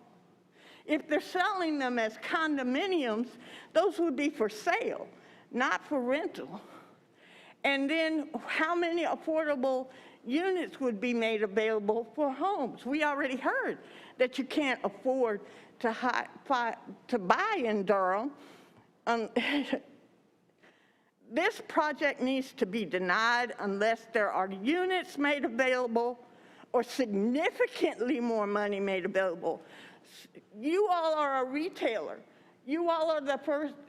Are you going to, if we don't allow this, are you going to tear Southpoint down and walk away? You make money at Southpoint Mall just like we do. So just saying to the taxpayer, we're the biggest taxpayer in the city and county, and if you don't like us, what? You're going to shut it down? You're going to walk away? Where are your employees going to live? Where are our firefighters, our police officers, our school teachers going to live? We're not asking you to shoulder the whole thing, but your fair share. We need affordable units. You don't think teachers deserve a decent place to live? Don't we spend money at your mall? Firefighters, don't they buy their clothes at Macy's? The people of Durham, so 71% of your folks come from out of town. Does that mean that we have to move our folks out of town to be able to live?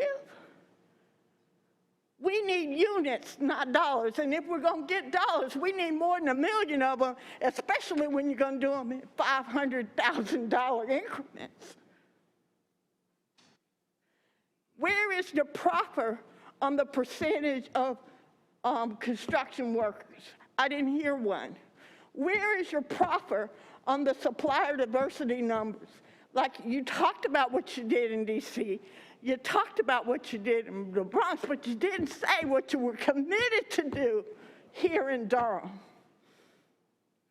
You got 2 developers to say that affordable housing couldn't be done without public subsidy. Supposing I tell you, and I put this on the record, I know affordable housing developer who can do it with bond money. Ask me afterwards and pay my fee. Oh, I gotta live too. This is not the right deal for Durham. And if they ask for it tonight, I ask you to vote no. Vote no. We have less than 100 units in the city for people under 30% of income. You have destined your employees to being 60% and under, and yet you're not going to demand that there be affordable units made available for them. I fight every day for fast food workers to get $15 an hour, and firefighters in my city are making $14 an hour and no place to live. And you want to approve this? Do not approve this. The vote of the Planning Commission was no, and your vote needs to be no as well.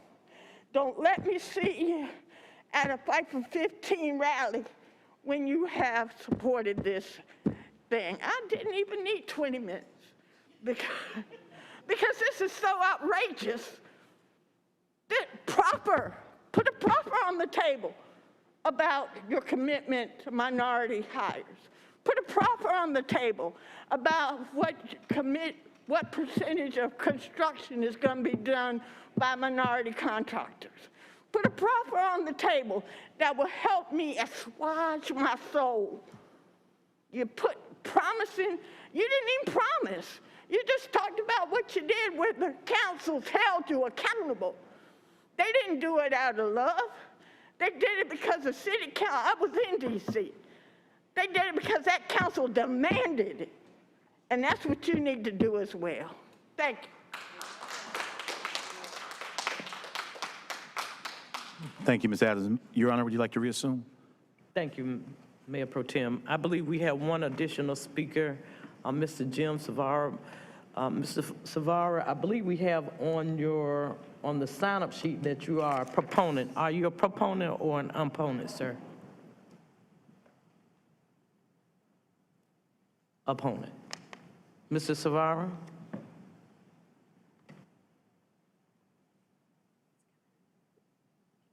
I think you have yourself on mute, sir. Now you're off mute, so we should be able to hear you if you speak. Thank you. Now, my name is Jim Savara, 12 Susanna Drive, 27705. I am representing the Coalition for Affordable Housing and Transit. Our coordinating committee has endorsed the recommendations made on our behalf by Marcia McNally and Wib Gully in a June 5th letter to all the members of the council. They are both traveling and not able to attend your meeting this evening. We encourage you to search out their letter from June 5th and examine their positive arguments for affordable housing. The city should continue to work with the developers of Southpoint to encourage and persuade them to create a model neighborhood for Durham with abundant opportunity for income diversity. It is already an area with extensive bus service and bicycle access to central Durham. We support the recommendation that 20% of the new housing be affordable permanently, which would equate to at least 276 of the 1,382 proposed units. There are ways that these changes will benefit the owners of Southpoint as well as the city of Durham. Housing and jobs go together. Labor shortages for lower paid jobs can be eased if affordable housing is available close to places of work. Southpoint would stand out as an example of a shopping mall where many staff are committed to their place of work and their neighborhood. Volunteers from several housing advocacy groups, as Larissa mentioned when she talked, volunteers have been passing out cards to staff at Southpoint for the past week asking, want to walk to work? the response was strongly positive. The cost of construction and the reduction in the market value of the development can be offset by low-cost financing and tax credits. As the coalition stated in our June 5th letter to you, we urge council to help Southpoint Mall understand that providing 20% or more affordable units in any residential housing project is both commercially reasonable and doable today. A large, prosperous corporate citizen like Southpoint should want to serve as a leading example of what can be done for affordable housing in Durham, one that the council can then point to when asking other housing developers to do their part in providing safe, decent, and affordable housing in our community. We strongly encourage the City Council to take the time needed to work with and have Southpoint Mall be that leading example of corporate citizenship and responsibility. Let's not lose this opportunity to create an economically diverse neighborhood, including at least 20% affordable housing units. And as Andre Banks said in his remarks, we can't make something great unless we make the community a part of it. That applies to housing as well as employment. Thank you very much. Thank you all. You have any rebuttal? Maybe about 2 minutes. I believe someone left a mask up here. Yeah. Just wanted to address the notion that there would be luxury condos here. These are for rent multifamily units. That's what has been proposed. So I'm not sure where the statement came from. And, you know, we understand the importance of and the need for affordable housing. As I said, our team has looked at this from several different angles. And, you know, there are several ways to build affordable housing, and Brookfield has its own requirements for development. At base, and I think GM Anderson said this earlier, they are a retailer, the mall is. They're not a builder of affordable housing, so they're not gonna claim that they have expertise in that. But we did talk to several affordable housing builders. This is a site where it is very difficult to make it work. And you heard from Tiffany Elder. We've heard from several of our other partners that we've talked to about affordable housing here. Ultimately have come to the same conclusion that we have, that the most effective and significant way to contribute positively to affordable housing in Durham with this project is to make a significant contribution to the city's dedicated affordable housing fund, which is exactly what we've done here. And again, I thank you for your time tonight. Thank you so much. I think we have heard from all of our speakers tonight. So if are there any questions from council colleagues? Councilwoman Jose Hyman. Just real quickly, I just have a question about the community involvement in terms of what is the community saying in terms of the project? I'm sorry, what was that? What was the question?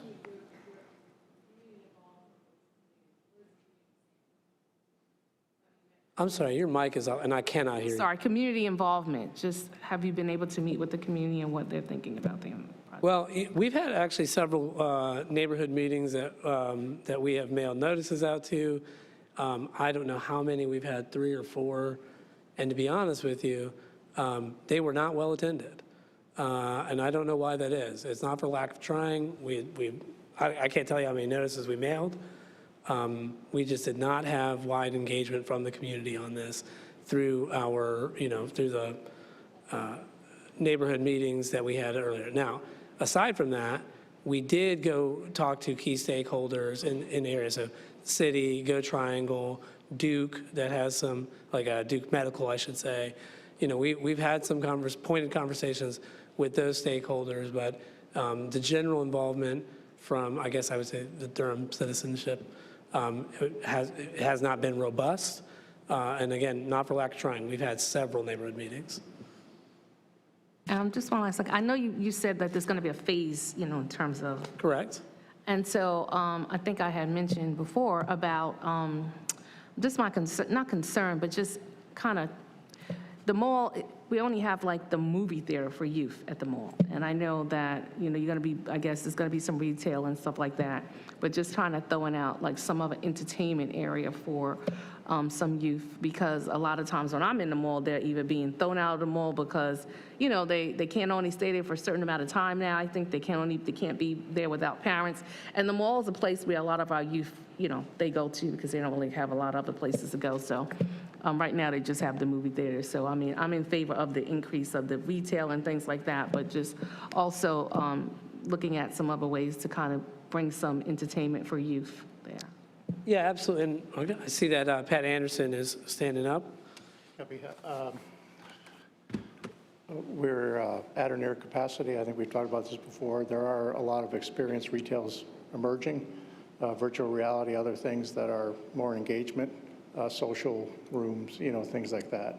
So it's right now we're limited on capacity, but it'll clearly be more. I can't announce tonight we're going to do X, Y, but it's obviously something we want to work towards.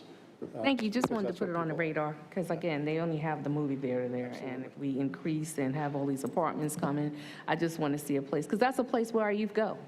And I have been there where they're kind of like thrown out because, I don't know, I think they can't even stay there after a certain amount of time if they're not there with parents. So we'd just like to just see some things where they can get engaged with too. Thanks. Are there any other questions or comments of council? Mayor Pro Tem. Thank you, Madam Mayor, and thank you all for being here, for the residents and the applicants. I want to firstly say 2 things happened tonight which really ought to make Durham brush their shoulders off. What makes us the city that we are, and the envy, really, of many cities around this state. One of our firefighters, who self-identified as trans, earlier this evening said that this is the safest place for them to work, on the one hand. And on the other hand, we passed a $600 million budget with no tax increase. We are a superpower.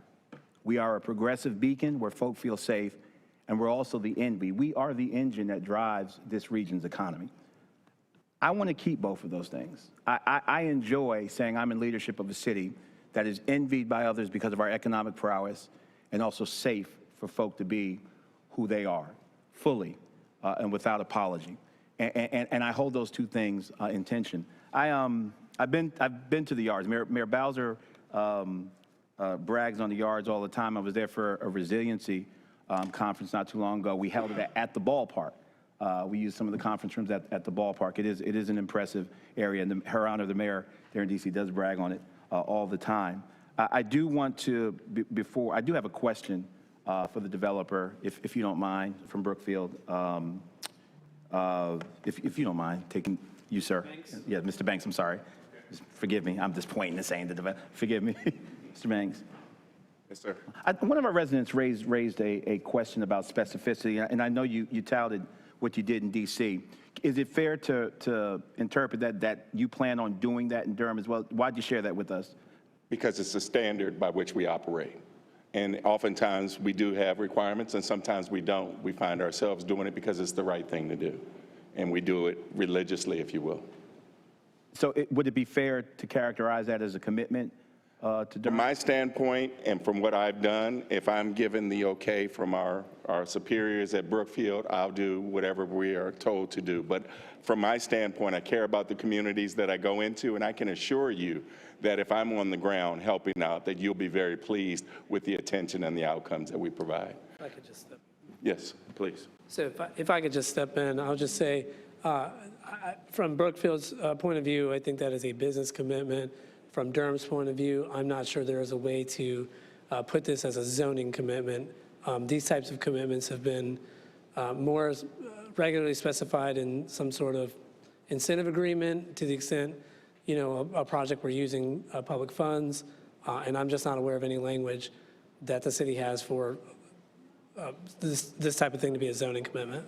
I'd be curious as to, this is about as close as we can get to the Maynard Jackson model in a Dillon rule state, and I'm very interested in that, and I appreciate the resident earlier. So if there is some way of codifying those type of targets, if you will, for employment and for businesses, I'd be interested in seeing that. I don't know if there are, but I appreciate the commitment. Did you want to say something, Mr. Cahill? Or? Yes, thank you, Mayor Pro Tem. Just wanted to clarify, as you just kind of mentioned, we don't have charter authority to accept commitments and in relation to zoning entitlements, but planning staff is definitely open to working with the city attorney's office to explore other mechanisms for that outside the zoning process. Okay. Well, it's been said publicly, and it's been said publicly, and we all heard it. So I would be, I'd be pleased, and I know the city and council would be pleased if we could. We can't do it from this end, but what you shared to us sounds good to me. I do want to say that, you know, and the Cary Town Center example was brought up earlier. Whenever I go anywhere with the National League of Cities, the cities around the country, I make sure I take the tours of their economic development centers and their sites, take those micro tours.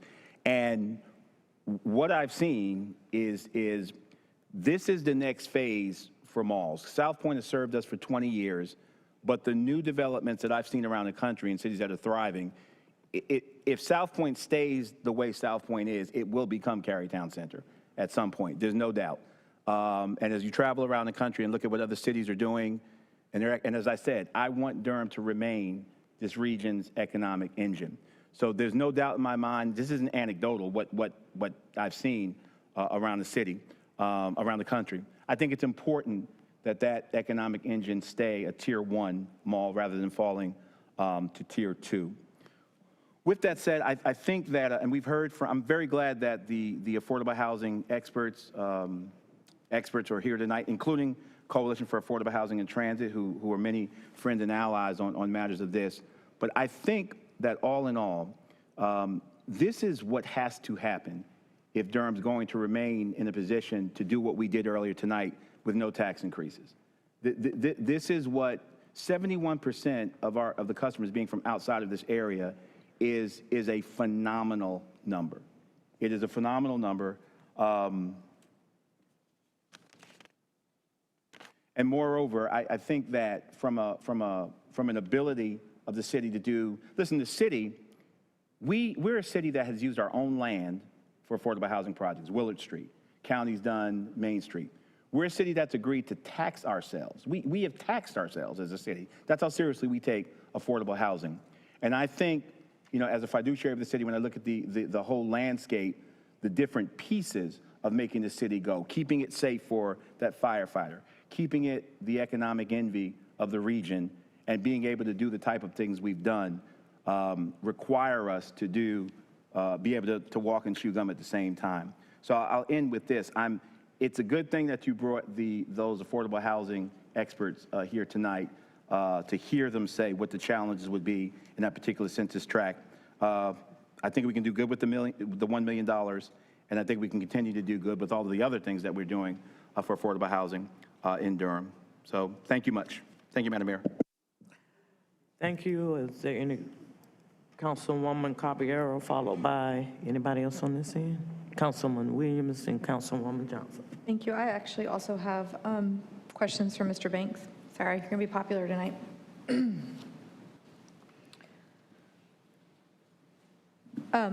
Good evening, sir. Good evening. Does the yards, Washington, D.C. has inclusionary zoning?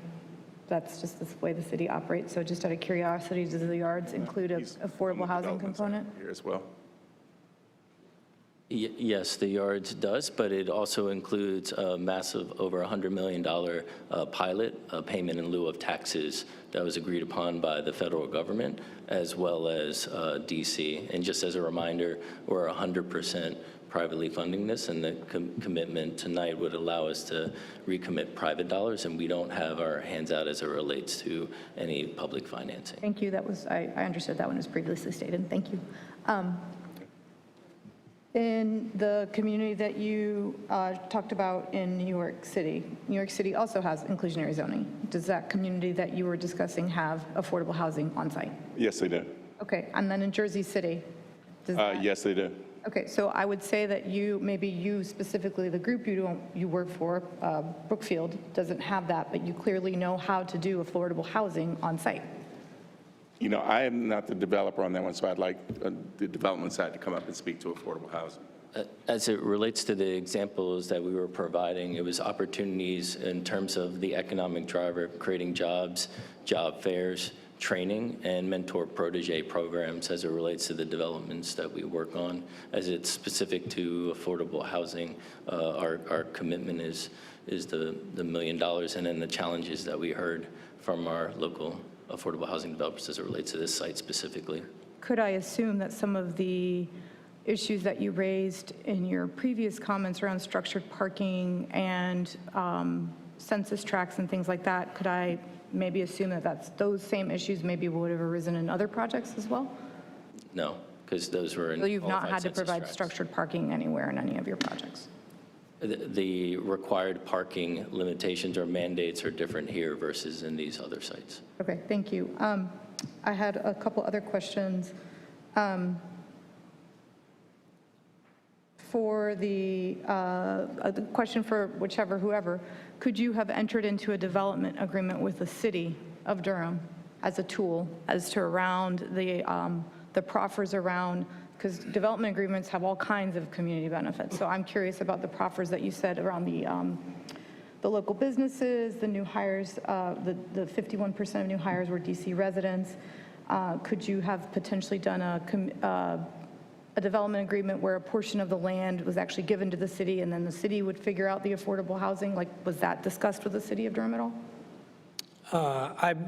So, two questions there. Could a development agreement accomplish those things? I think the answer to that question is probably yes. And I'm going to look at the city attorney and she's nodding her head yes. So that is a tool. Okay, thank you. and then was donating land to the city as part of this project discussed with the city? The answer to that is no. Brookfield was looking to do this as a private investment, private dollars, looking to reinvest in the mall, and so that it could be an economic driver for 20 more years for Durham. Thank you. I'm going to be real clear right now because we haven't closed the public hearing, but every developer in this town knows these are 4-3 votes. And I was very clear on the Zoom with this development group about what I expected. It's not just around affordable housing. I don't see anything for DPS. I understand my the parameters of my office as a city council member in North Carolina. I will say that there's a long list of asks from BPAC. I don't know if that's in the packet, and along with the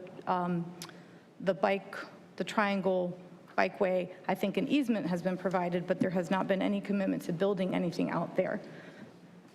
I said this to the firefighters. You're used to me at this point. I'm a straight shooter. I don't BS, folks. I'm really tired. I'd hoped that with this continuance, there had been a project that was substantively different than what was introduced a few weeks ago. And what I'm seeing is not that. And so I am going to ask my colleagues if the developer would be open to another continuance so that these conversations with the city of Durham, including potentially discussions around development agreement, which we've had some big successes around. In fact, there was the community on Farrington Road, I understand smaller, but would have faced the same census tract issue that you're naming now, because that was not in a census tract. That was, a tract identified. Qualified census tract. It was the very first project we did with the revamped development agreement with the city would have come, 2 years ago? Right.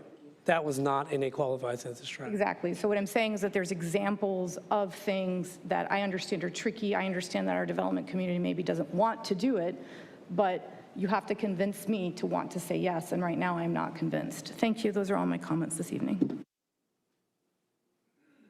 Thank you, colleagues. So I got to get our firefighters a raise, as well as the rest of our staff. So I like the economics of the tax base that you're producing here. There's a balancing act for me. I don't know what the demographics or the dynamics are of the conversations in Cary and Raleigh and Wake County. but I also don't care as much. In Durham, as I've stated before, I know that affordable housing can't go on every site, but there has to be an attribution to, a contribution to affordable housing in some sense, in some fashion or form. So I appreciate the $1 million. I sit on the board for Discover Durham, and I appreciate the finance guy being here tonight. What I learned at the board meeting, a few board meetings ago, was 22, or maybe my numbers are wrong, but most folks that come to Durham, they come to Durham, usually from Charlotte or New York. They're spending about $203 while they're here, and they're staying overnight in the hotels. They're going to Duke and they're going to Southpoint. And we also have a lot of folks that are coming into town that are going to DPAC. I think number 3 or 4 was folks who are coming downtown. I think number 3. We have to do better in that. We got to get some things going downtown, like festivals or whatever, to get folks wanting to come here even more. However, what I'm getting at is we have to, I look at DPAC as a model, we have to really enhance and empower the assets that are working. And, we can't talk out of the same, we can't talk 2 directions out of one mouth. So if we want to increase salaries, which we should, that's a must. We have to do it. We got to find a way. And one of those ways we're going to be able to do that is really empowering and enhancing the success stories like DPAC, like Southpoint. And I just left Fenton, and it is nice. And if 71% of folks that are coming to Southpoint are coming from out of town, that means there's a growing challenge of the subject matter of convenience, which means it's like, well, I'll just go to Cary, or I'll just go to Raleigh instead of going all the way over to Durham. And I'm also a very competitive person. So I'm going to be in support of this with making it known that I do want more, because I personally feel like you guys could in regards to the Affordable Housing Loan Fund. I'm saying what I want. I'm not telling you what you should do, just for the legal record, Madam Attorney. So I am in support of what you guys have done. I was in my freshman year in college, 1999. I was playing the tuba in NCCU's marching band, and we marched through the doors of Southpoint Mall during the grand opening, and that was pretty cool. And it feels good to still be in this area. You're in my ward. I hope that you will get as innovative as possible. I know office space is a little less demanded right now, but event space is high in demand. I don't know where you are in your, I don't know if we could really, how much you can adjust your zoning requests now, but just think about how you can contribute even more, whether it's by way of, more to the Affordable Housing Loan Fund, or even, beyond just housing on property, to increase the sales tax that could potentially be produced from out there. You have an opportunity to really produce something tenfold of what you've already done. So go hard. Go hard. You got the opportunity to do it. Thanks. Thank you, Madam Mayor. I think I'm going to not make the comments I was planning to make and just ask y'all if you're willing to take another continuance. I need to check with Okay, thanks. Could I ask a continuance to when?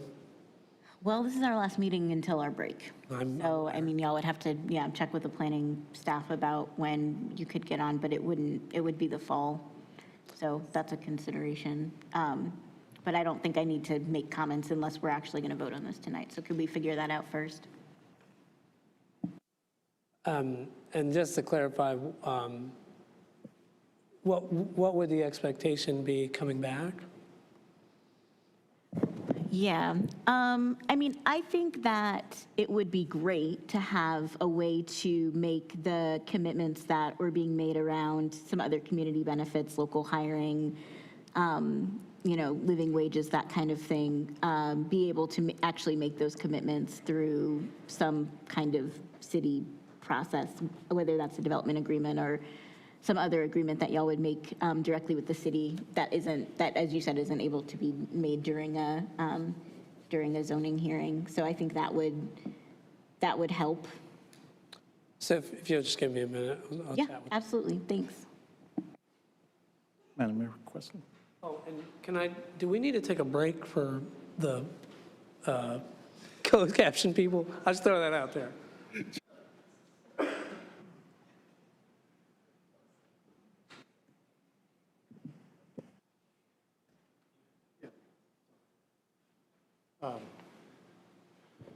I know the ask is for a continuance, and I'll use a term in our industry that time kills deals. I'll restate that we've been at this project for 3 years. I understand what the request is for us to continue so longer. We're trying to take advantage of capital markets, and where we are right now, we think we've put forth a favorable offer and painted a picture of what our industry is and what we need to do to survive to the point of what the competition is in the market. So.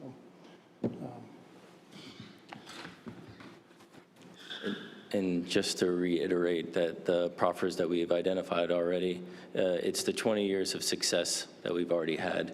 We want to be here 10 years from now, 20 years from now. As Pat said earlier, we're not pushing dirt tomorrow. This is a commitment from Durham for allowing us to reinvest into this property and continue to be the driver and the economic driver and magnet that it is today, not just on the retail side, but the zoning allow us to do that in phases over multiple years. It's the $1 million commitment to the fund. It's the additional access in terms of public transportation.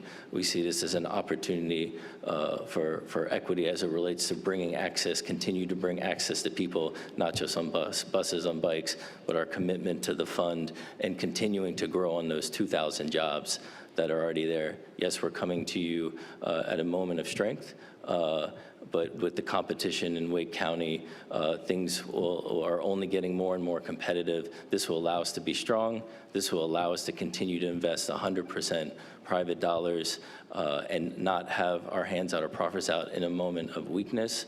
And we request that you all come to a vote today, please. Madam Mayor, question?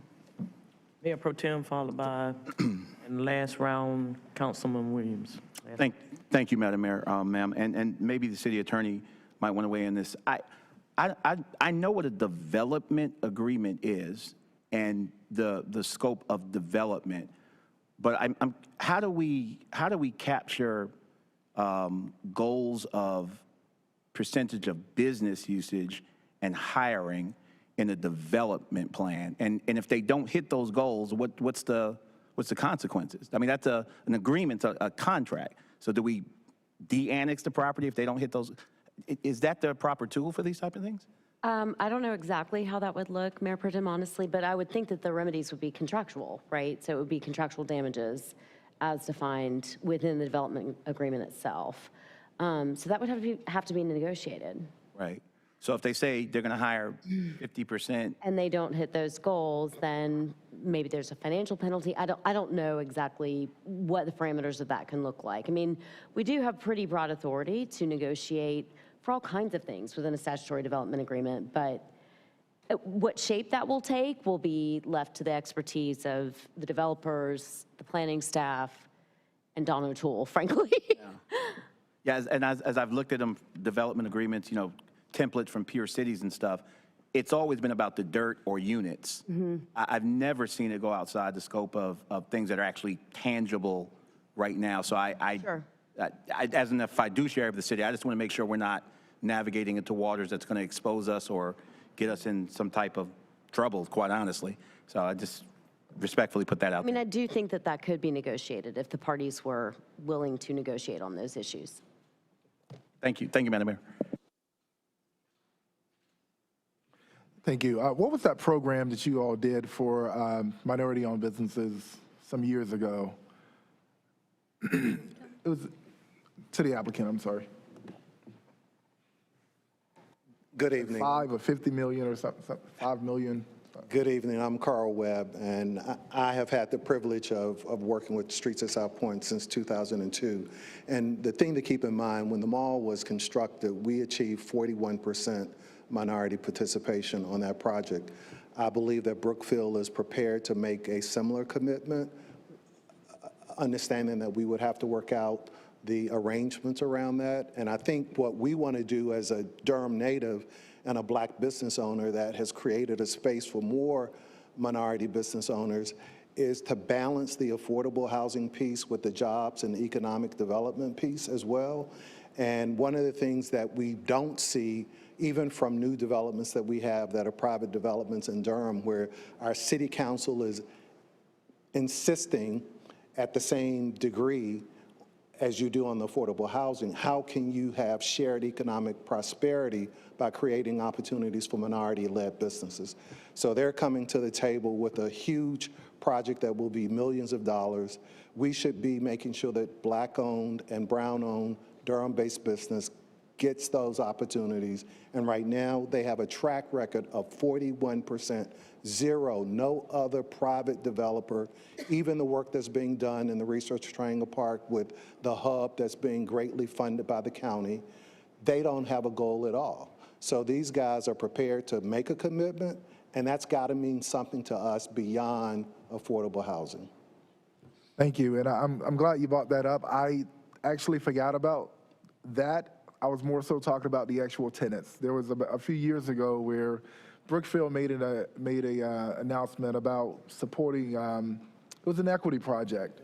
It's called the Partner to Empower program. Partner to Empower program. I think we have one or two candidates, and we're able to work with them and then get them established. And beyond a Partner to Empower, we have entry level, like there's ways to get into business, so we can work with them to try to grow into a full-fledged retail. So. Great. I'm ready to make a move on it. I do think you guys can do more. I think you, but I also don't want to reduce what you already have done. And I look at what we've benefited from having you in Durham just over the last few years. But I wanted to also put some things out there that, if you're interested in, privately supporting. The city upstood a nonprofit that now stands alone, Built to Last. It's an equity fund. We have the National Minority Institute, National Minority of Economic Development, and the North Carolina Institute of Minority Economic Development. That's right here in Durham. That's establishing an equity fund. And I think that these are opportunities in which I plan to ask our private industries to invest in, because these are the avenues in which we can help people stand up. Listen, I'm looking at this from a business perspective, but also from a social perspective, and I understand both sides of that. So I hear what all has been said tonight, and I support that as well. But I do know, part of getting folks to be able to live in affordable housing is making sure that it's not only building the unit, but also getting them access to the jobs that can pay it. And part of that is having your own business as well, and those equity funds stand for that. So I hope that has some value for the community to see, as well as my colleagues. Thanks. Are there any other comments or questions from council? Councilwoman Johnson. Thank you, Madam Mayor. Question about proffers for the public schools. Have you all considered that, and would you let us know what you might be willing to do? Yeah, thank you for bringing that back up. Honestly, I thought it was on the development plan already. The staff report indicates 46 additional students, and we would proffer that one-time contribution of $23,000 to DPS. Great, thank you. Also, would y'all consider any additional proffers to the Affordable Housing Fund? We cannot. We looked at this, the way that their financing would work for the first two buildings, the $1 million, which I believe is the largest or second largest contribution to the dedicated Affordable Housing Fund from a project. $1 million is really what they can do here. It is the second largest. Well, 1051 South is an option. It came in with $1 million, and we got them up to 1.5. So I wouldn't be doing my due diligence if I, didn't push you a little bit also. Okay, thank you. Anything else y'all can do for us? Anything? Throw me something. Well, I mean, I would respond to that by saying the project is doing a lot. I mean, I think one thing that can't be overstated here is the commitments here to public transit. And I just want to, I don't know if everyone is familiar with how the public transit is used at Southpoint. The reality of Southpoint is a parking lot for commuters that use the bus system to get out to Chapel Hill to the hospital. So that is the #1 user of the parking right spaces at Southpoint. And we, look, it's been public. Southpoint has bumped heads, I think, with Go Triangle. They're in a much better space at this point. With this project, they're going to be creating a much better transit system. They're adding a stop on Fayetteville, which actually will be that regional route, which allows the bus way more efficiency because they don't actually have to get circled through Renaissance and come through the mall to get to their riders. They can actually just come right off 40, stop on Fayetteville, and then get right back on 40. So it's a lot more efficient. They're very excited about that. We're increasing the number of parking right spaces, which are, again, primarily to serve that route. That's just who uses them. And providing the local transit stops as well for Go Durham. And in addition to all that, I mean, multiple connections to the American Tobacco Trail, a significant contribution of land for the Triangle Bikeway. I mean, there is a lot that this project is providing to the city of Durham as far as like tangible public benefits. And all of this is in the name of continuing to be an economic driver in Durham. They have a successful mall. Brookfield didn't build the mall initially. I think they've owned it for like 7 years. And this is their first real reinvestment in the mall to build new things at the mall. And they want to do it, in a way that's going to be beneficial to Durham for years and years to come. Yeah, thank you. That's very helpful. I think that this project is obviously it's a very obvious improvement on what currently exists, which is underutilized parking lots. It's also, I think, it's hard to want to approve a project in an area where there are lots of jobs that don't pay very much, where none of those people could afford to live. I think that what you're offering is much better than what's on the ground. And that's compelling. And I appreciate the affordable housing developers giving us information about why it would be difficult to build affordable housing there, and public subsidy, like we're out of money. We don't have any more money to provide to these kinds of projects right now until we pass another bond. So I think that there are a lot of constraints. I know y'all have constraints, we have constraints. It's a lot better than what we have. It's just disappointing that we're not going to be able to have any affordable units there. However, I don't think voting this down will get us any affordable units there. I don't think you're going to come back to me with a project that includes affordable units, given what the folks who build affordable units have told me about what's possible. So thank you. Mayor Pro Tem. Thank you, Madam Mayor. Very quickly, I just want to thank my colleagues for some wonderful questions and wonderful pressing as well. I just want to say I don't think we should let the perfect be the enemy of the good. And I'll just say finally, I believe that Durham's trajectory as the regional superpower, economic superpower, is tied up in this vote. Our very trajectory of remaining the #1 economic engine in this region is tied up in this vote. I'll just say that. Thank you, Madam Mayor. Oh, yes, we are now ready to move to our 3 motions that we have for consideration on this item.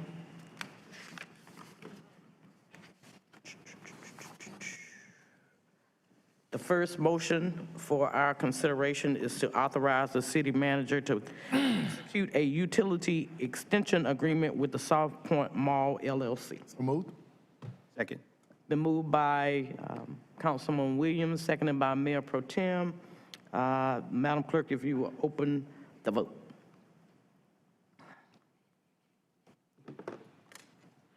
If you will close the vote and report out.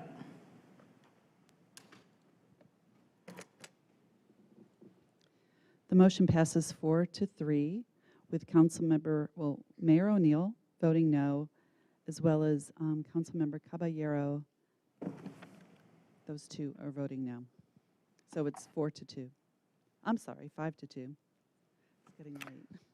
Moving to our next vote is motion number 2, to adopt an ordinance amending the Unified Development Ordinance by taking property out of the commercial center with the development plan, CCD, residential rural, RR, major transportation corridor overlay, MTC, Fall/Jordan District-B overlay, F-J-B, and establishing the same as commercial center with a development plan, CCD, major transportation corridor overlay, MTC, Fall/Jordan District-B overlay, F/J-B. So moved as read.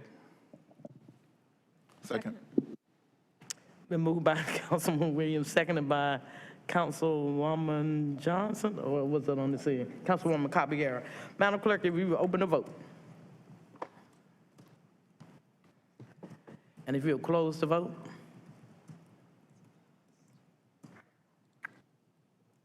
And report out. And the motion passes 5-2 with Mayor O'Neill and Councilmember Caballero voting no. Right, our last motion for consideration is to adopt the consistency statement as required by NCGS 160D-605. Move to adopt consistency. Moved by Mayor Pro Tem, seconded by Councilman Williams. Madam Clerk, if you will open the vote.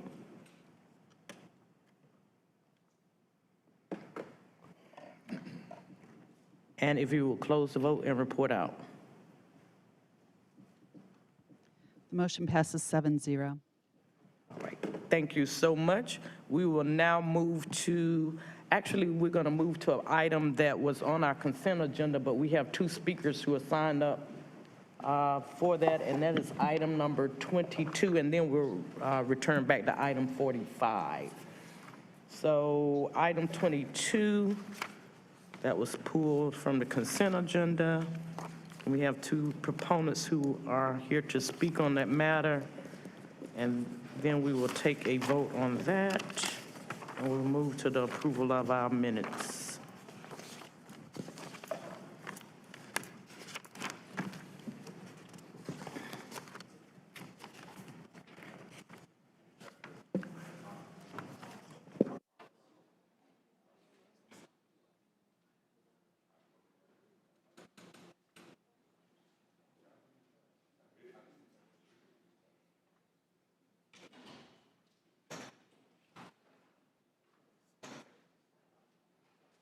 All right, item number 22 is American Rescue Plan Act, ARPA funds, ARPA, LDG, Multifamily Development LLC loan commitment letter for Sankofa Landing.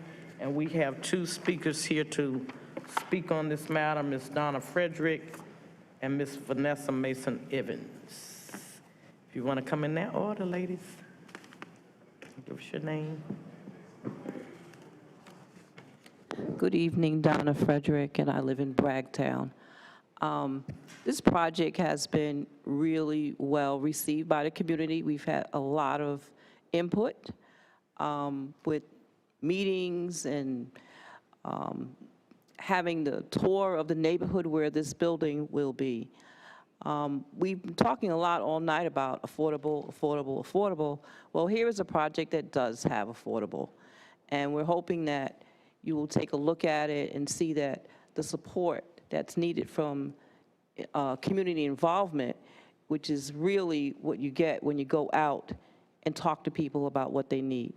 So again, we're bringing this project, we're in support of this project, and hope that everyone takes a look at it deeply, because housing is key. Housing is peace. And without that, you can have a lot of bus stops and, travel, but you need to go home sometimes at night. And having a place to be is peace. So thank you. Thank you so much, Ms. Frederick. Ms. Evans, Ms. Mason Evans. Good evening again, Mayor O'Neill, City Council members. We are in favor of this particular project. They have done a lot of meetings, as Donna was saying, with us. They also did the National Night Out, which we had never had last year, with the Bragtown Community Association. And in our taking them on a tour, not only of Bragtown, we took them on a tour of Stagville, so they could learn the history of Stagville and how people left Stagville to move into Bragtown for the first space of freedom for black slaves. And in that, that's where the name Sankofa Landing came about, because there's a mural which we hope to have y'all come out at some point in time once David Wilson finishes it. We want to have y'all to come out and see the mural. But on that mural, it has a Sankofa bird, and the Sankofa bird is a bird that's from Africa, and the egg, when it's in his mouth and his head is turned backwards, is telling us to go back and get our history and not to forget who we are. So we thought it was an honor that they would want to use that name for their apartment complex. And since it sits right there in a community that has been so underserved, and we're appreciative of everything that City Council has given us in the last year. I've seen the visions of what the community have been asking for. Sidewalks being put in, crosswalks, the stop signs where you can cross the street when you want to cross safely, getting affordable housing in that we are trying to get in. So I'm hoping with this particular development, we were hoping they were going to be here tonight, but I guess I don't know what happened. But from our end, from the BCA and the residents, they are excited to see this project go through, so we're hoping y'all vote yes on it. Thank y'all, and y'all have a good night. Thank you so much. Are there any other comments from colleagues? All right, we have 3 motions for our consideration for this item.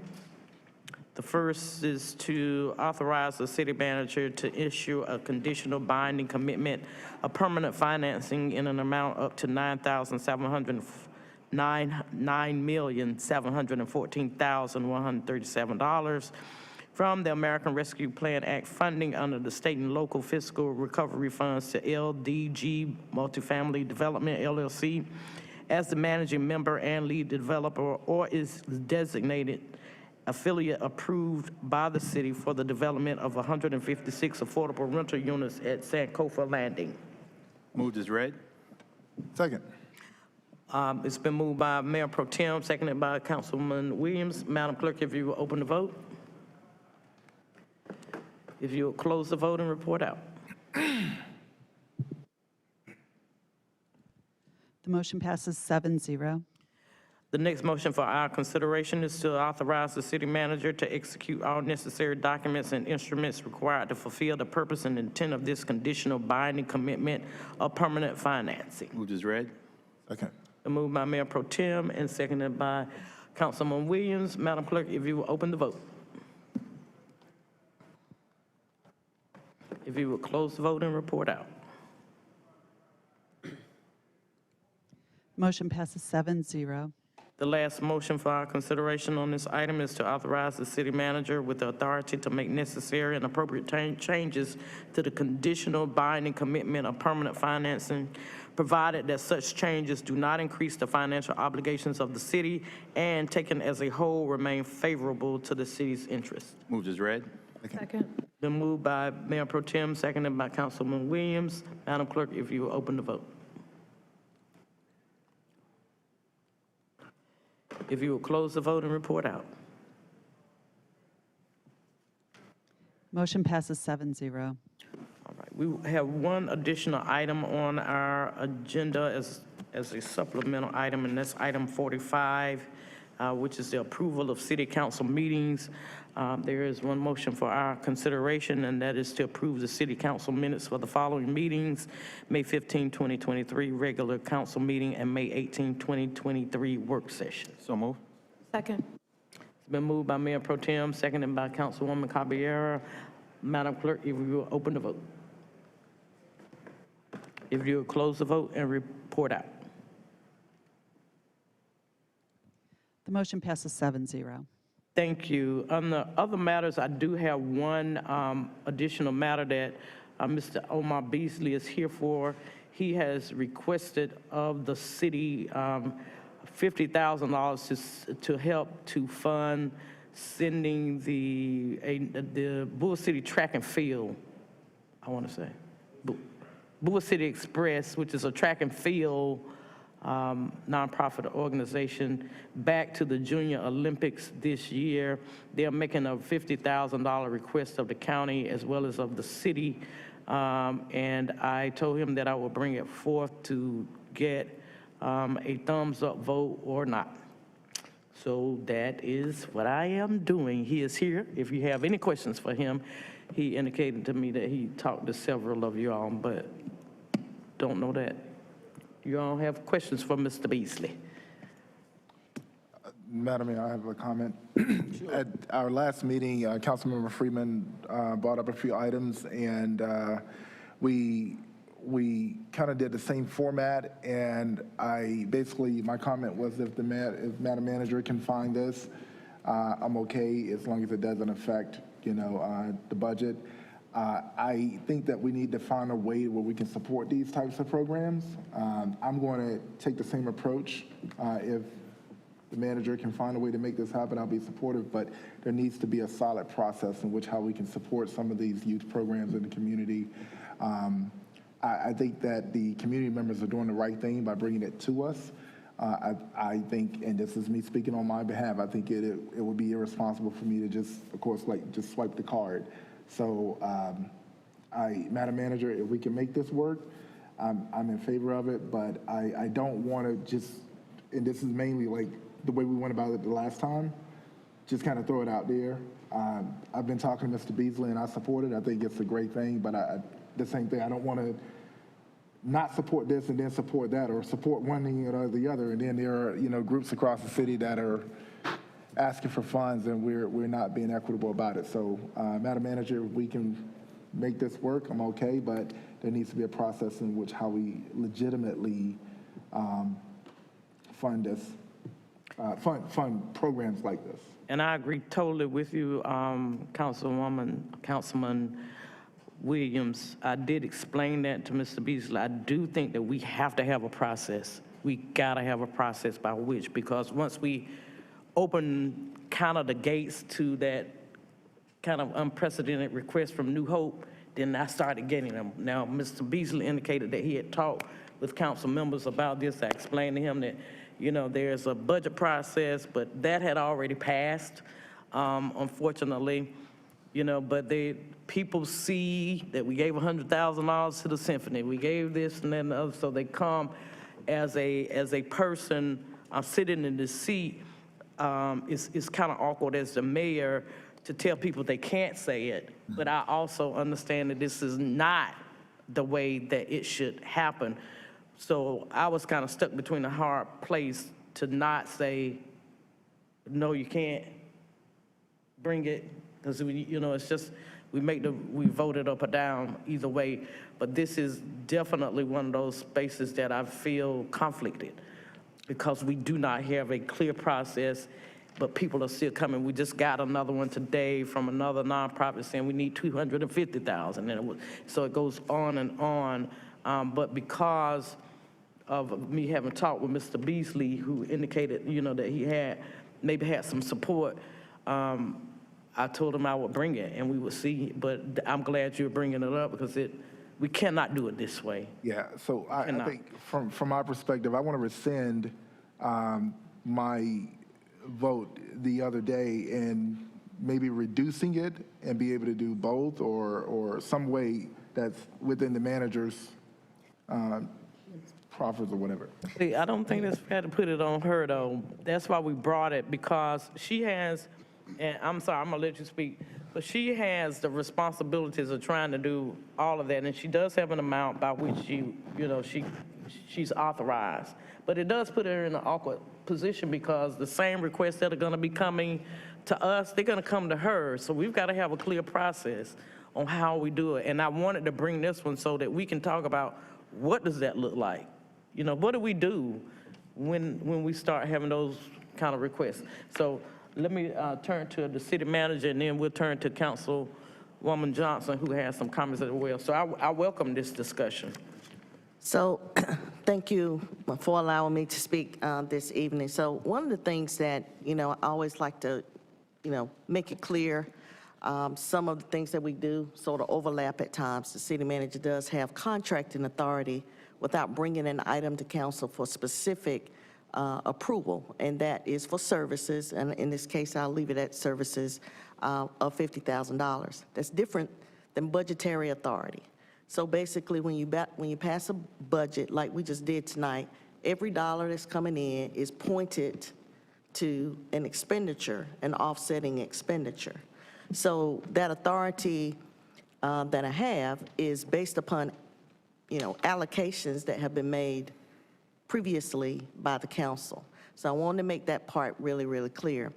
As it relates to how we navigate the waters, as you have described here, that are often very, very complicated, and there are a lot of needs in the community. There are a lot of priorities to try to help fund very worthy organizations and worthy projects in our community.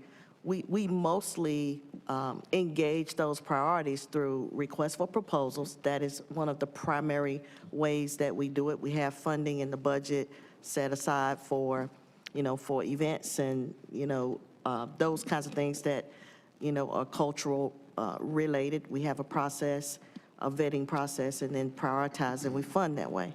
We have, a youth leadership fund that we do every year. That's a set pot of money, and the same kinds of things happen. There are emergencies that come up or things that come. Sometimes, projects are not funded in the normal RFP processes, and they come into our space in different ways.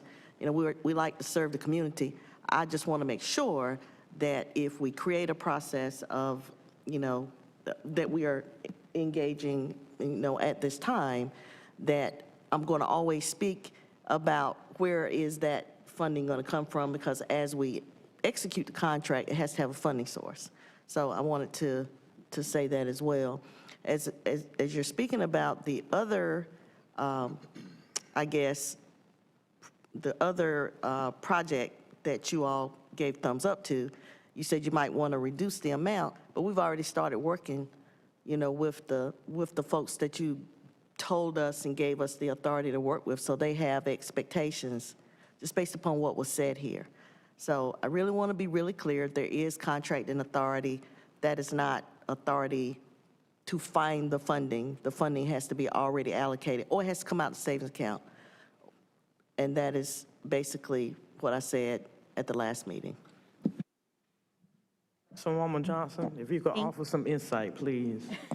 Thank you, Madam Mayor. And thank you, Mr. Beasley, for all your work with the youth. And I appreciate what you do. As I said before, with Councilmember Freeman's proposal, I'm going to continue to oppose these sort of ad hoc requests on principle, not because I have any objection to the proposals themselves or the work that folks are doing. Everything that's come before us is good work, and I appreciate that it's happening. But I don't think that this is the right process for us to give out money. I think we need a real process, and there are numerous ways for nonprofits to get money already from the city through our existing processes. Doing it like this it privileges people who have relationships with city council. It opens us up to accusations of political favoritism. I don't think it's wise, and so I'll also be giving this a thumbs down. Thank you. Councilman, I'm sorry, Mayor Pro Tem.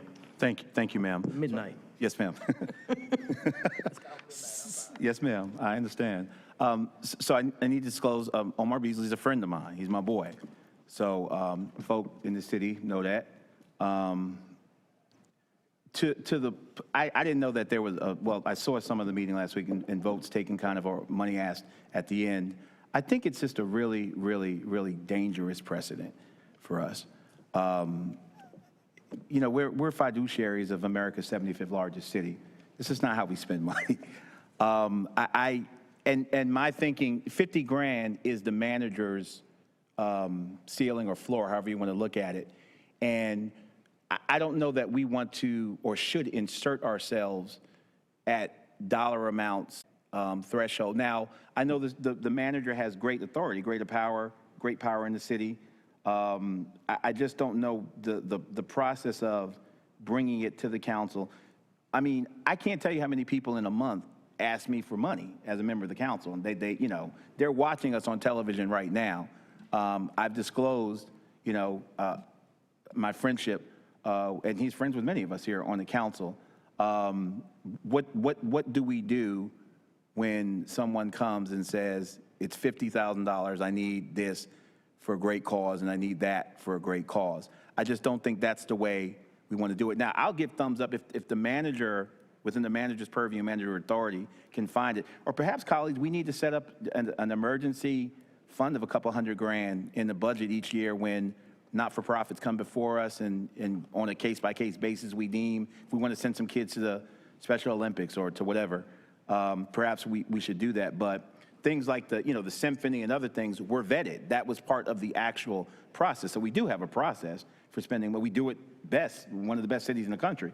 We're award-winning for it. But this way, it just, I don't think this is the appropriate way, particularly when you're at a threshold that the manager has authority. So I'll give thumbs up for the manager to within her purview, if we can, and she didn't say find the funds, but I know that we can, she has power under 50,000. But if we're asking for an appropriation tonight, at 12:02, I need to know where that would come from. Is that general fund? Is it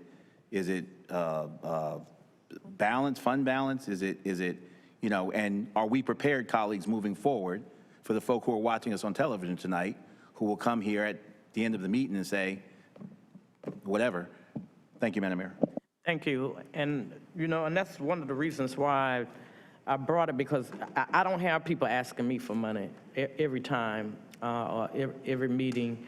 I have had a couple, and he's been one, and they have been coming more and more since I think I said that, once we open that door, because a lot of people do not understand the budget process, and that there is a window by which you make these requests, and then if you pass that window, what happens?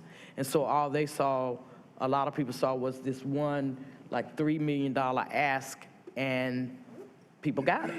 And so there were other people who are watching and like, okay, well, I'm a nonprofit too, and my need is an emergency need. And so, and then they say there are equity issues. So when those kind of issues come to me, then I'm gonna bring it here for us to do what we're doing now, and that is to have a discussion about how we close the communication gap so that people will see that there is a process and they know what that process is. And when you have a circumstance that comes outside that process, that we're really clear why we did that. And then, you don't have this expectation of people being able to come in and ask for something to be different. What is that process, the timing, and all of that? So that's why I brought it. Let's have discussion. Councilwoman Caballero. Thank you, Madam Mayor. I'll be brief. I will be saying yes just for consistency's sake. Since the fiscal year ends tonight, I will be saying no moving forward until we have a process. So that for all my colleagues, I'm just doing it because I said yes, and I don't want to be unfair. New fiscal year, new policy. It ends for me until there's a clear process, so folks can do what they want. I can name the few times that we've come where there's been, I think there was in 2018, 2019, we had to do emergency funding for an affordable housing project, a Vermilion project. That was emergency. I saw Housing for New Hope as an emergency. I think we funded the eviction diversion kind of as an emergency too in one of our end processes. Other than that, most of the time it's through the budget process. Folks need to get their asks in basically by the beginning of March. That's the way I see it. Other than that, it just becomes challenging and becomes, to what many of my other colleagues said. So I will be saying yes for consistency, and then from now on until we have a clear way of doing it, no. Thank you. Thank you all. We're back over Councilwoman Jose Hammond, then I see Councilman Williams, and then I think Councilwoman Friedman. I totally agree. We definitely need a process. I just want some clarity on what the money's going to be used for. It's kind of late, and I think I didn't hear that. Yes, ma'am. My name is Omar Beasley, 3204 Skybrook Lane, Durham. I'm the president and head coach of Bull City Express Track Club. The monies that we're asking for and will be used for housing, as well as some flight assistance for Durham youth to go to the Junior Olympics in Eugene, Oregon. It's a week-long event. The kids have been running track since March here in Durham. We've traveled across, we've been to Charlotte, Wilmington. We have a meet this weekend here in Durham, which is one of the advancing meets for the Junior Olympics. Then we have another one in early July. In this housing package, the kids will be staying on campus of the University of Oregon, and they will receive 3 meals a day. And we've also set up recruiting trips for some of our upperclassmen that'll visit the university and talk to some of the college coaches there. So this is more than just a track event for them. This is exposing them to what's out there, what opportunities can exist if they continue to pursue the sport. I think it's a great cause, and I also will just echo my council members in terms of trying to get money, you know, because it seems like you get to go to the Junior Olympics like almost every year. Well, Kind of depending on how you do. depending on how you do, yeah. So I mean, I would just anticipate it because I know you do good work and just kind of come in and ask. Yes, ma'am. Thank you. Councilwoman Freeman. Thank you, and I would just follow that up with a question about the timeline, just acknowledging, is there a time crunch on this funds? Yes, there is, Councilman Freeman. Deposits have to be made for the housing on July 11th. That's 2 days after our regional meet, which will be here in Durham on July 9th, July 7th to the 9th at Durham County Stadium.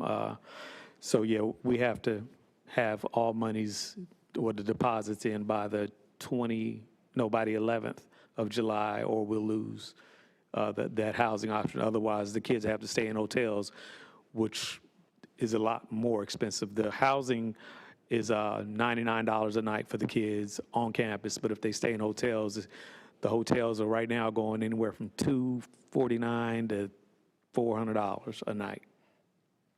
Thank you. And I would just add or echo the sentiments of council. I think that there should be a process. The unfortunate thing is that for many of the small nonprofit organizations that run into these types of issues, they don't have an alternative. And as we think about what our children in this community need, I think $50,000, $100,000 from the council is not a big ask. And I know that that's within the city manager's purview to make that decision, but apparently she doesn't feel comfortable making that decision, which is why she asked that I bring it forward last time. Because I will say that these proposals have been made, these requests for proposals have been submitted previously, and so it may be coming to you last minute, but they have been shared. And I think it's just unfortunate that we're in this predicament. Can I ask you how many children you are anticipating taking? For the past 4 years, we've qualified anywhere from 50 to 60 kids to go to the Junior Olympics. We have 101 kids registered with our program. About 80 of them will be participating this weekend. I anticipate anywhere from 50, maybe 60, but right around 50 kids will qualify for the Junior Olympics. Thank you. Councilwoman. Yeah, I obviously investing in our youth. I think I was a little caught off guard last time, but I mean, because Councilmember Freeman asked and it was for the youth, I will always support that. We do have a process in place. I just want to go on the record and say that for all organizations out there, just start communicating with us sooner if you know that these events are coming up. And I will support because again, we just did this, and I feel horrible that I feel horrible for the organizations that are also asking and they didn't make it to City Hall tonight. So it's not toward you and the kids, so it's not toward Councilmember Freeman's request and the kids, but it's more so the kids who also have something going on and they want to go. So what I will say is I offer to you, and as I've stated to you, and other organizations, a letter of support, also my boots on the ground in helping you raise funds, and I will support up to that amount rather than just that solid amount, because we don't know if that you're going to need all that. But I also will commit to you and other organizations that I'll ask within our networks. I mean, we just had a whole mall walk out of here.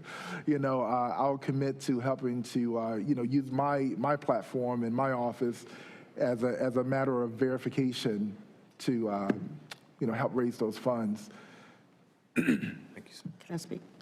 So one of the things, and since all of this is being, spoken about in public, anything that we expend, it has to have, documentation, public purpose. So it would not just be an expenditure, that we use. So you would need to actually, write up some type of proposal so that it can be evaluated by staff, to determine where the funding is going. So that came to my attention when you said up to, because I want to make sure that we have in place that the expectation when you leave here that you would, be well aware of what we would need, and we'll have staff reach out to you with those specifications. Yes, ma'am. Thank you, Manager Page. Mayor Pro Tem? Thank you, Madam Mayor. And I want to thank the city manager for anticipating at least one of my questions. Again, I would ask, where would we be taking this money from? I also do want to be careful not to conflate this with things that are long-standing parts of our strategic plan. Affordable housing, eviction diversion, these are items that in which we already have a stake.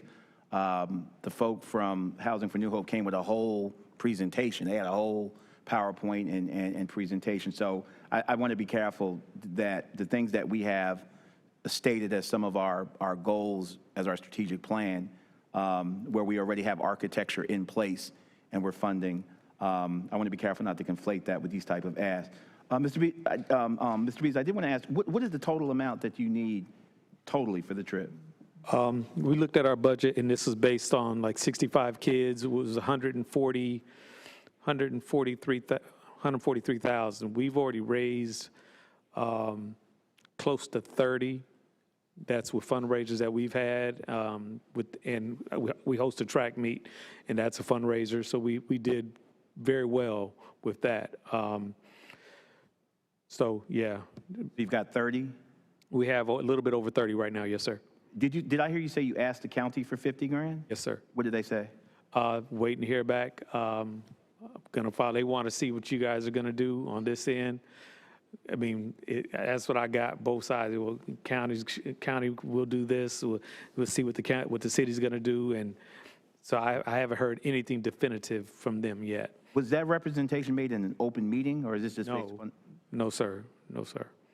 So was it your understanding that if we do it, they're definitely going to do it? Is that? I didn't say definitely. They wanted to see what was going to happen on this end before they made any commitments. So if we were to do this and you didn't raise the other amount, what would happen? Parents, some of the parents will have to come out of the pocket. We have some kids that we know their parents can't do anything. So we know we're going to have to stomach most of theirs with with our funding.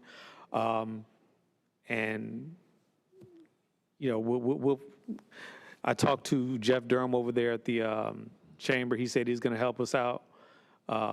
He wants me to bring our package. He was going to try and shop it around to some of their chamber members as well. So we're not looking for you guys to fund everything. But the lion's share from both entities, that's what we are looking for. Okay. Was this, did this opportunity just come about because of some victories when the kid, or was this not something that could have been anticipated, or how did this opportunity come about? Well, Junior Olympics is every year. Right. I knew we were looking at this probably in January.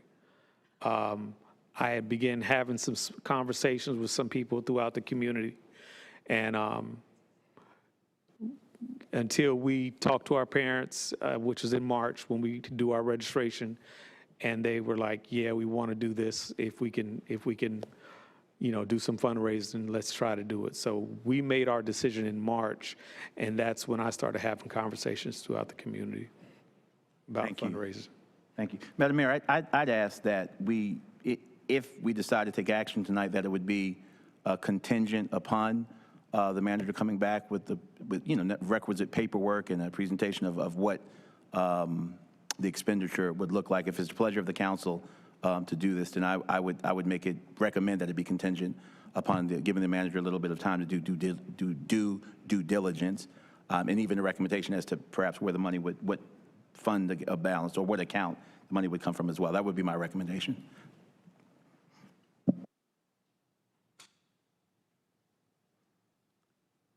I just wanted to make sure that it was clear that there's no conflation. Public safety as a matter addresses our youth. And that was all. And I'm a thumbs up. Thank you. Thank you. Thumbs up, thumbs down, thumbs up for helping the track, helping our young people who are an important part of our infrastructure, just as much as affordable housing. Giving our kids an opportunity like that is just as important as building affordable housing, in my view, but everybody's entitled to their own opinion. So thumbs up for the recommendation of the city manager, and I'm sure she will do all due diligence to see how we can help up to 50,000, and that will be a thumbs up. Okay. All righty. Okay, so it's been a wonderful Thank you. First 6 months of the new year. We are now at our break for city council. It is 12/18, 6/21/2023. We have turned the clock on another day. Bull City Strong. We are now adjourned. Y'all have a great summer break. See you when we come back.